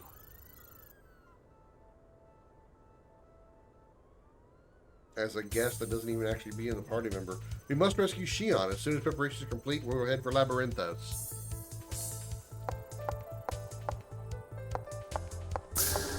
Wait, go back. Wait, go back.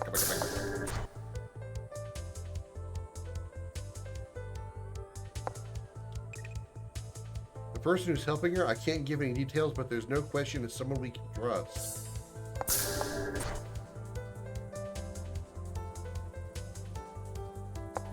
Well, it couldn't be young Kevin. It couldn't be Margulis. I highly doubt it's Suo.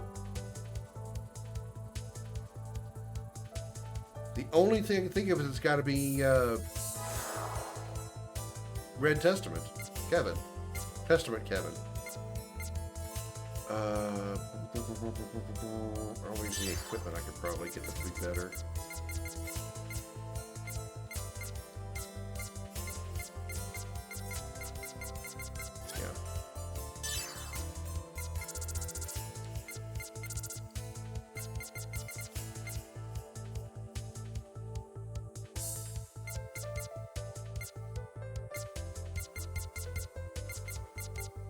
Nothing really new here.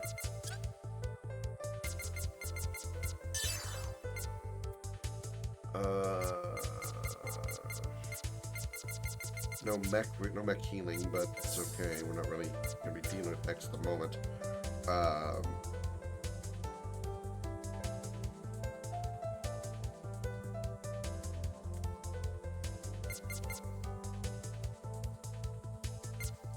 $37 med kits.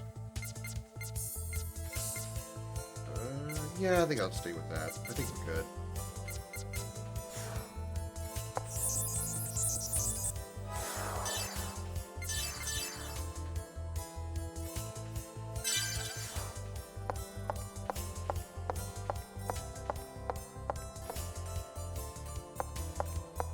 so we need to get into the mech. No.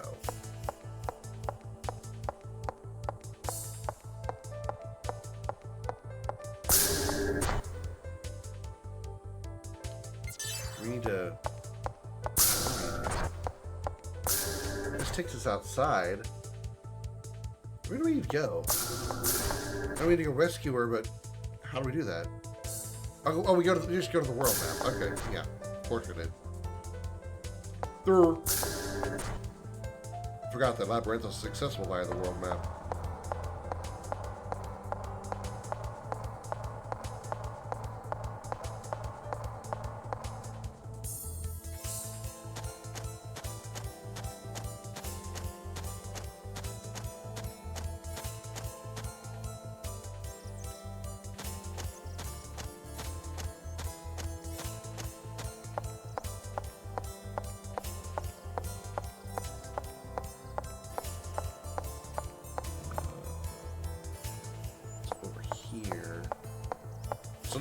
I still never found the code to get to that one thing over there. I found it. I don't remember what it was though.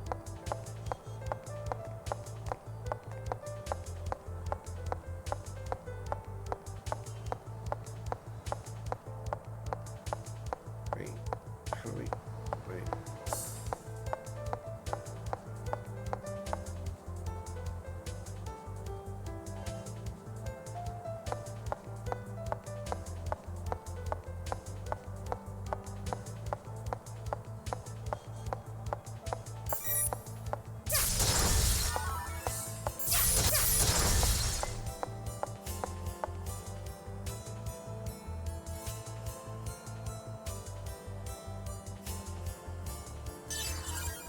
Should have done this when Shion was over here, because we were able to see her on the.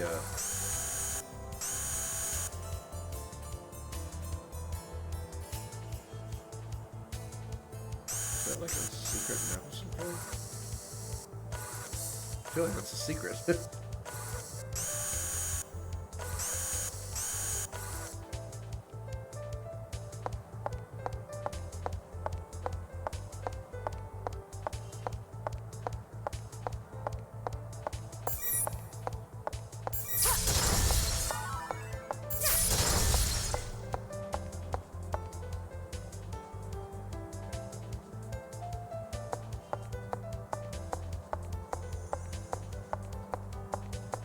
I think I'm taking the longest way possible before I need to go.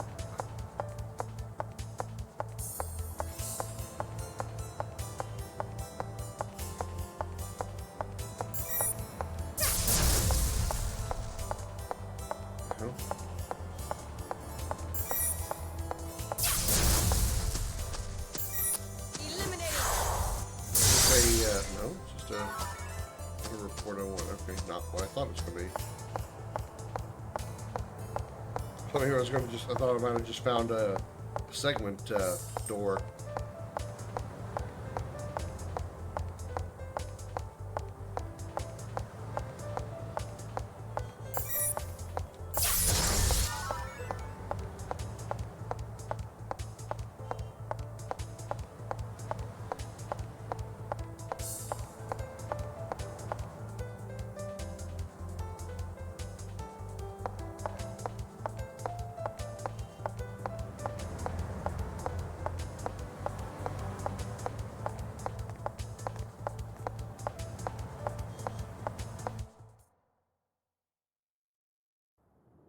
Oh, I had to go this way because we were going. Okay, I thought maybe I went the wrong way in order to get to the get to Labyrinthos.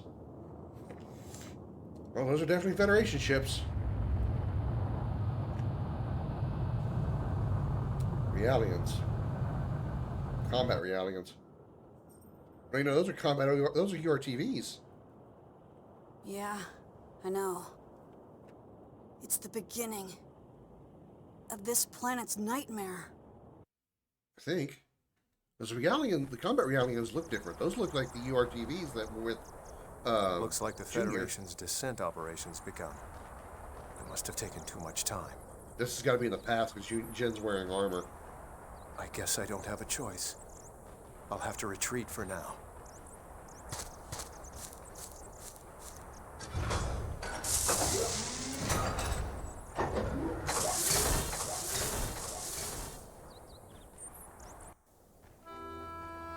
Meanwhile, at Labyrinthos,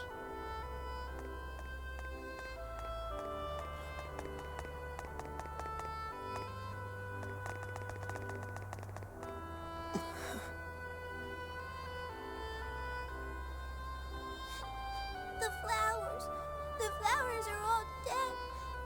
They are all dead. I told you, there's no point in this sort of thing. This isn't going to make anyone happy. That's not true. If more of them bloom, everyone will notice. You're wasting your time. They'll just get trampled again. No, they won't. Hey, where are you going? I'm gonna get seeds from Feb.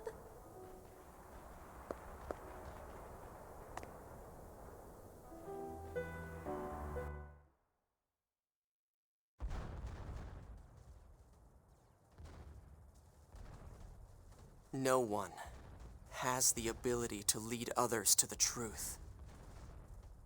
Our powers are too limited.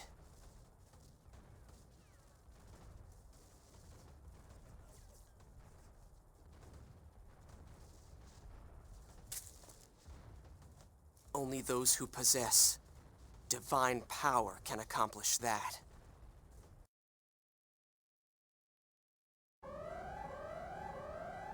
okay. The staff and test subjects are already being moved to the evacuation shelters. We'll also seal this block just in case. You should evacuate immediately as well. Commander Margulis, what happened to Fabronia? I heard she went outside. What's she thinking at a time like this? There's no need to worry about that prototype Realian. We have all the data we need. Still, the Federation's advance is faster than I expected, and their numbers are great. I don't see any sign of our defensive troops being deployed yet. There's no need for concern. Proto-Omega is going out to intercept them. Proto-Omega? You're going to use that? Yeah, what could possibly go wrong? It's not like it's going to suddenly cause the entire planet to be sucked into a void of parallel time and space. That would be insane. It is the will of Patriarch Sergius. And this time, the 27 series will be deployed as well. If they're as capable as you've estimated, the Federation soldiers will last only minutes. You're a fool to jump ahead like that. The 27 series isn't ready yet. You must reconsider. Yeah, we haven't gotten the T-virus to work properly yet. Winnicott is the one responsible for the design, and says they're ready and will perform to expectation. It's true that their capability itself far exceeds that of previous combat Realians, but those things can no longer even be called Realians. They're dangerous even to us. It doesn't matter. By using them, we can obtain even more accurate data. Besides, we've already completed preparations to use the Song of Nephilim. Once the Zohar is activated, the Federation will no longer be our concern. Are you all crazy? Professor Mizrahi canceled the Lemmageddon translation work. Do you really intend to use the incomplete song? It'll destroy this planet. Why do you hesitate? Everything we've done is for our ideal reality. That's what this project is for. Margulis. I can't leave things to that madman any longer. I'm going to do as I please as well. No.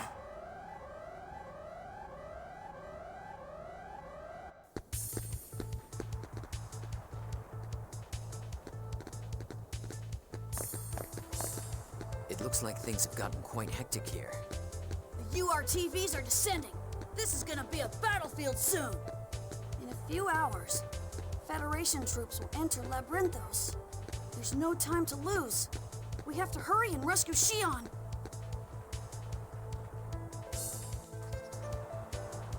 According to Fabronia's information, Shion is held captive in Labyrinthos' test subject transport area. Comment, I cannot see the screen now.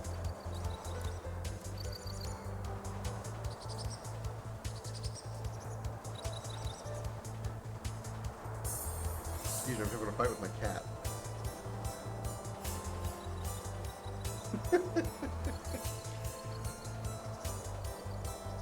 beyond a door number 13. Oh, I know where that door is. I doubt I'll be much help, but I'll join the fight to save the chief. I'm going to save her.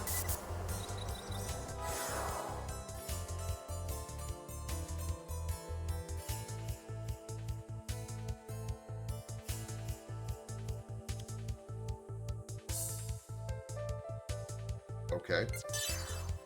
I can't look at his equipment.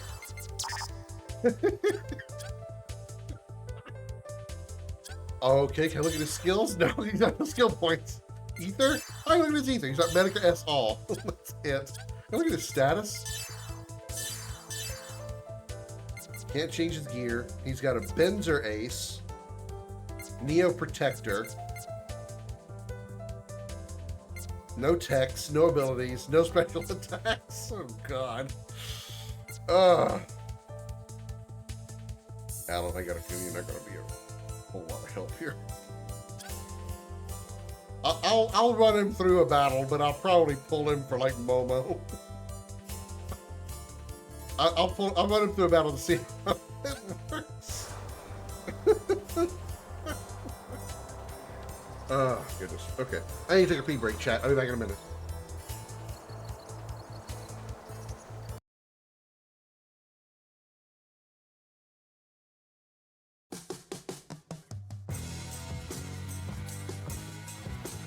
It's time for Commander Krim's video gaming trivia.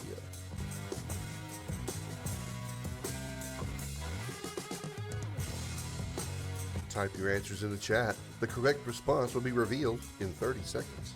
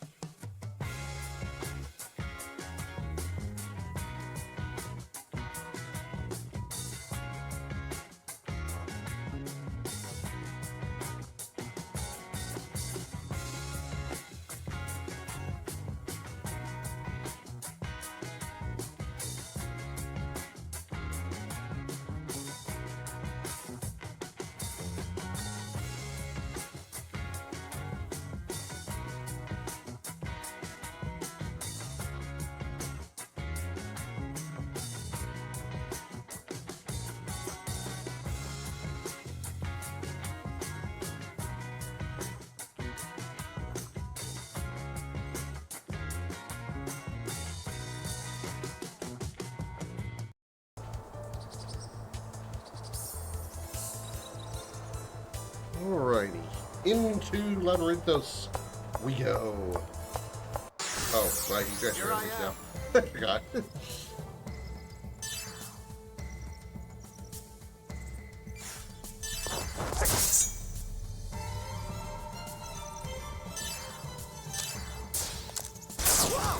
He's got like a crossbow? Alan's got a crossbow, okay.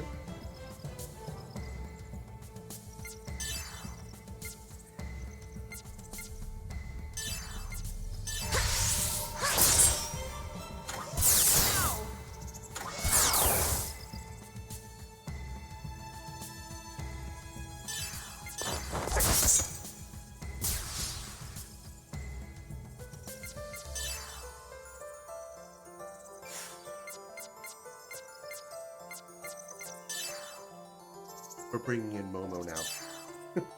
Thank you, Alan, for your participation. You'll get a participation trophy, but we're going to actually go do something that's going to be much more useful.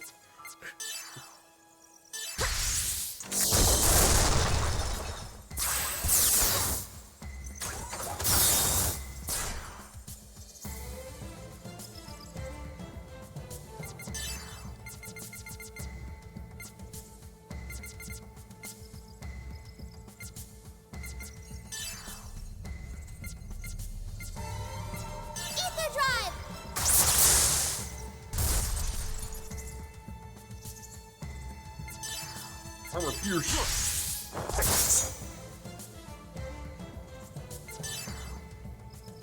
Mechbuster.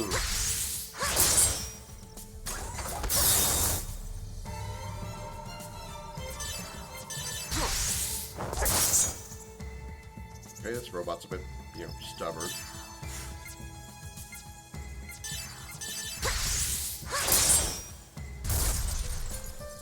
All systems functioning normally. Medic M all on Chaos, nice.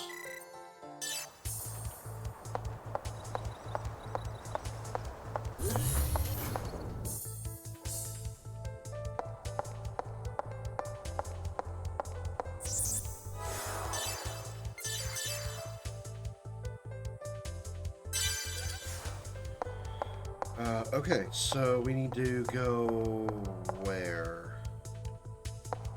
Was it this direction? Oh yeah, go that way. I remember before it was one of the side paths, the left to right paths we had to take to get to Shion's mom. Federation forces confirmed in the city's 11th district. Capital Defense forces are engaged with Federation special forces in districts 14 and 17.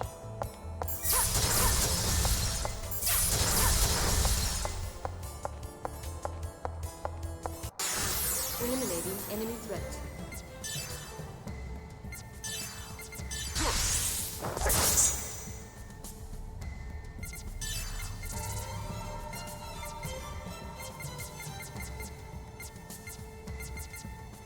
Medium lightning attack all enemies. Yeah.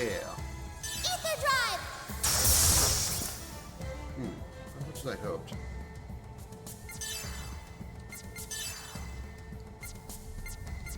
Oh, they're like.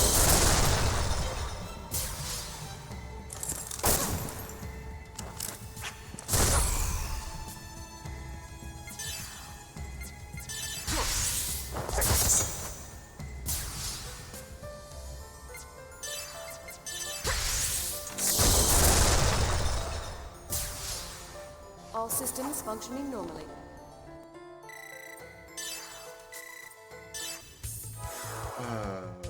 Objective. Helicopter inside Labyrinth. I thought so. I wasn't sure if I need to go into Labyrinthus or not. Federation descent forces confirmed. I was partially sure, but I wasn't entirely sure. Federation descent forces confirmed. Oh, these are conveniently open. Wait, no, they're not. Capital I thought they Defense were, but forces they are not. engaged with Federation special forces. We gotta go through the side doors again.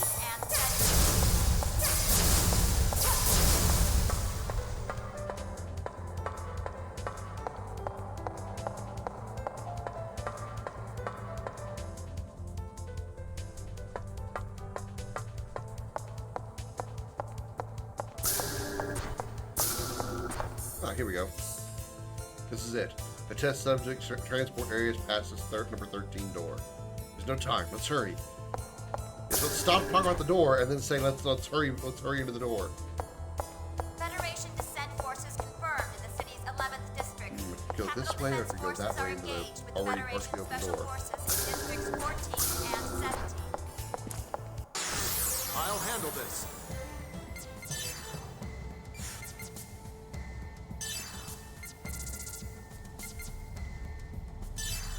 Let's pick our targets.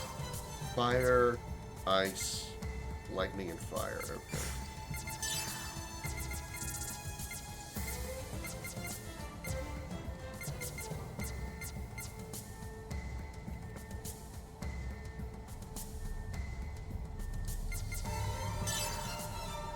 Ether drive!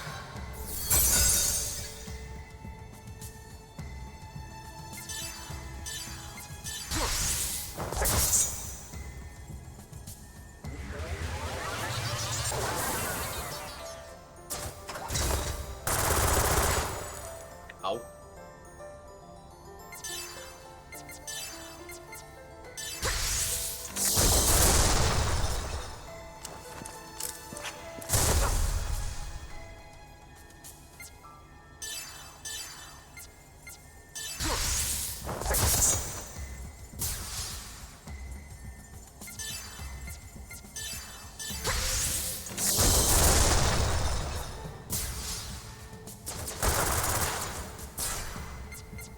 Special attack.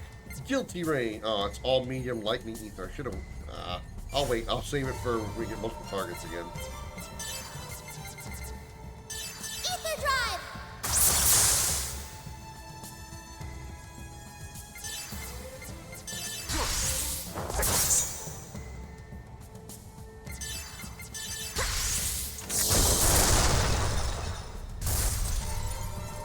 All systems functioning normally.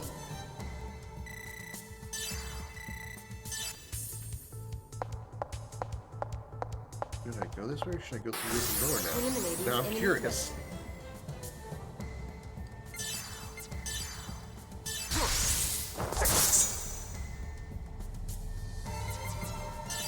Guilty Rain. Don't get in our way. Okay, that was pretty good damage.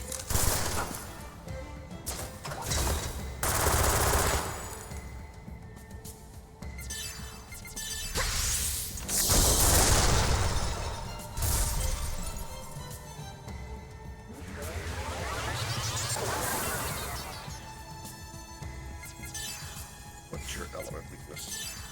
Nice. Okay. Get frozen, bitch. Take a nice bolt to the face. Ether Drive!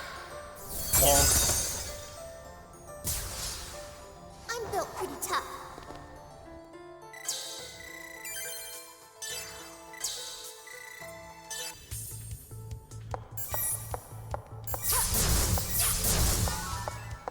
Federation Descent Forces confirmed. 11th District. Capital Defense What the Forces hell? are engaged with Federation There's five. Special Why is it a Forces in golden Districts door? 14 and 17. That's unusual. Okay, I'm gonna try to open the half-open door. I'm too curious. I feel like I'm going forward here when I need to explore. When I want to explore. Confirmed in the city's 11th District. Capital Defense Forces are engaged with Federation.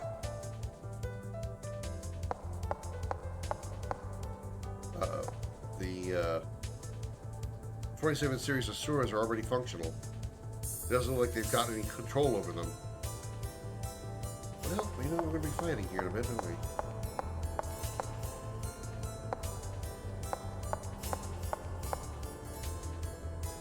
Cosmos is looking at it. I can't interact with anything. Okay, you're gonna like attack something or whatnot. Okay. So that was a pointless venture. Federation Descent Forces confirmed in the city's 11th District. Capital Defense Forces. Damn it, they spawn.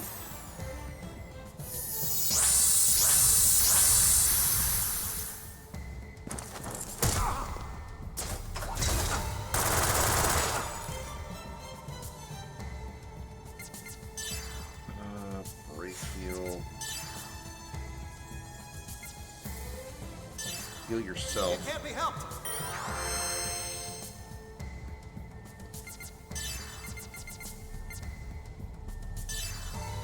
Not weak to lightning, not weak to lightning. Well, that one definitely is.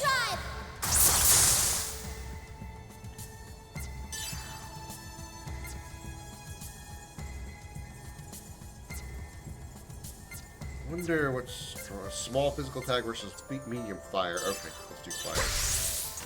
But the medium attack regardless is probably better than just attacking with the M-Buster.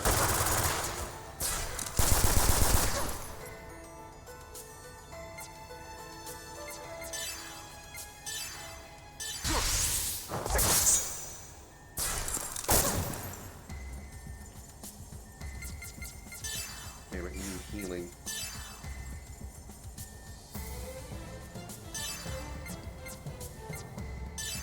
Eliminated.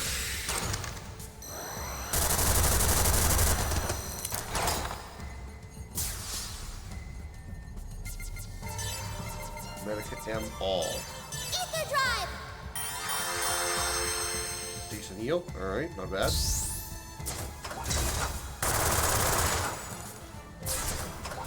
And do the break.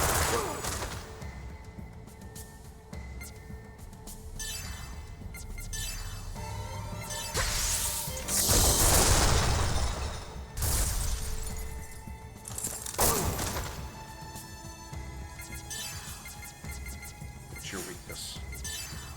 Fire. Alright. Thunderbolt to Ice Bolt to Firebolt. There it is. Ether Drive!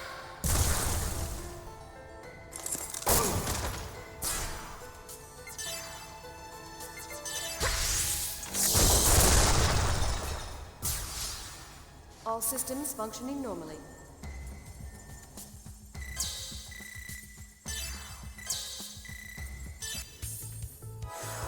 Alright, let's do some healing here.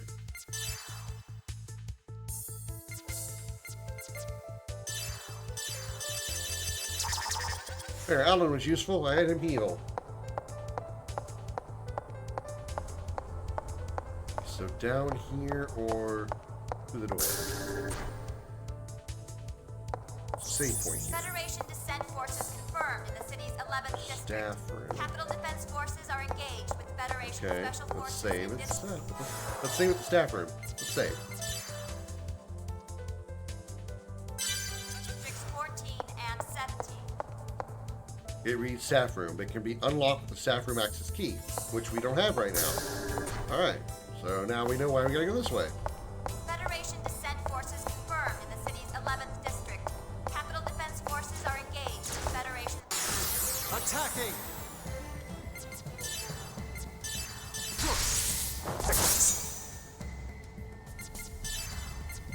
Thunderbolt. Ether Drive!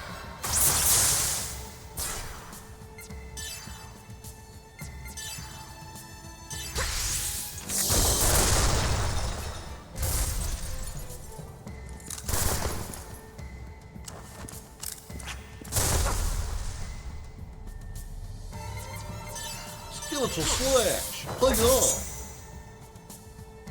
Most notes, just go punch him. That was not as effective as I'd hoped. Ice and fire, okay. Ice Bolt, drop that on his head. Bit of overkill, okay. Wow, 600 damage, yeah. Only a bit of overkill, holy shit.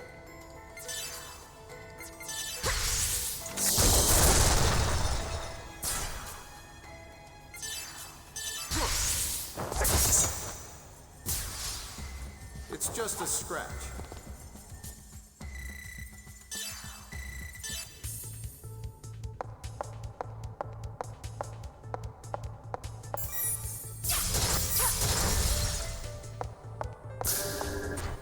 Okay, what's in this door?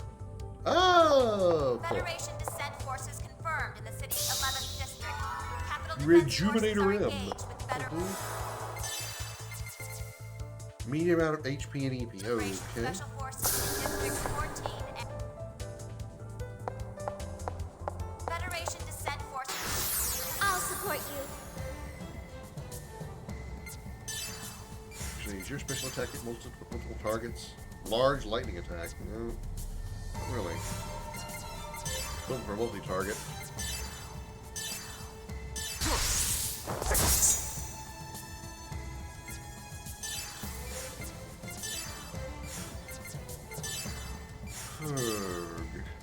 Okay. Damn, crit 990.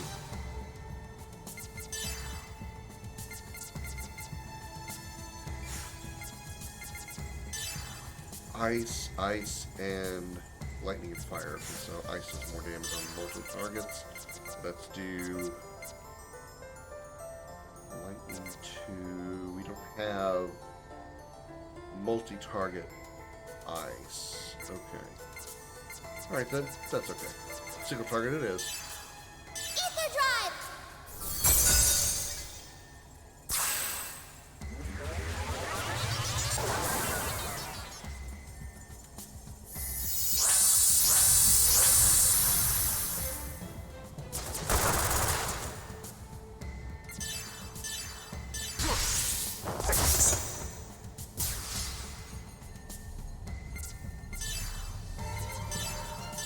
Give him the cannon.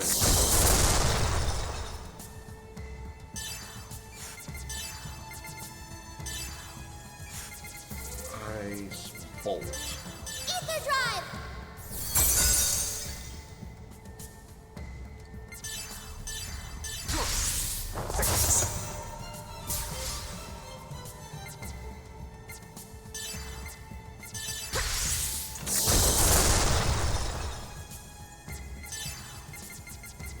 Thunderbolt. Yeah. Ether Drive!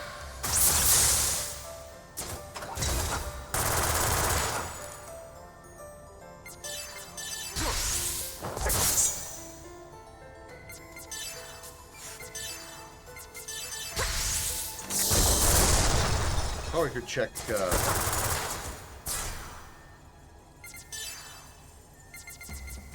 skill points here in a minute. It has been a bit.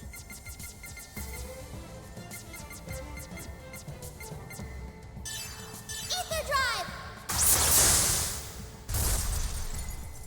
I'm built pretty tough.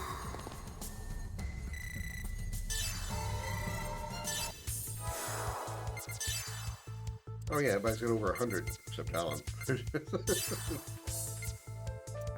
Jin, can we do anything to increase your strength? What is Twin Dragon? 2 short, small physical attack.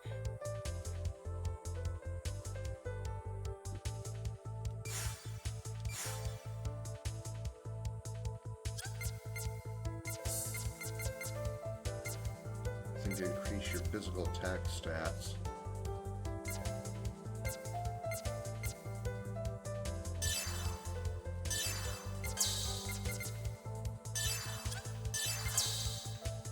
Okay, and now we've unlocked tier 4, which is HP plus 100, strength plus 2.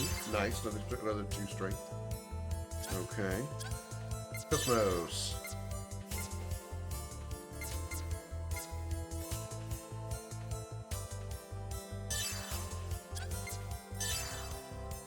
Critical type medium break carry critical G enemy.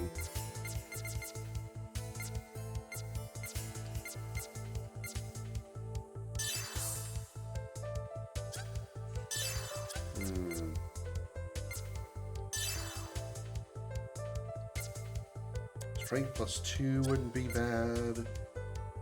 Let's do that. HP up 100 wouldn't be bad. So let's do that. Yeah.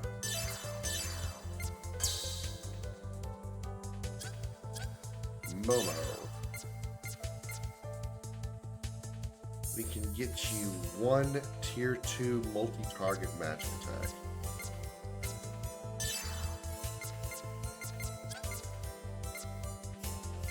I want ether attack up more than I want anything else. Okay, so that's 40 points.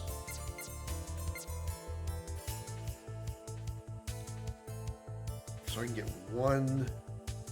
Let's do Blizzard 2 and ether attack up 2. Okay. Junior.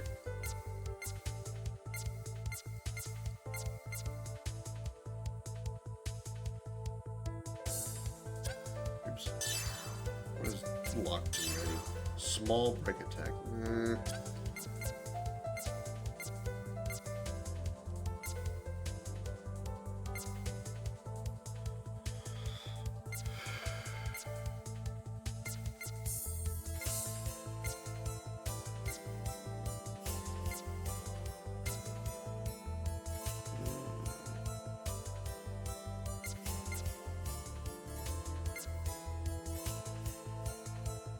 Balance. Accuracy and evasion.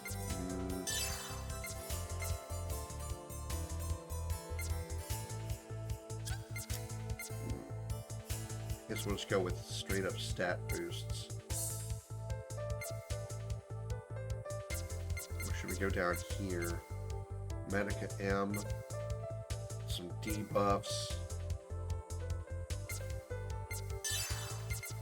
Disengage status support. I was kind of hoping for some like stat buffs. We get some really good stat buffs for him.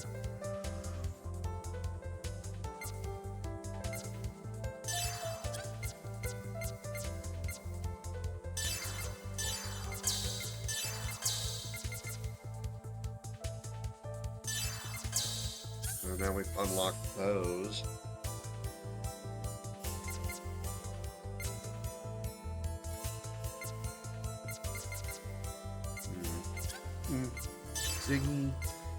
hit hard. Let's see if we can upgrade your strength stats. Ether attack, no.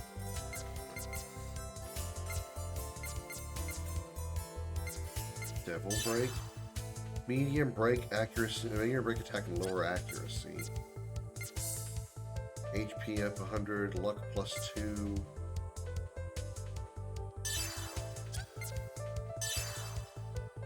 We can get all 3 of these. Let's just do it. Now we have access to this. Higher critical rate to type B enemies. EP up 10, HP up 100.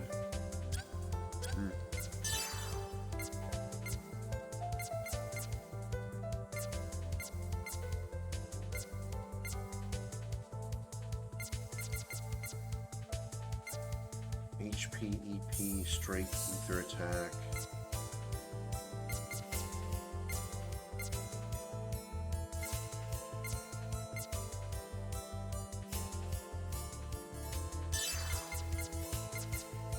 Beam and fire, no ice, huh?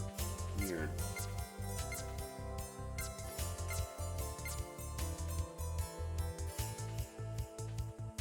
I can afford all 4 of those stat upgrades. Or these stat upgrades.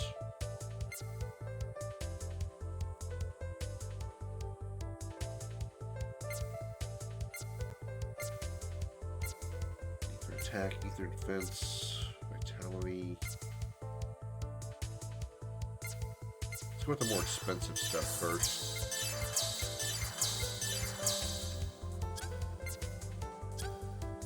Okay, so what are we looking at for stats and levels? 26, everybody. Cosmos is 24 and somehow still ridiculously strong. I say somehow as if I don't know.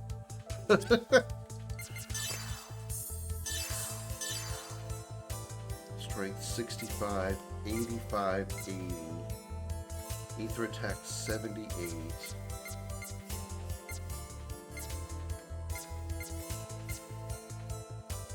Strength 73, that isn't too bad.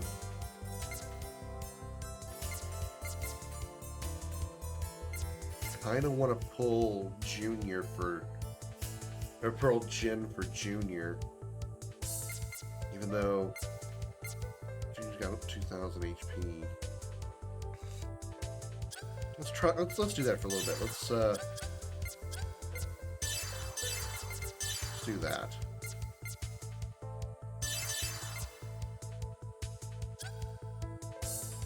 Let's also heal.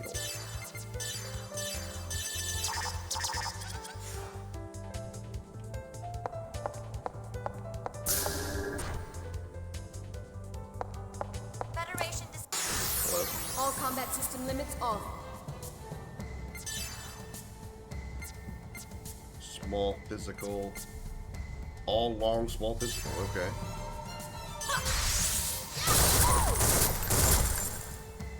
That isn't too terrible. Damage from once the target. I'm okay with. Probably should have checked his gear to make sure he had good stuff on. Cosmos. G-shot. But Momo has a multi-target special shot, so let's do that instead.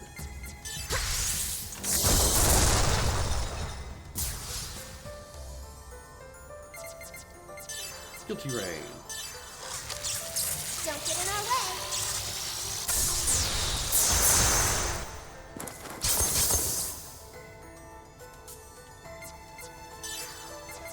What about static? Ice and beam. Okay, that's new.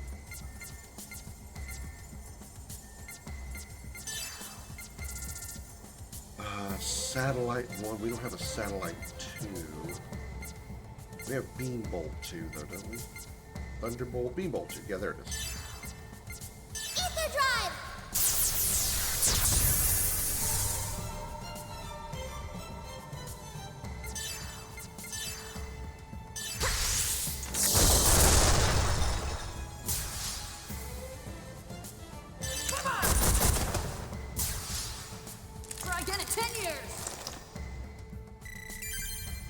Supposed to level up. Nice. Skill upgrade. Yeah, give me those skill upgrade items. Oh, 2 of them. Holy shit.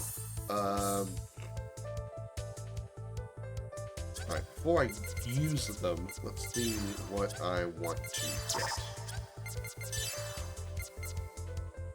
Cosmos, if she gains 20 points, she'll get 48, which she really can't do much with.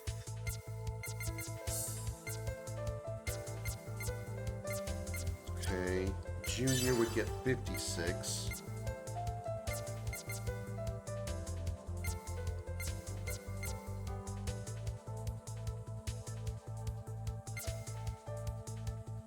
Give him EP plus 10, which isn't bad. And allow him to do tier 2 magics as well, which I'm also not against.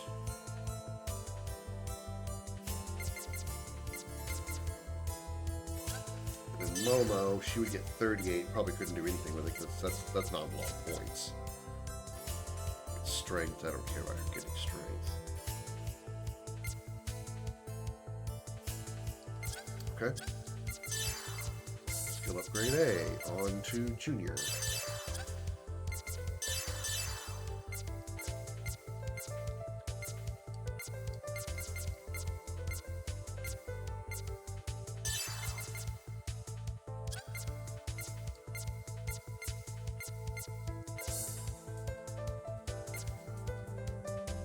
EP plus 10. Or, wait, I want to... Ether attack plus 2. Let's get Thunderbolt 2 for now. We'll get, oh, 70. Shit. Alright, never mind. I guess EP plus 10 it is.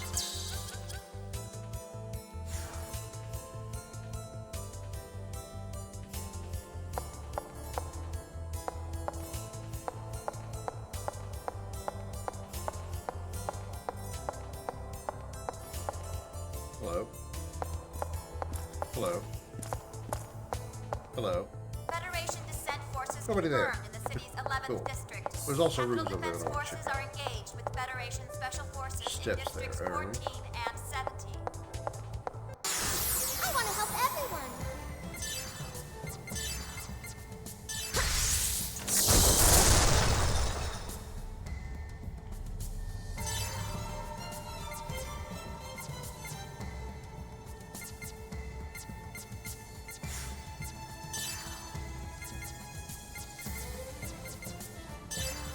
Ether drive!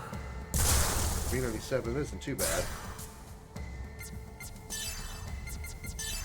Ether drive!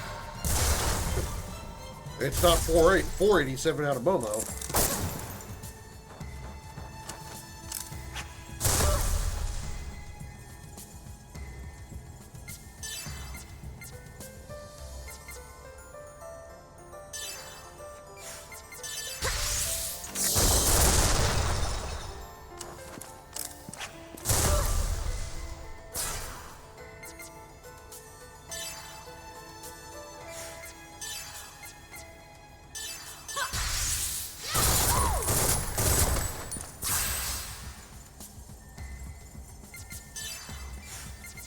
Element.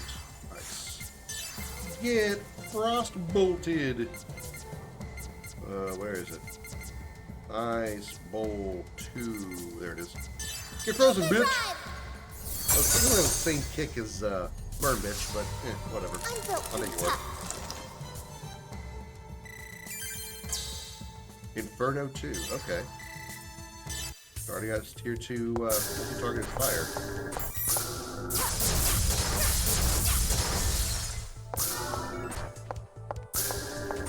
Federation descent forces confirmed in the 11th district.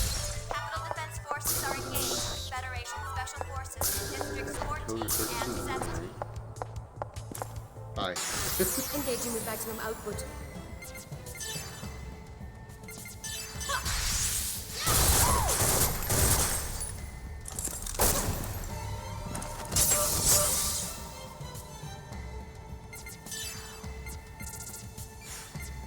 Special attacks. Guilty Rain.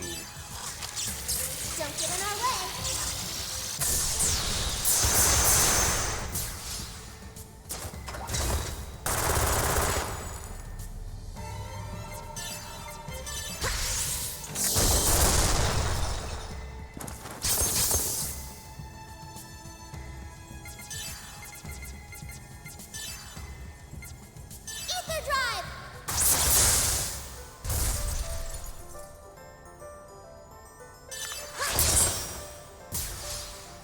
All systems functioning normally. Motor 911. Motor 11 required Medica L. Nice. So she's got basically Kiraga.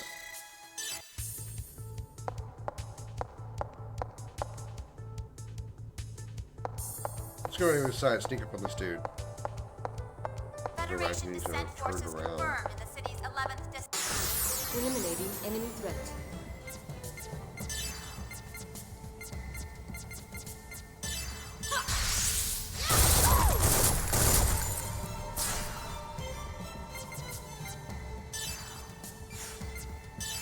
Guilty ring again. Don't get in our way. Damn, 2 out of 4. Half of them got a critical strike, finishing strike. That's not nice. She doesn't have multi-target attacks. Okay, she doesn't need one. She's got a fucking bazooka arm.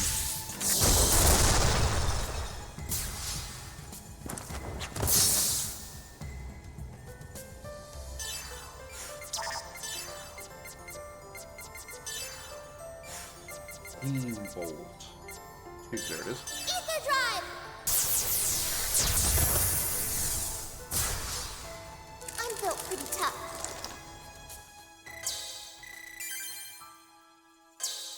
Alan acquired Big Shot. Do you think he is Barrett now?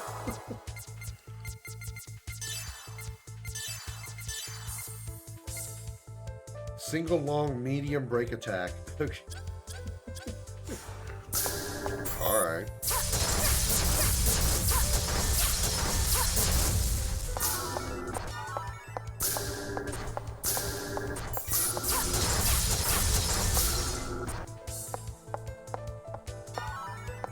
Federation descent forces confirmed in the city's 11th district. Capital Defense Forces are engaged. Meet Federation Special Forces in Districts 14 and 17.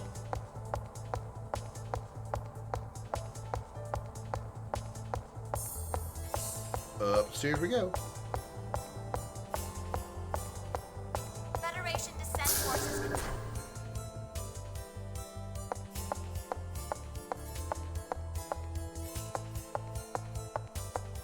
What's in here? Oh, there she is. Well, Shion's there. Oh. Maybe the door was locked. Shit. Should have gone into Shion's door. Are you all right? It's you. No matter what you do to me, I won't tell you anything. I know. Please, settle down. Huh? The Federation descent operation has begun. You will be killed. Now's your only chance to escape. You're gonna let me go? Yes. I know you don't have a high opinion of me, but I'm not doing these things because I want to. I can't believe the words of someone who would sacrifice his own wife. I don't know who you heard that from, but that information isn't entirely accurate. It is true that I'm sacrificing my wife and my family, but I want you to believe me. I just wanted to protect my family, even if it meant making the world my enemy. Why are you doing this? You'll be treated as a traitor by not only the Federation, but by UTIC as well. They may kill you. That's my own fault. It's better than having an innocent killed. But enough about that. I have a favor to ask you. What is it? Do you remember my daughter? Shion? Yes, she's in a church in the suburbs. Please, save my daughter. Why don't you do that yourself? If I could, I would. You saw, didn't you? My wife can't move from the hospital wing upstairs. I have to protect her. It may sound strange, but I feel like you can save Shion. Perhaps it's because you resemble my wife. It's because you resemble my wife and look an awful lot like what my daughter probably looked like when she grows up. You know, completely coincidental, I'm sure. All right. I'll save your daughter. I'm sorry to trouble you. Hold still for a moment. I'll set you free. What if he asks her his name, asks her her name? What, really, what happened, What'd she say if Suo asked her name? It's locked. Okay. Thought so. And considering it went into the cutscene when I went through that door, it kind of makes sense. Eliminating enemy threat. Rodeo spot! Yeehaw!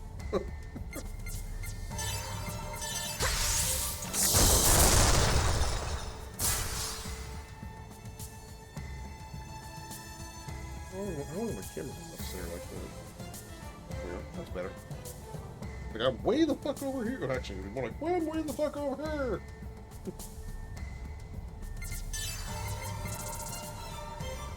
Let me check elements. Oh, we can just do this then. Guilty Rain. Guilty Rain. Lightning bolt up your ass, Guilty Rain. Finishing strike, too. Ow. Need to heal her. Close to death. What's your weakness?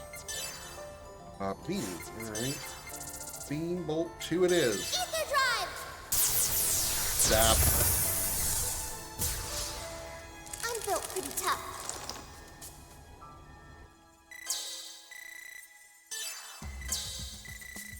Alright, I don't need you to heal.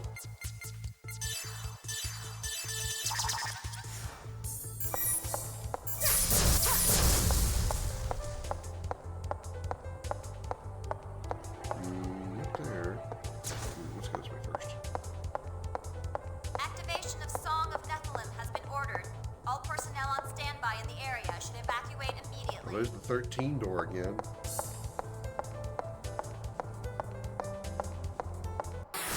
All You combat think I'm a system robot limits facing off. you.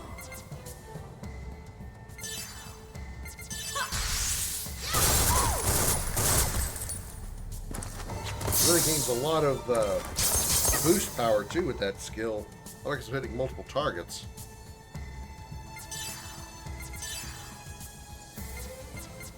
Anybody weak to fire? Nope, just the robot. Okay.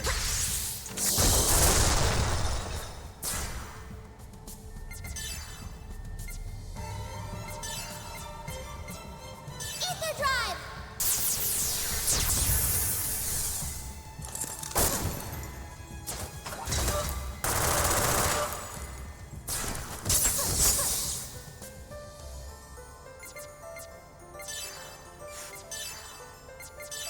Should kill the robot? No, it's... I see so much health left still. Him. Ow! Just butt into the little girl. What's wrong with you? Yeah, that little girl is like synthetic human, but he's not really going. Who's gonna pay attention to that?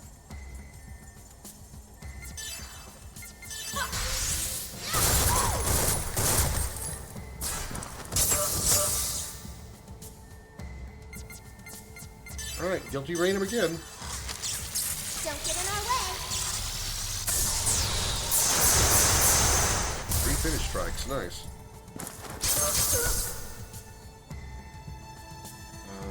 You're not even close to dead yet. Ether drive! There you are. I'm built pretty tough.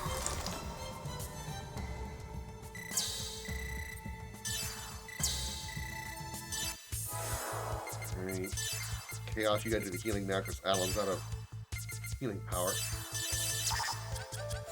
Activation of Song of Nephilim Excuse me, has sorry. been ordered. All personnel on standby in the area should evacuate.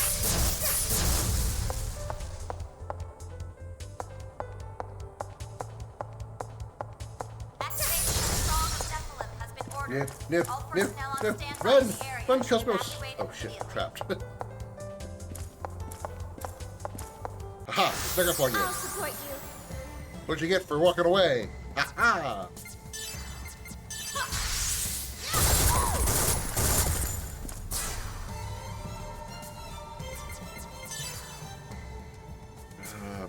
Beam bolt. Wrong target. Yeah, still take quarter damage, but wrong target.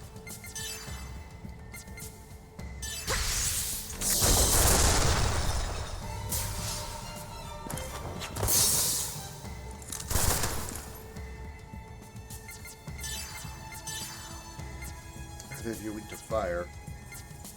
Oh well.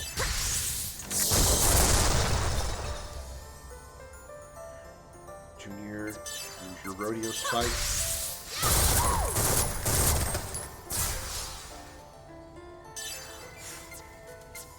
You're weak to, but you're weak to beam. Get beam. Get beam bolted.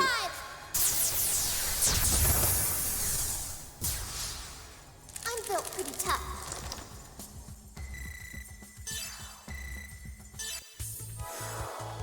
We need MP. We need some ether.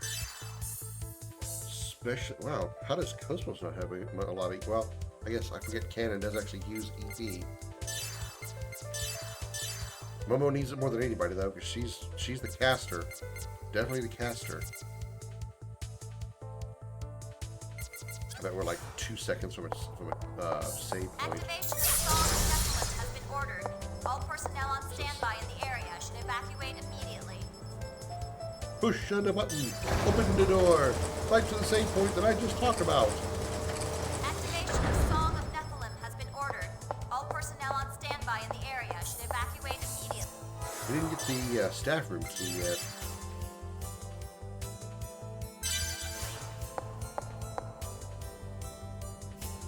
Okay. Activation of Song of Nephilim. Hello, I robot. want to help everyone.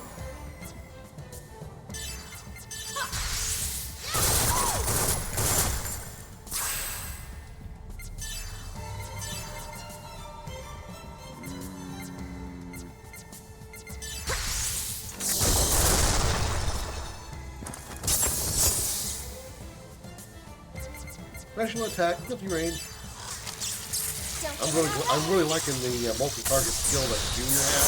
Because apparently it builds a lot of boost power, which allows me to get to tier 2 boost and use tier 2 boost skills, or use its special skills a lot more often. Really appreciative of it.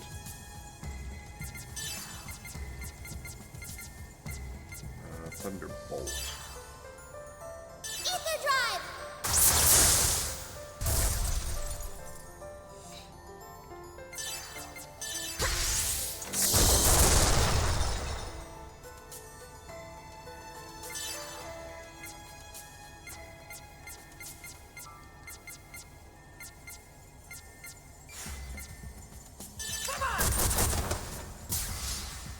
Try again in 10 years. Wait, he's dead. It's going to be kind of hard for him to try again in 10 years, but...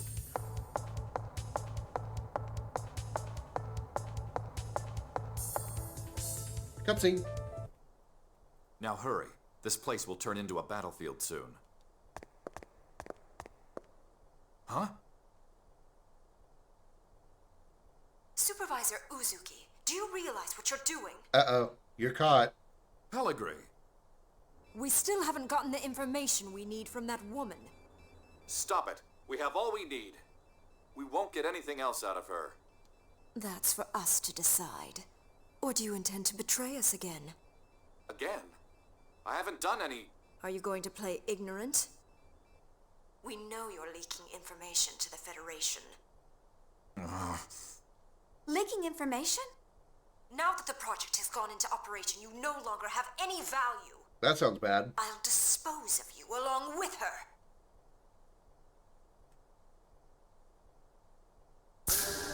I'm sorry, but I'm afraid that's not acceptable. Sup, y'all? Jin? Uzuki? One and only. So you were the one who was receiving the data. You and your father have outdone yourselves. Pellegrini, you've become skilled at playing the villain yourself. Are you disappointed in me? You're right. I didn't stay the little girl you knew. And you look like you've grown older as well. And that tends to be what happens when time, continues. It's not like he could stay young forever. It's not like he's Junior. Just saying. You look as young as ever. I envy you. Are you flirting with her, Jin? Kind of a weird moment to do that. Also, the position of that soldier's gun, where it is placed, it looks like Pellegrini has a penis.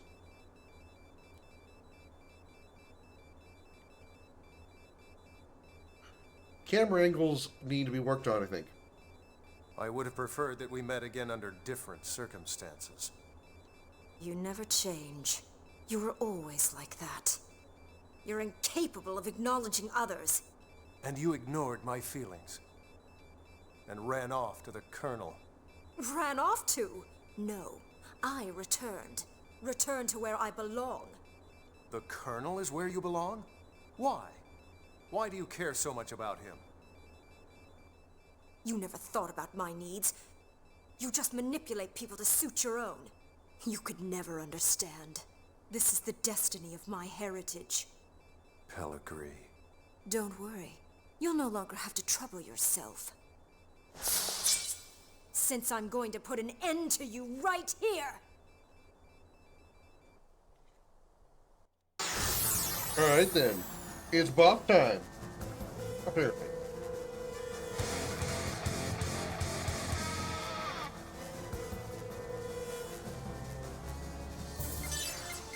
Rodeo spike him.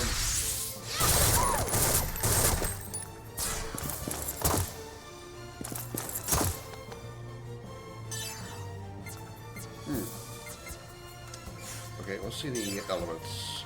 Fire and lightning. Fire and lightning, so... And she's the opposite. She's weak to ice. Okay. Well, just cannon until they're all dead. Until the soldiers are dead.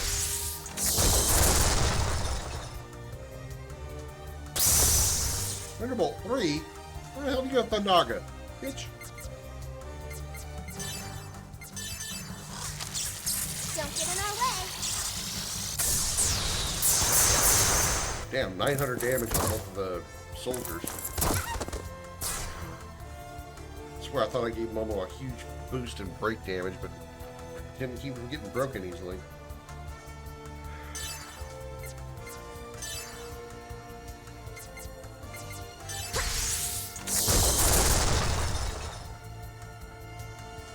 Cheer.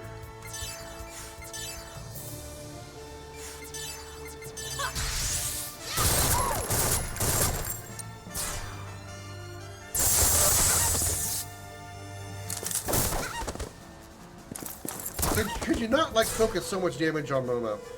Could you just, like, not do that?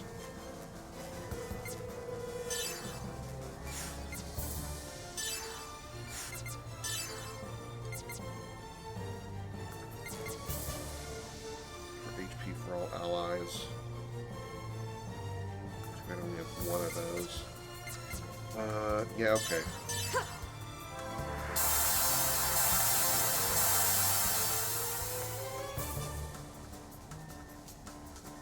That was a long, held camera frame there.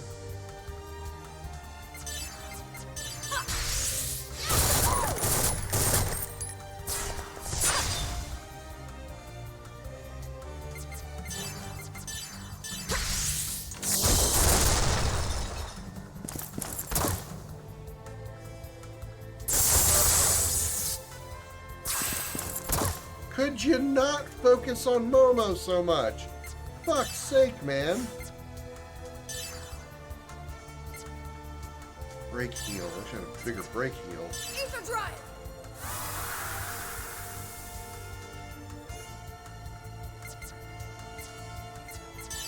Guilty rating. Don't get in our way.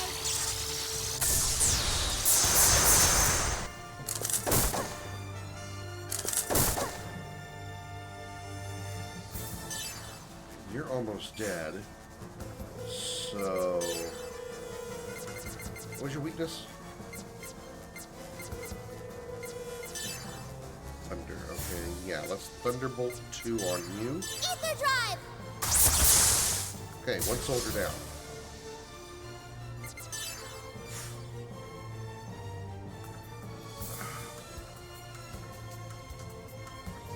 Cosmos gets a turn next, she could heal. So, have an attack.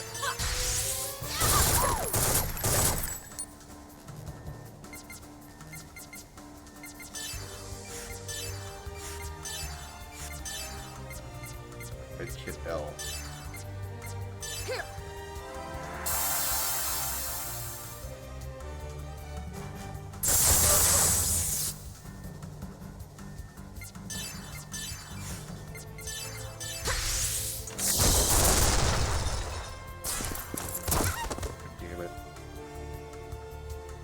game knows that that Momo is my weakest breakable character. My most breakable character.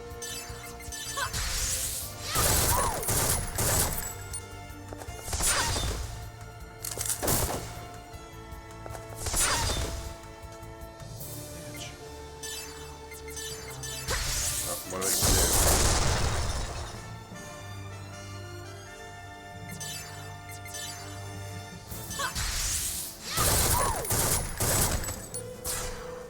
Okay, so Soul's right broken. Momo is dead. I can't go on. Yeah, I know. Luckily I got 7 moons to restore you to full. I'll do my best.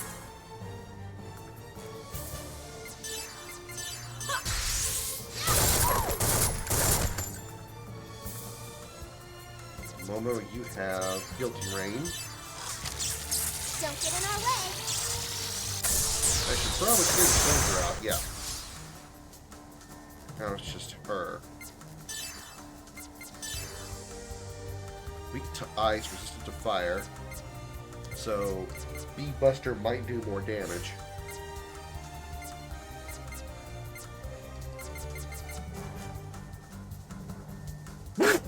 Sorry. Damn it.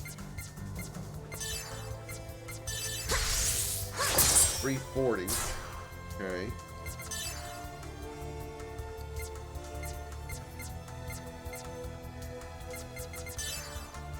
Ether drive.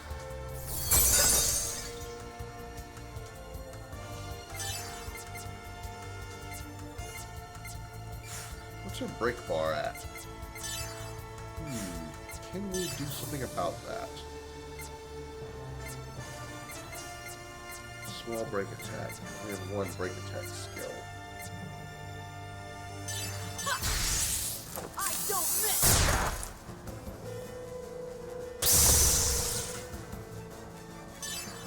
Didn't build it up very much.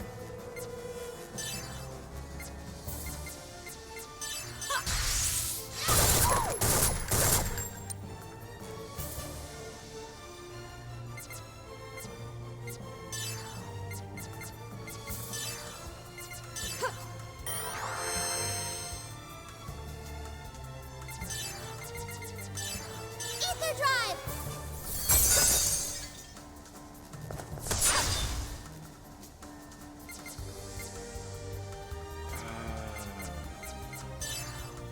Catch that theory. What did I say that what the Bee Buster did? Like 400 damage? 300 damage? Yeah, Ken only does 147. It's definitely not as good.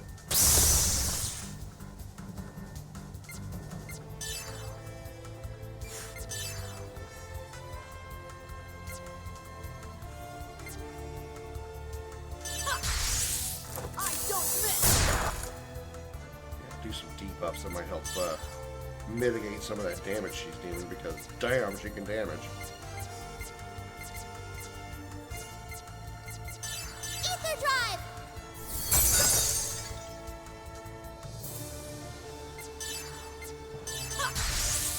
I don't miss.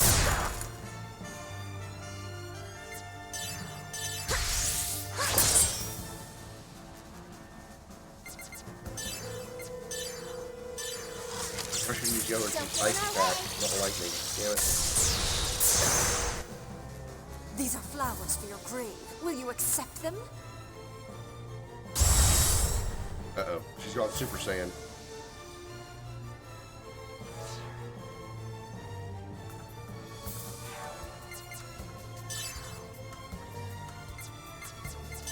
Ether drive.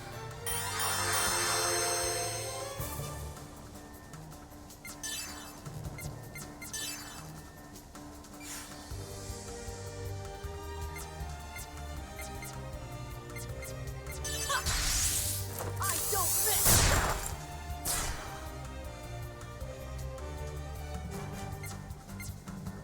Oh, Cosmos, you don't have a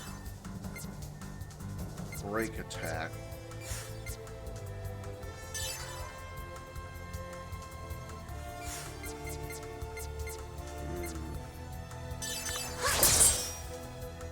Behold the hellfire of the abyss. Okay, she literally just turns into a dragoon.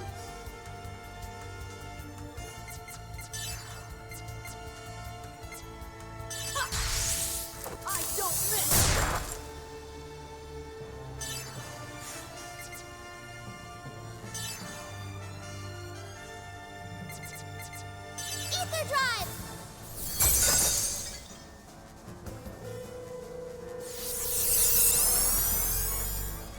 She just cleared all her status ailments, damn it.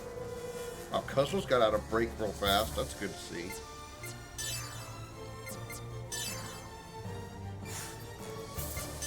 She just cleared her break bar, which is good. Clear those debuffs I had on it.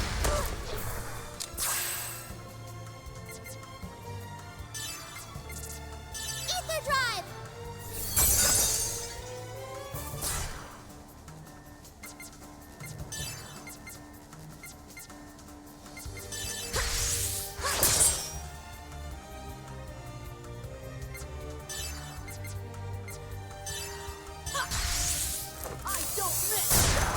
Damn, I really need to be broken though. No. Consecutive This attack is not stance? the end.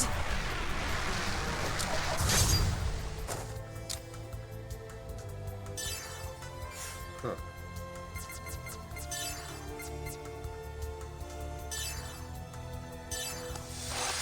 You can't escape my sight.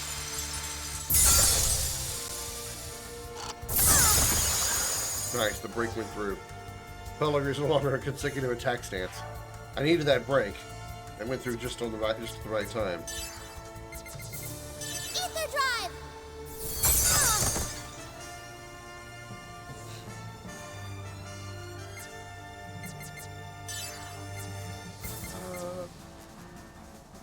Rejuvenator on herself. Oh, right! EP back.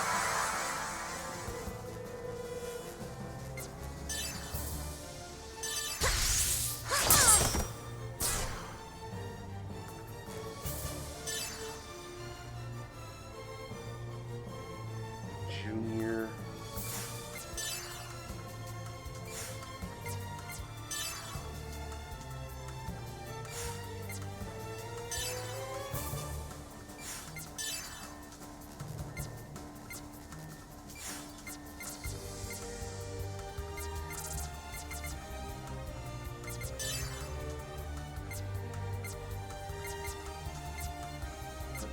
Let me.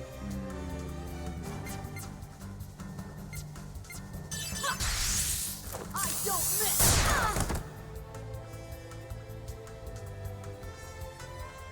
Sure wish I could get to a second boost point. You will unload a lot of damage from Cosmos onto her.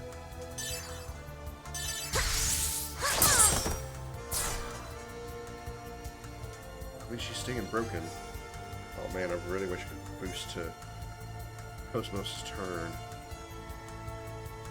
I would lose the 1 point I would need to take advantage of that skill. I can still use this spell though. It'll work. You can't escape my sight. Just 800 damage. Oh, she's tired. She took a lot of damage. She's real tired. Ice bolt. Ether drive!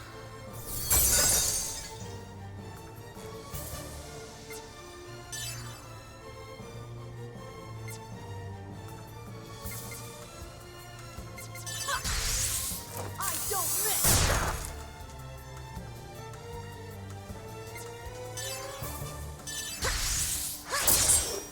She guarded that. No. This is not the end. Strength and agility increased. Huh. That's, I really wish you didn't. I'm not gonna break. I need something that does a lot of damage to you right now. You don't have Ice Bolt 2. But you do have Ice Bolt 1. Ether drive! Ugh, but it still killed her. Oh, less than 200 damage killed her. It seems that I have underestimated you. Phase 2. No, okay, she's done. Good. Everybody got a level. Unrequired break. Good for grand design.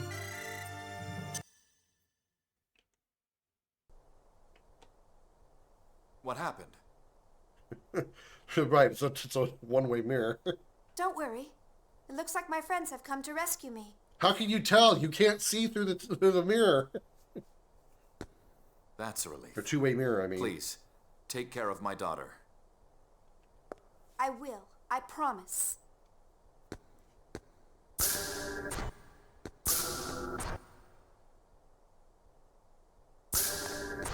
Xion. Jin, Dad, he came to rescue me. Yes, I know. He said he's gonna save Mom. He said he'd protect his family, even if it meant sacrificing himself. Yes. Father worried about you until the very end. Jin, Xion is at the church. I have to rescue her. I have to keep my promise to Dad. I have to go rescue me. I have to go rescue her. I mean, I need to go to rescue me from her from me from. Whew, pronouns are hard when you got to deal with yourself.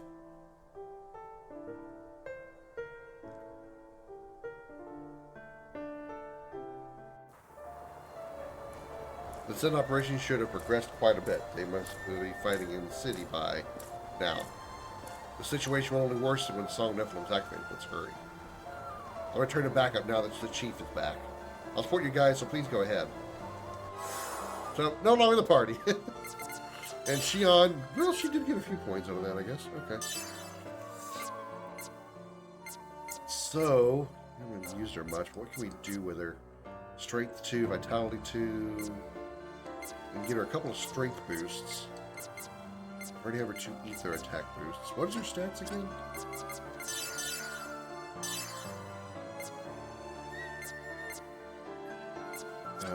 Wait, what did I do? Status. Oh, here we go. 61 ether, 58 strength. Yeah, there's just so many other better characters that are better. Just on all aspects.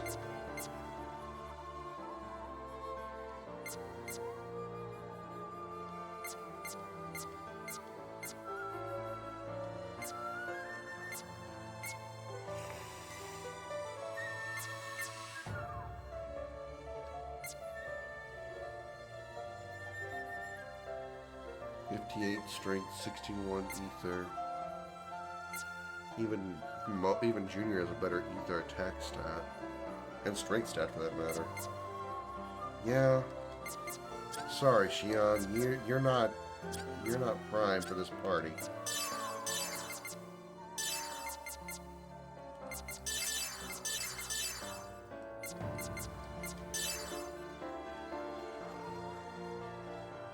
We do need heals, though. Is there a save point nearby? Yeah, it's right inside here.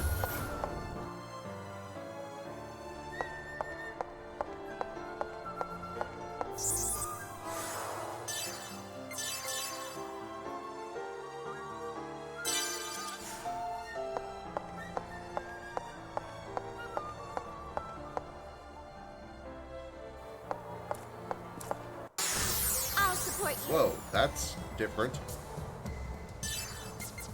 E2 Hauser, huh? Okay. That's new.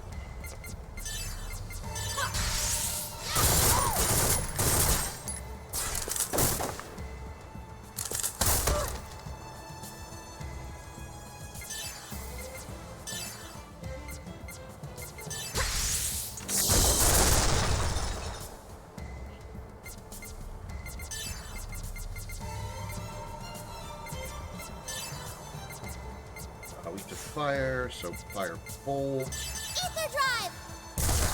Damn, 660.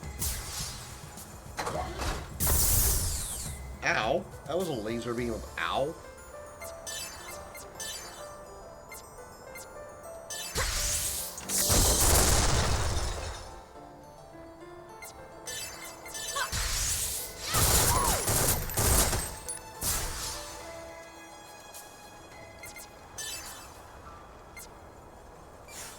Things weak to lightning, yes it is, so... Guilty Rain. Don't get in our way.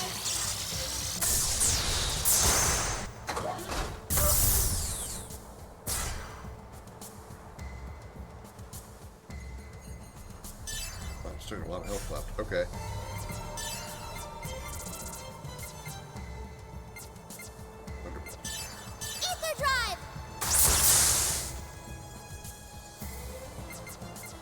well, electrical attacks. Who does? Chaos does, I think.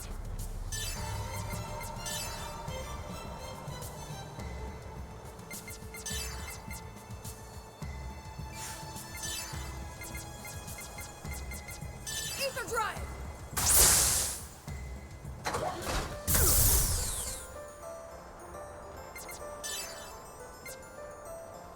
Bolt. Ether drive.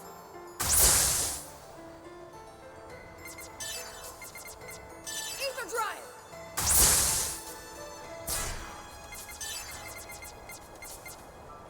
Ether drive! I'm built pretty tough. Definitely the strongest magic attacker. No doubt about it. Okay. Put Cosmos back in. Sorry, Chaos. You just ain't got it. You just ain't got it.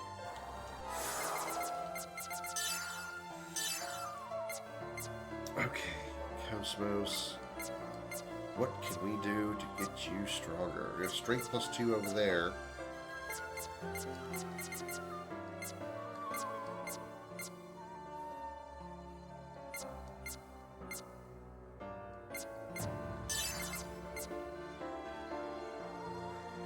You can at least unlock the next path. Small fire attack, long range, all targets. Alright. And strength +2, which is what I would like to see it on her. And those cost how much? Is it 70? Yeah. Okay. Junior.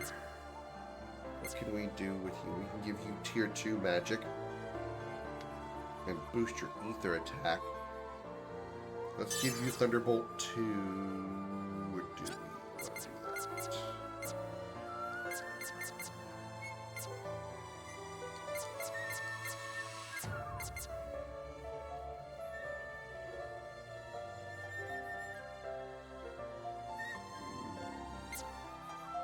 Ether attack +2 is there as well. Those Medica M. I don't hate it.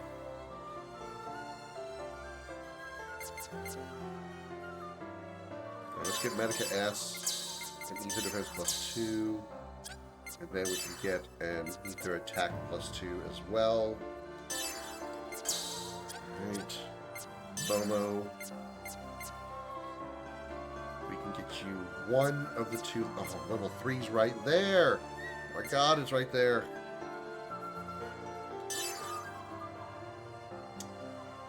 Let's do Beam for now. We need 7 points to max out A4. Shion.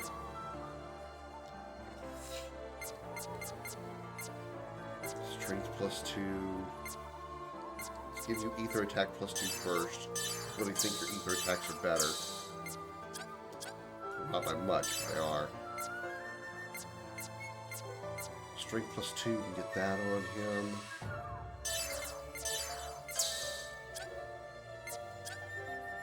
Ziggy.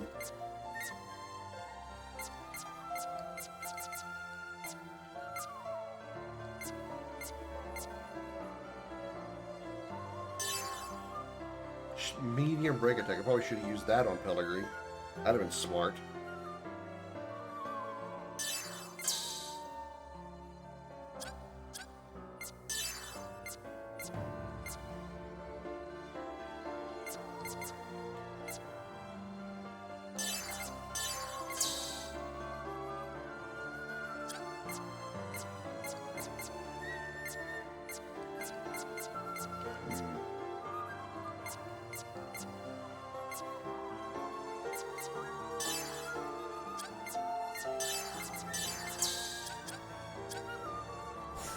Alright, let's boogie.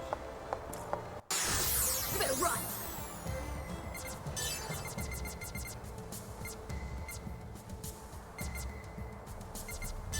Ether drive!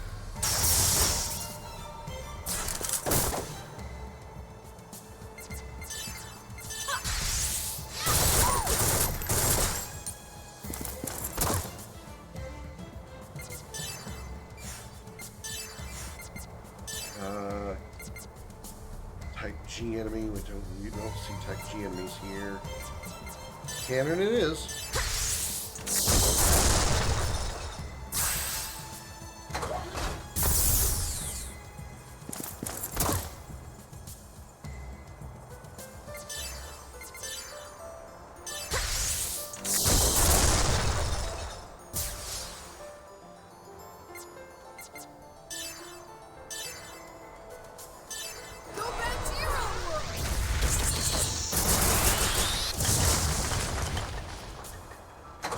Through that.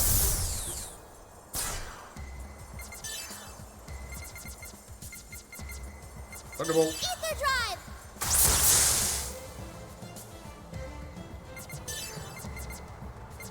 Thunderbolt.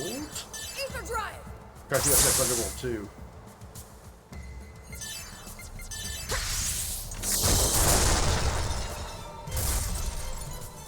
All systems functioning normally.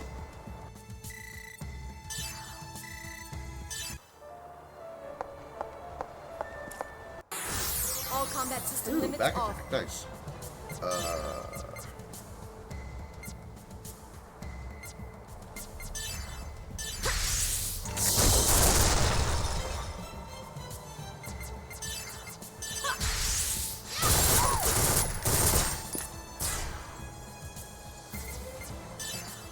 Guilty Rain. Don't get in our way.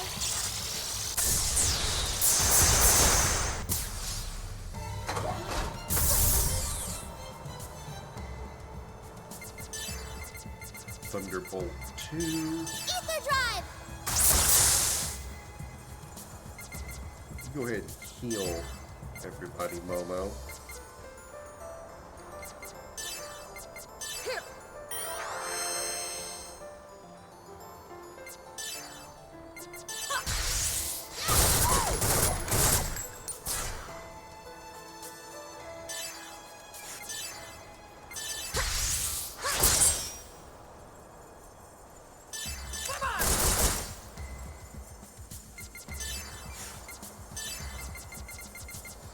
Bolt. Ether drive.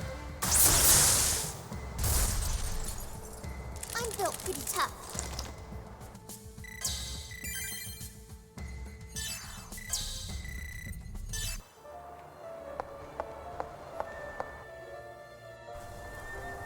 Okay, so we gotta get back to the church. Yeah, this place looks pretty riddled with carnage.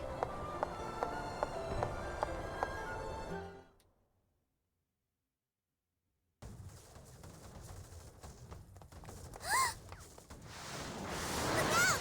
Junior!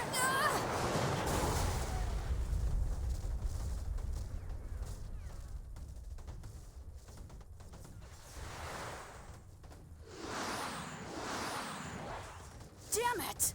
Try thinking about what's below when you're fighting! Sorry. Okay, cute. Cute.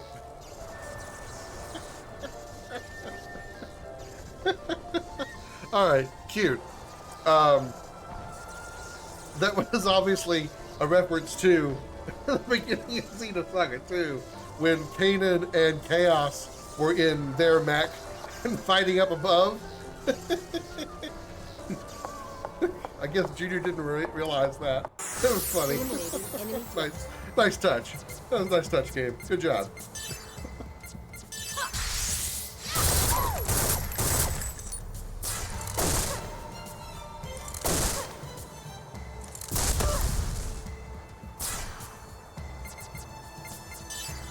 Time for some more guilty rain. Don't get in our way. Damn. Good quadruple finish strike.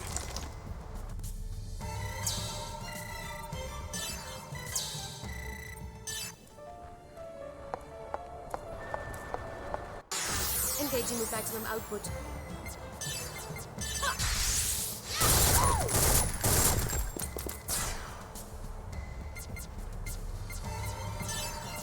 What are their weaknesses?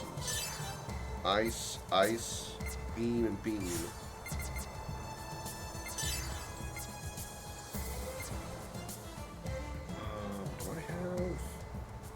Ice level 2? Multi-target ice level 2? Oh, but I got beam. Okay, Blizzard 2. Yeah. Ether drive!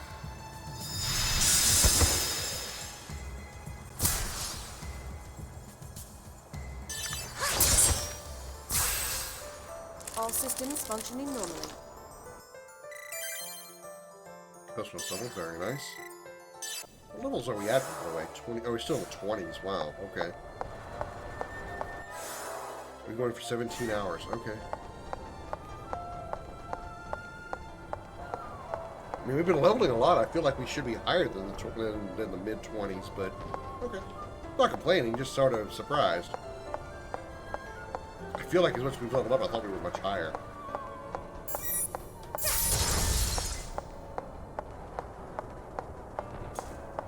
Oh, Out of my way! Well, we're expecting to take on eggs mechs.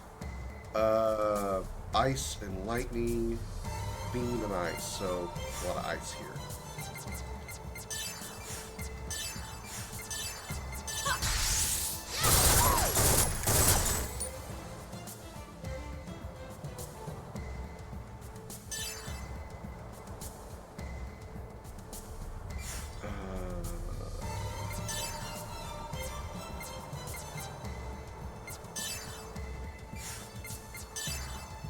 Nope, we're resistant to fire, so definitely gonna use M-Buster.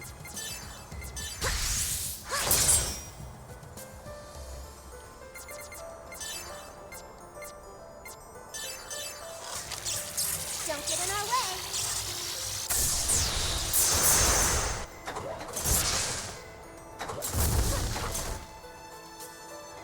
Why do they always go for Momo? I feel like Momo gets targeted more than any of the other characters.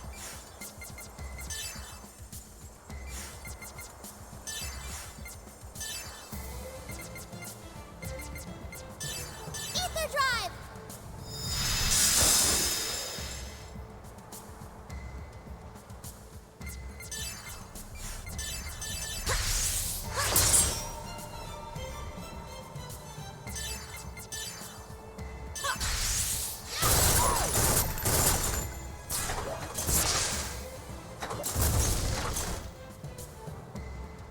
And she's broken. Great. I just needed her to use a powerful attack. Alright. I guess Cosmos can do it then. Eliminating.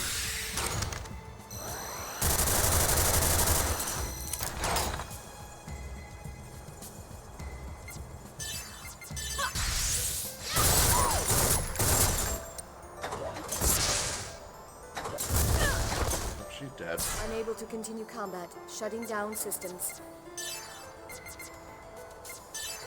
Take this! Combat mode restart confirmed. Could you not, like, can't boost go on. yourself? I mean, you're already doing enough damage as it is. Take this! I'll do my best.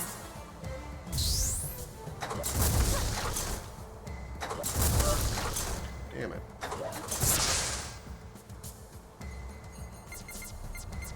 Alright,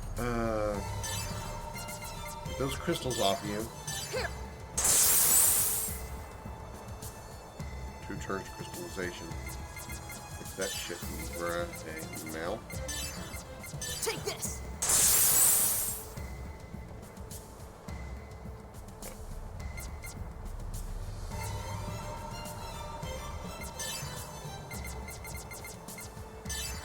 Ether drive! One mech down.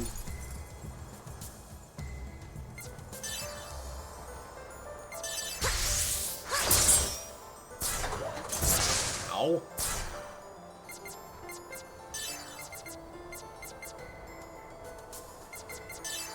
Ether drive! Get a heal in here.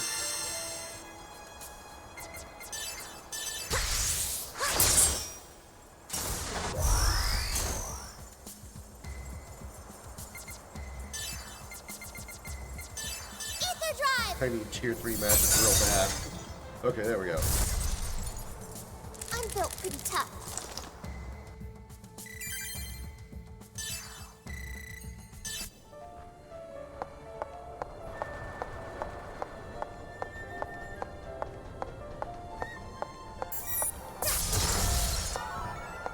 Ooh, skill upgrade. Yes, please. You can use it. Wow, we got a lot.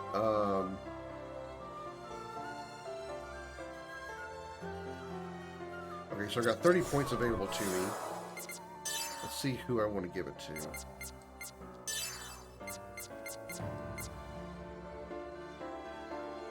Give her 147, which would give her Inferno.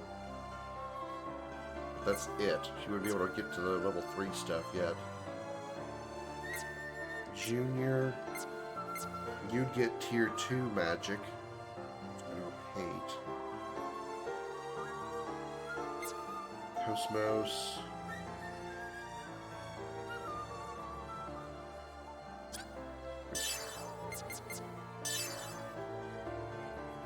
You can get that now.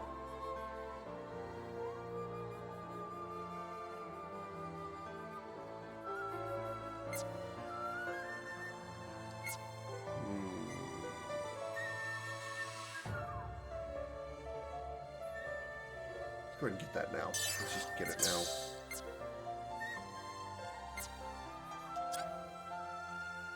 Let's go ahead and give those give those points to Junior.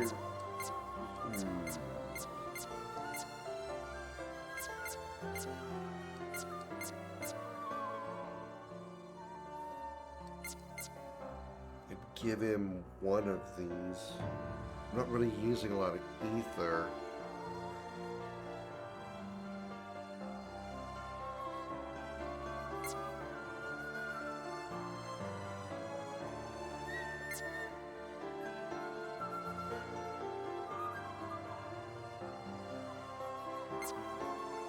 Let's take EP plus 10, and we'll give them to Momo. Give the upgrades to Momo.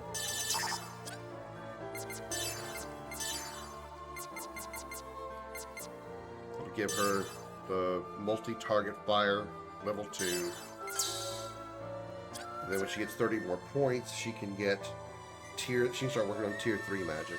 Very slowly, because it costs 100 points apiece, but it'll happen.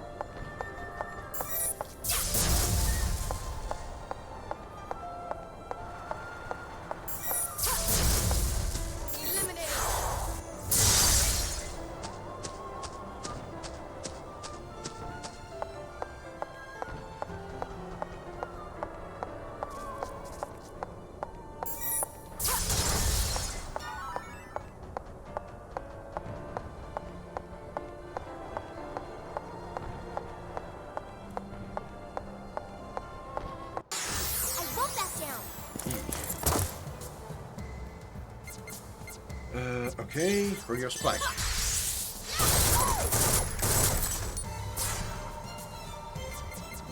Momo, you have the ability to use Guilty Brain, which will be good against the mech for sure. It's so against the humans, but I'm okay with it.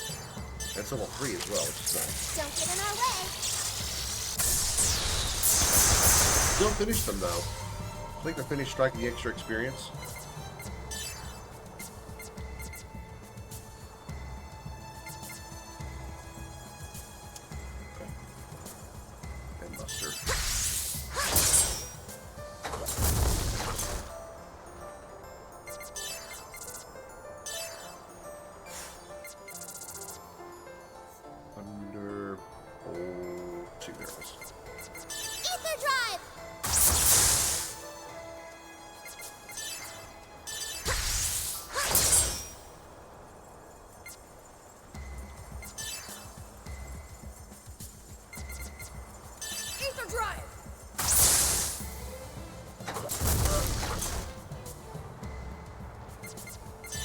Focus. Guard. Damn it. Alright, heal yourself. Medkit M. Alright.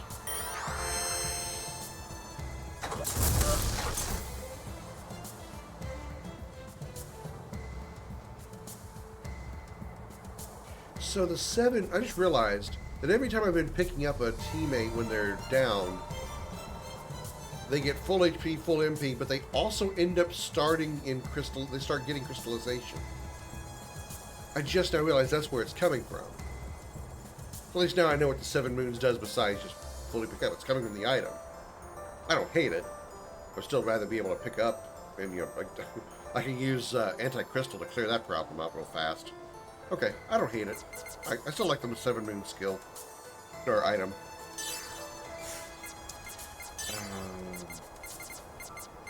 Thunderbolt 2. Ether drive!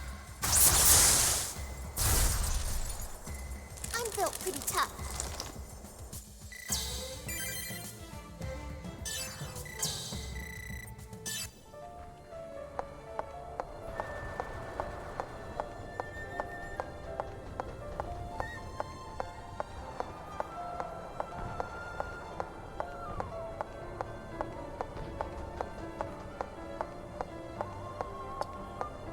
Okay, so this way.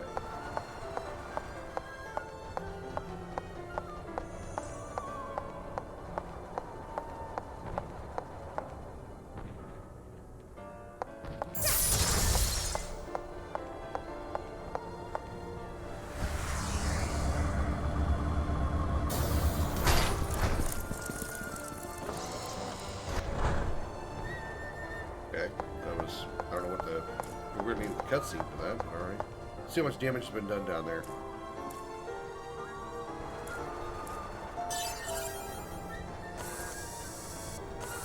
Not much, really. The park still seems quite okay.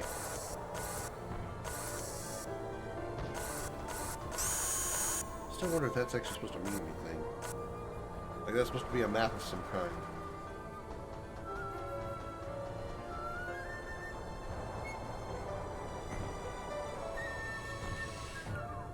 Like, I remember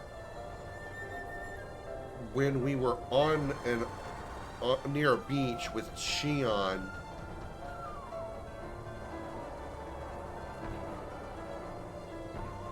And I think it kind of looked like this. But the 2 X spots were stuff I could destroy, so I think I already did that. That actually is a... That actually what that is, then I've already got it.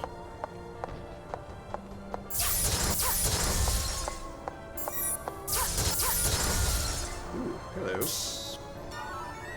Acquired half coat.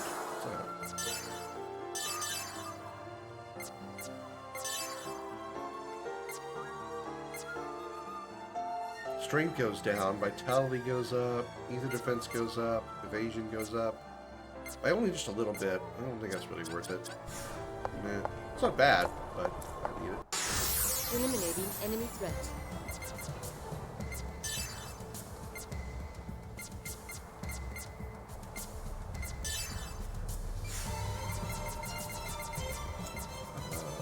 Where is it? Lightning 2. Ether drive!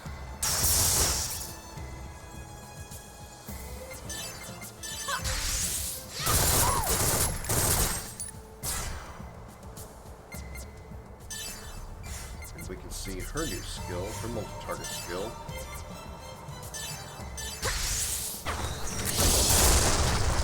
Not a lot of damage, but it's still pretty cool.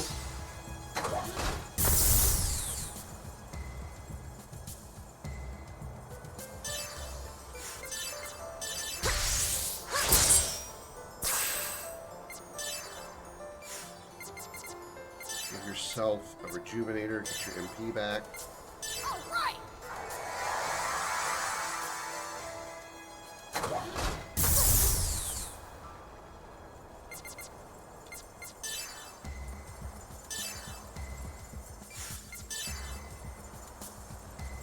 No, I'm gonna save that. Ice Bolt 2, where are you? There you are. Ether drive! Wait, why are these ice?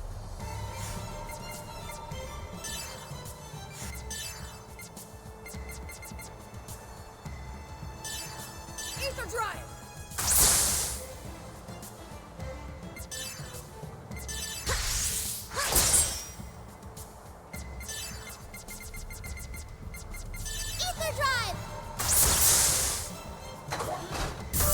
thing's a little more resilient than I thought.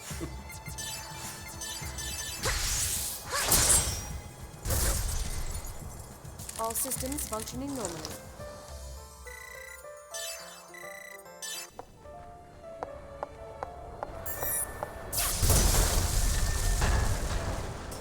Damn.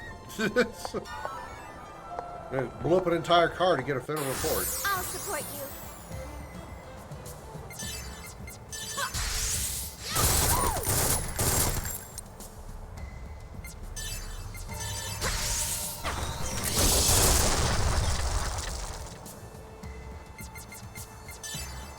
Guilty Rain.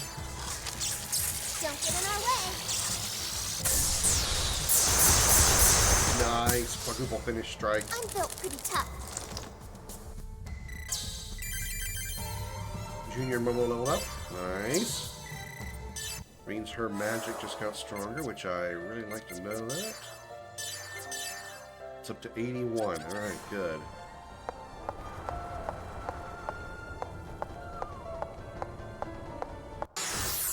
Looks fun, let's do it!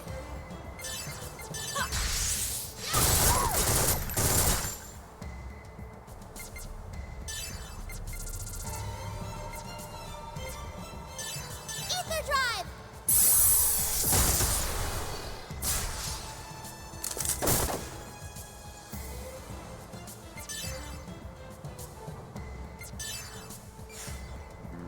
Cannon. Yeah.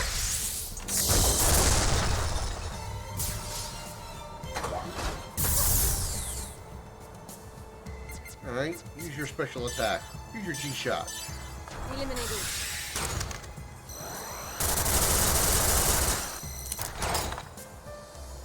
They haven't lived. Still has 1.5 health. Wow, okay. Ether drive!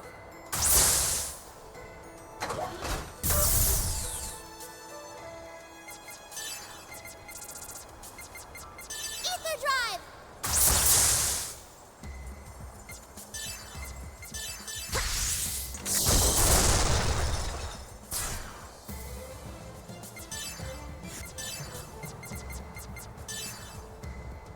Ether drive! Try again in 10 years!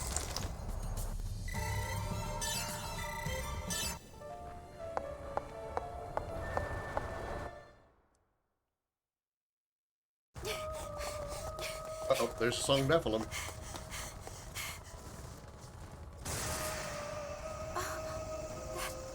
Song. It is the song of Nephilim. It's a requiem of the end. Song of destruction. Then we need to hurry. There's not much time left.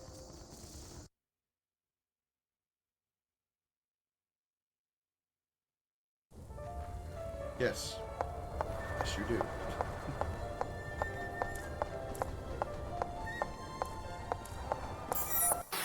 All I went combat there system first. limits off.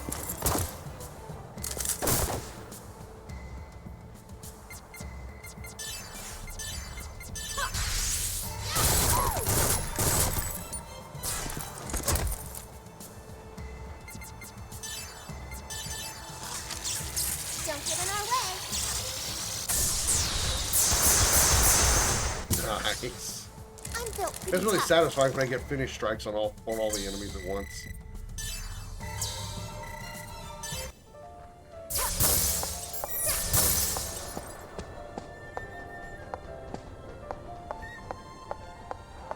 Okay, so this chest is still opened. I don't know if it was considered a different map and would have new items for me. Uh-oh, this kid here. If only I had my balloon, I could have floated into the sky. A kitten took my balloon. I wonder if the kitten can go to heaven. Aw, I'm sure Kitty's fine. But you kid, you're fucking dead, which, you know. I'm glad the cat's okay. I don't give a shit about the kid.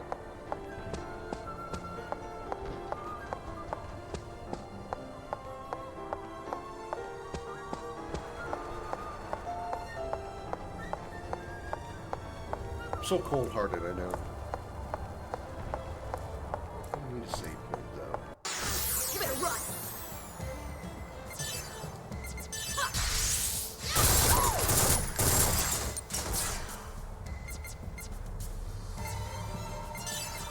Oh, you're out of MP. That's a problem.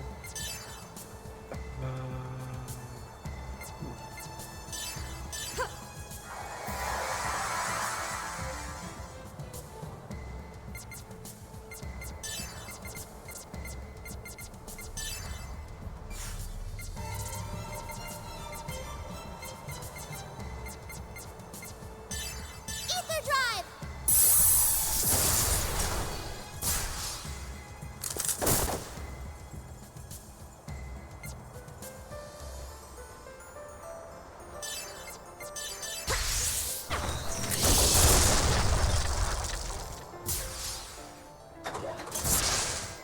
Missed. Aha.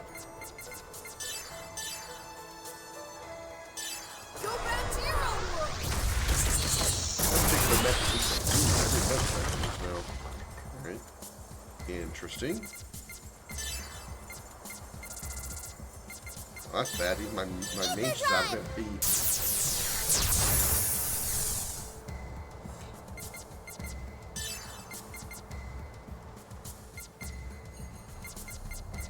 And I can't get it back. That's another reason why I need a friggin' save point. I need my MP back, man. I really do. Ether drive. Try again in 10 years.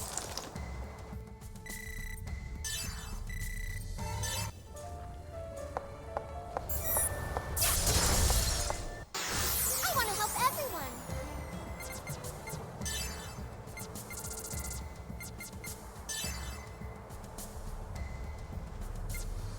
Ether drive!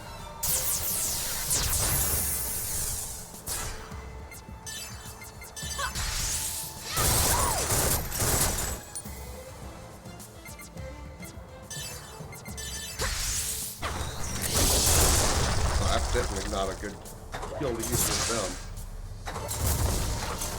Like 50 damage to both of them, that's it.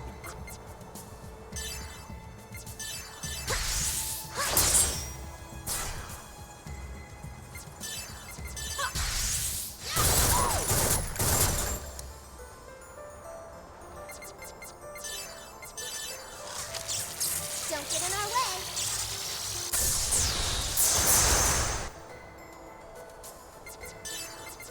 Well, she's completely out of MP. Alright, we have to change somebody who can hit.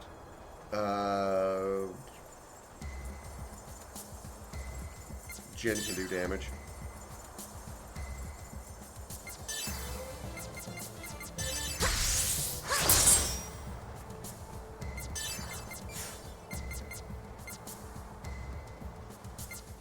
Change him out too, because he's out of MP also. Let's see what Shion can do. I think I've got a little bit of stuff on her.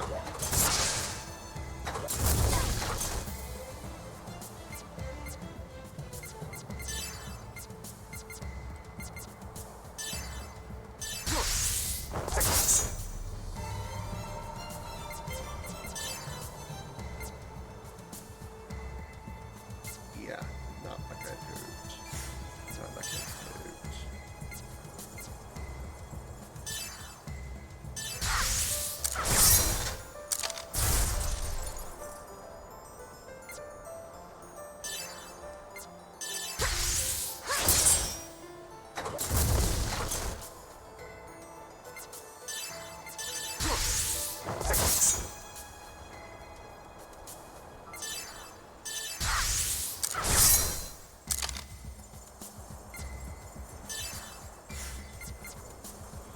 Ooh, no MP on her either. So I could bring in Ziggy.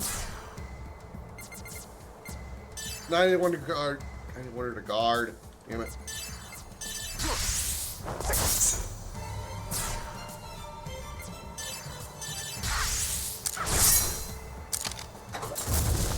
Okay, I knew she was going to break on the next turn she had attack. That's why I was trying to get her out of it.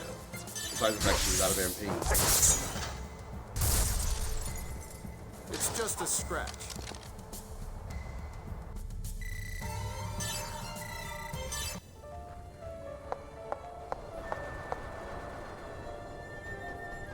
Hey, you guys. What the hell? Oh, save point. The online shop got new items in stock and says you should check it out if you're going to move out of the city. Well, thanks. I mean, I really just wanted the save point, which I'm glad for that. Guess I can shop while I'm here, I suppose. Yeah, let's go ahead and make a purchase at the convenience store while everything around us is being destroyed by a war. It's a really good idea. It's fantastic, even. I still have no way to get the MP back. There's no MP restoration items. What the shit? Well, at least there's new gear. Let me sell some stuff.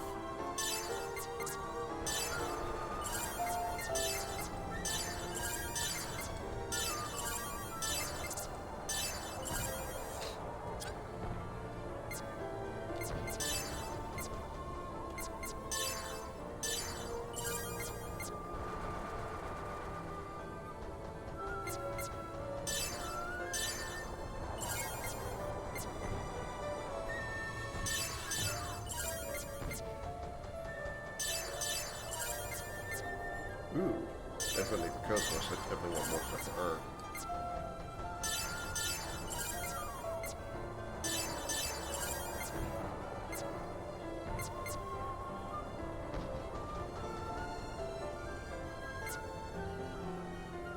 Lowers ETH attack by just 3 points, but her defense goes way up and she gets a lot more break limit. Okay, definitely worth it.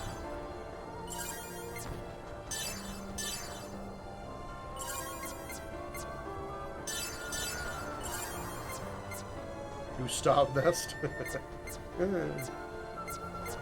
So Gustav Vest will give him 59 vitality, 49 ether defense, 49 evasion, but he gains 10 strength. Vitality only goes up by 17 and gains 16 ether defense. I think I want the Gustav armor actually.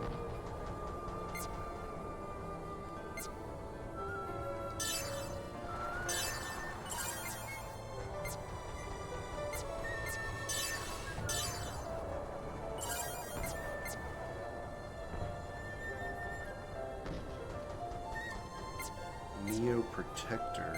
That's better overall, but it gives him more ether attack, ether defense, at the cost of his physical attack, which I don't want him to lose his physical attack. I need his physical attack to be good.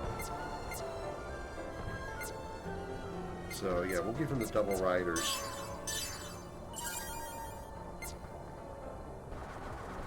Display data and HP plus 300. Well, shit. I don't want to put that on everybody. Break limit up 150. So what is everybody's current? You have Snake Eye display data. Recovery Ether Plus. BL50, BL50, HP 300. BL50, okay.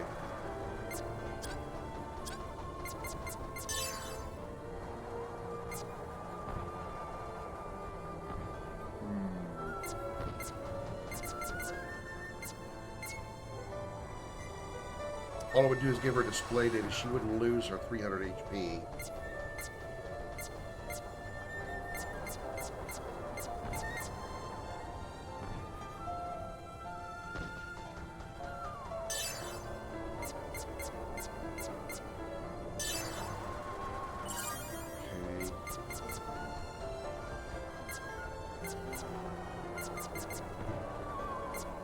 Don't care about those. Lock, curse, half attack down, half defense down. I'm worried about those. Add fire, HP plus 300. Add lightning. Ooh.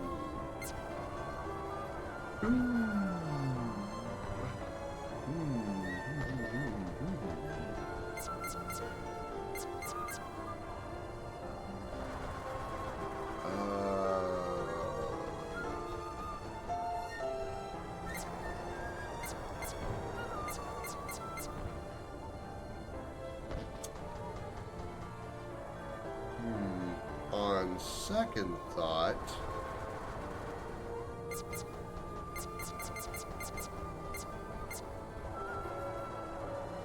as for the HP plus 300, I'm probably going to get this. I'm going to get these for everybody.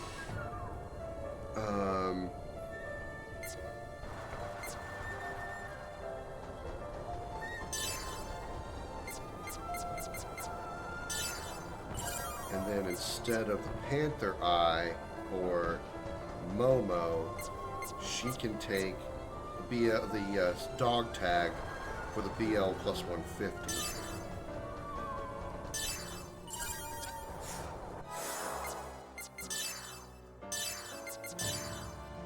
Let's upgrade everybody's gear first.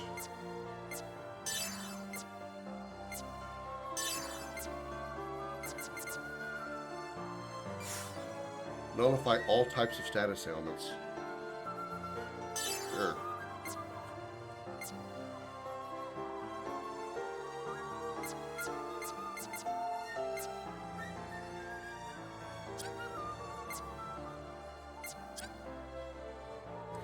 Okay.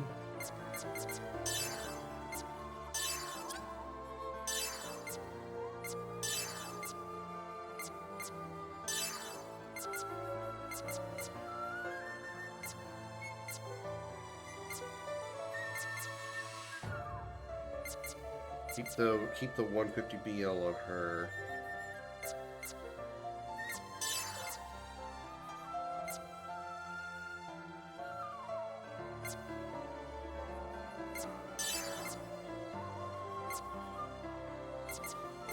HP up 300. BL 150, that's fine. Junior, Phantom Silver. Double Riders. Panther Eye. You lose your 50 BL. It's okay. Your break limit's not that bad. Your break limit's over 300, which is okay. You also have a 150 BL on that as well. So, Momo, you take the Delta Edge 2.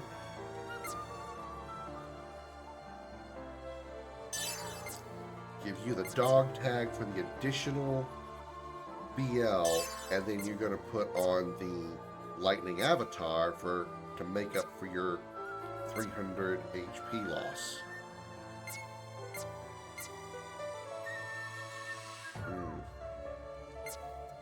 Puts her break limit below almost 3. Just put it just at 300, but she gets over 200 HP. I'm okay with it though. I'm okay with it.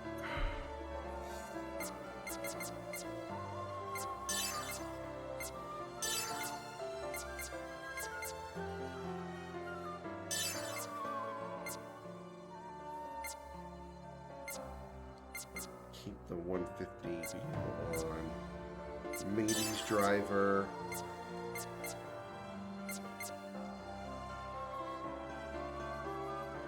All those are fine. BL 50. Take the additional HP.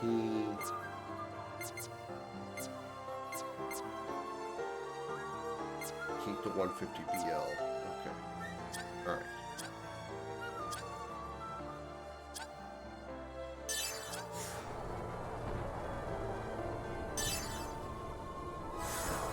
I already checked all the gear, checked the items. I don't think there's any. Can't buy any ES gear. We still have a lot of 7 moons left. We also have plenty of money too, so I'm going to go ahead and get that. Let's go ahead and make it 50. So I have plenty of money. Let's make it 50.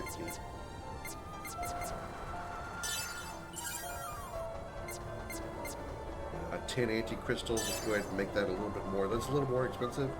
But it also is a counter for 7 moons crystallization after healing, after reviving, so let's make that 20.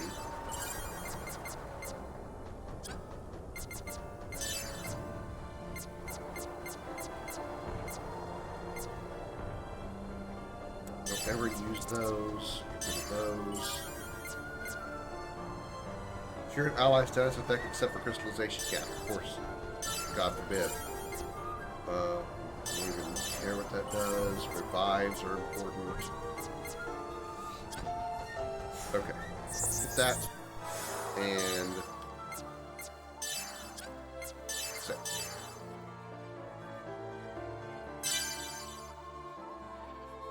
And that's going to do it for me tonight. Thank you all so very much for coming out. I greatly appreciate all of you. I thank you all so much.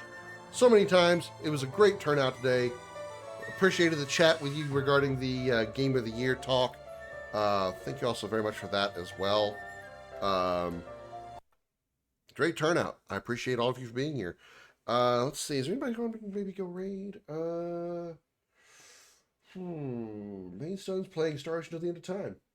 That's where we're going to go then. That's where we're going to go. I'm going to choke on my own. I'm going to choke on myself here. Oh, ew. I'm hearing myself. Ew. Gross. All right.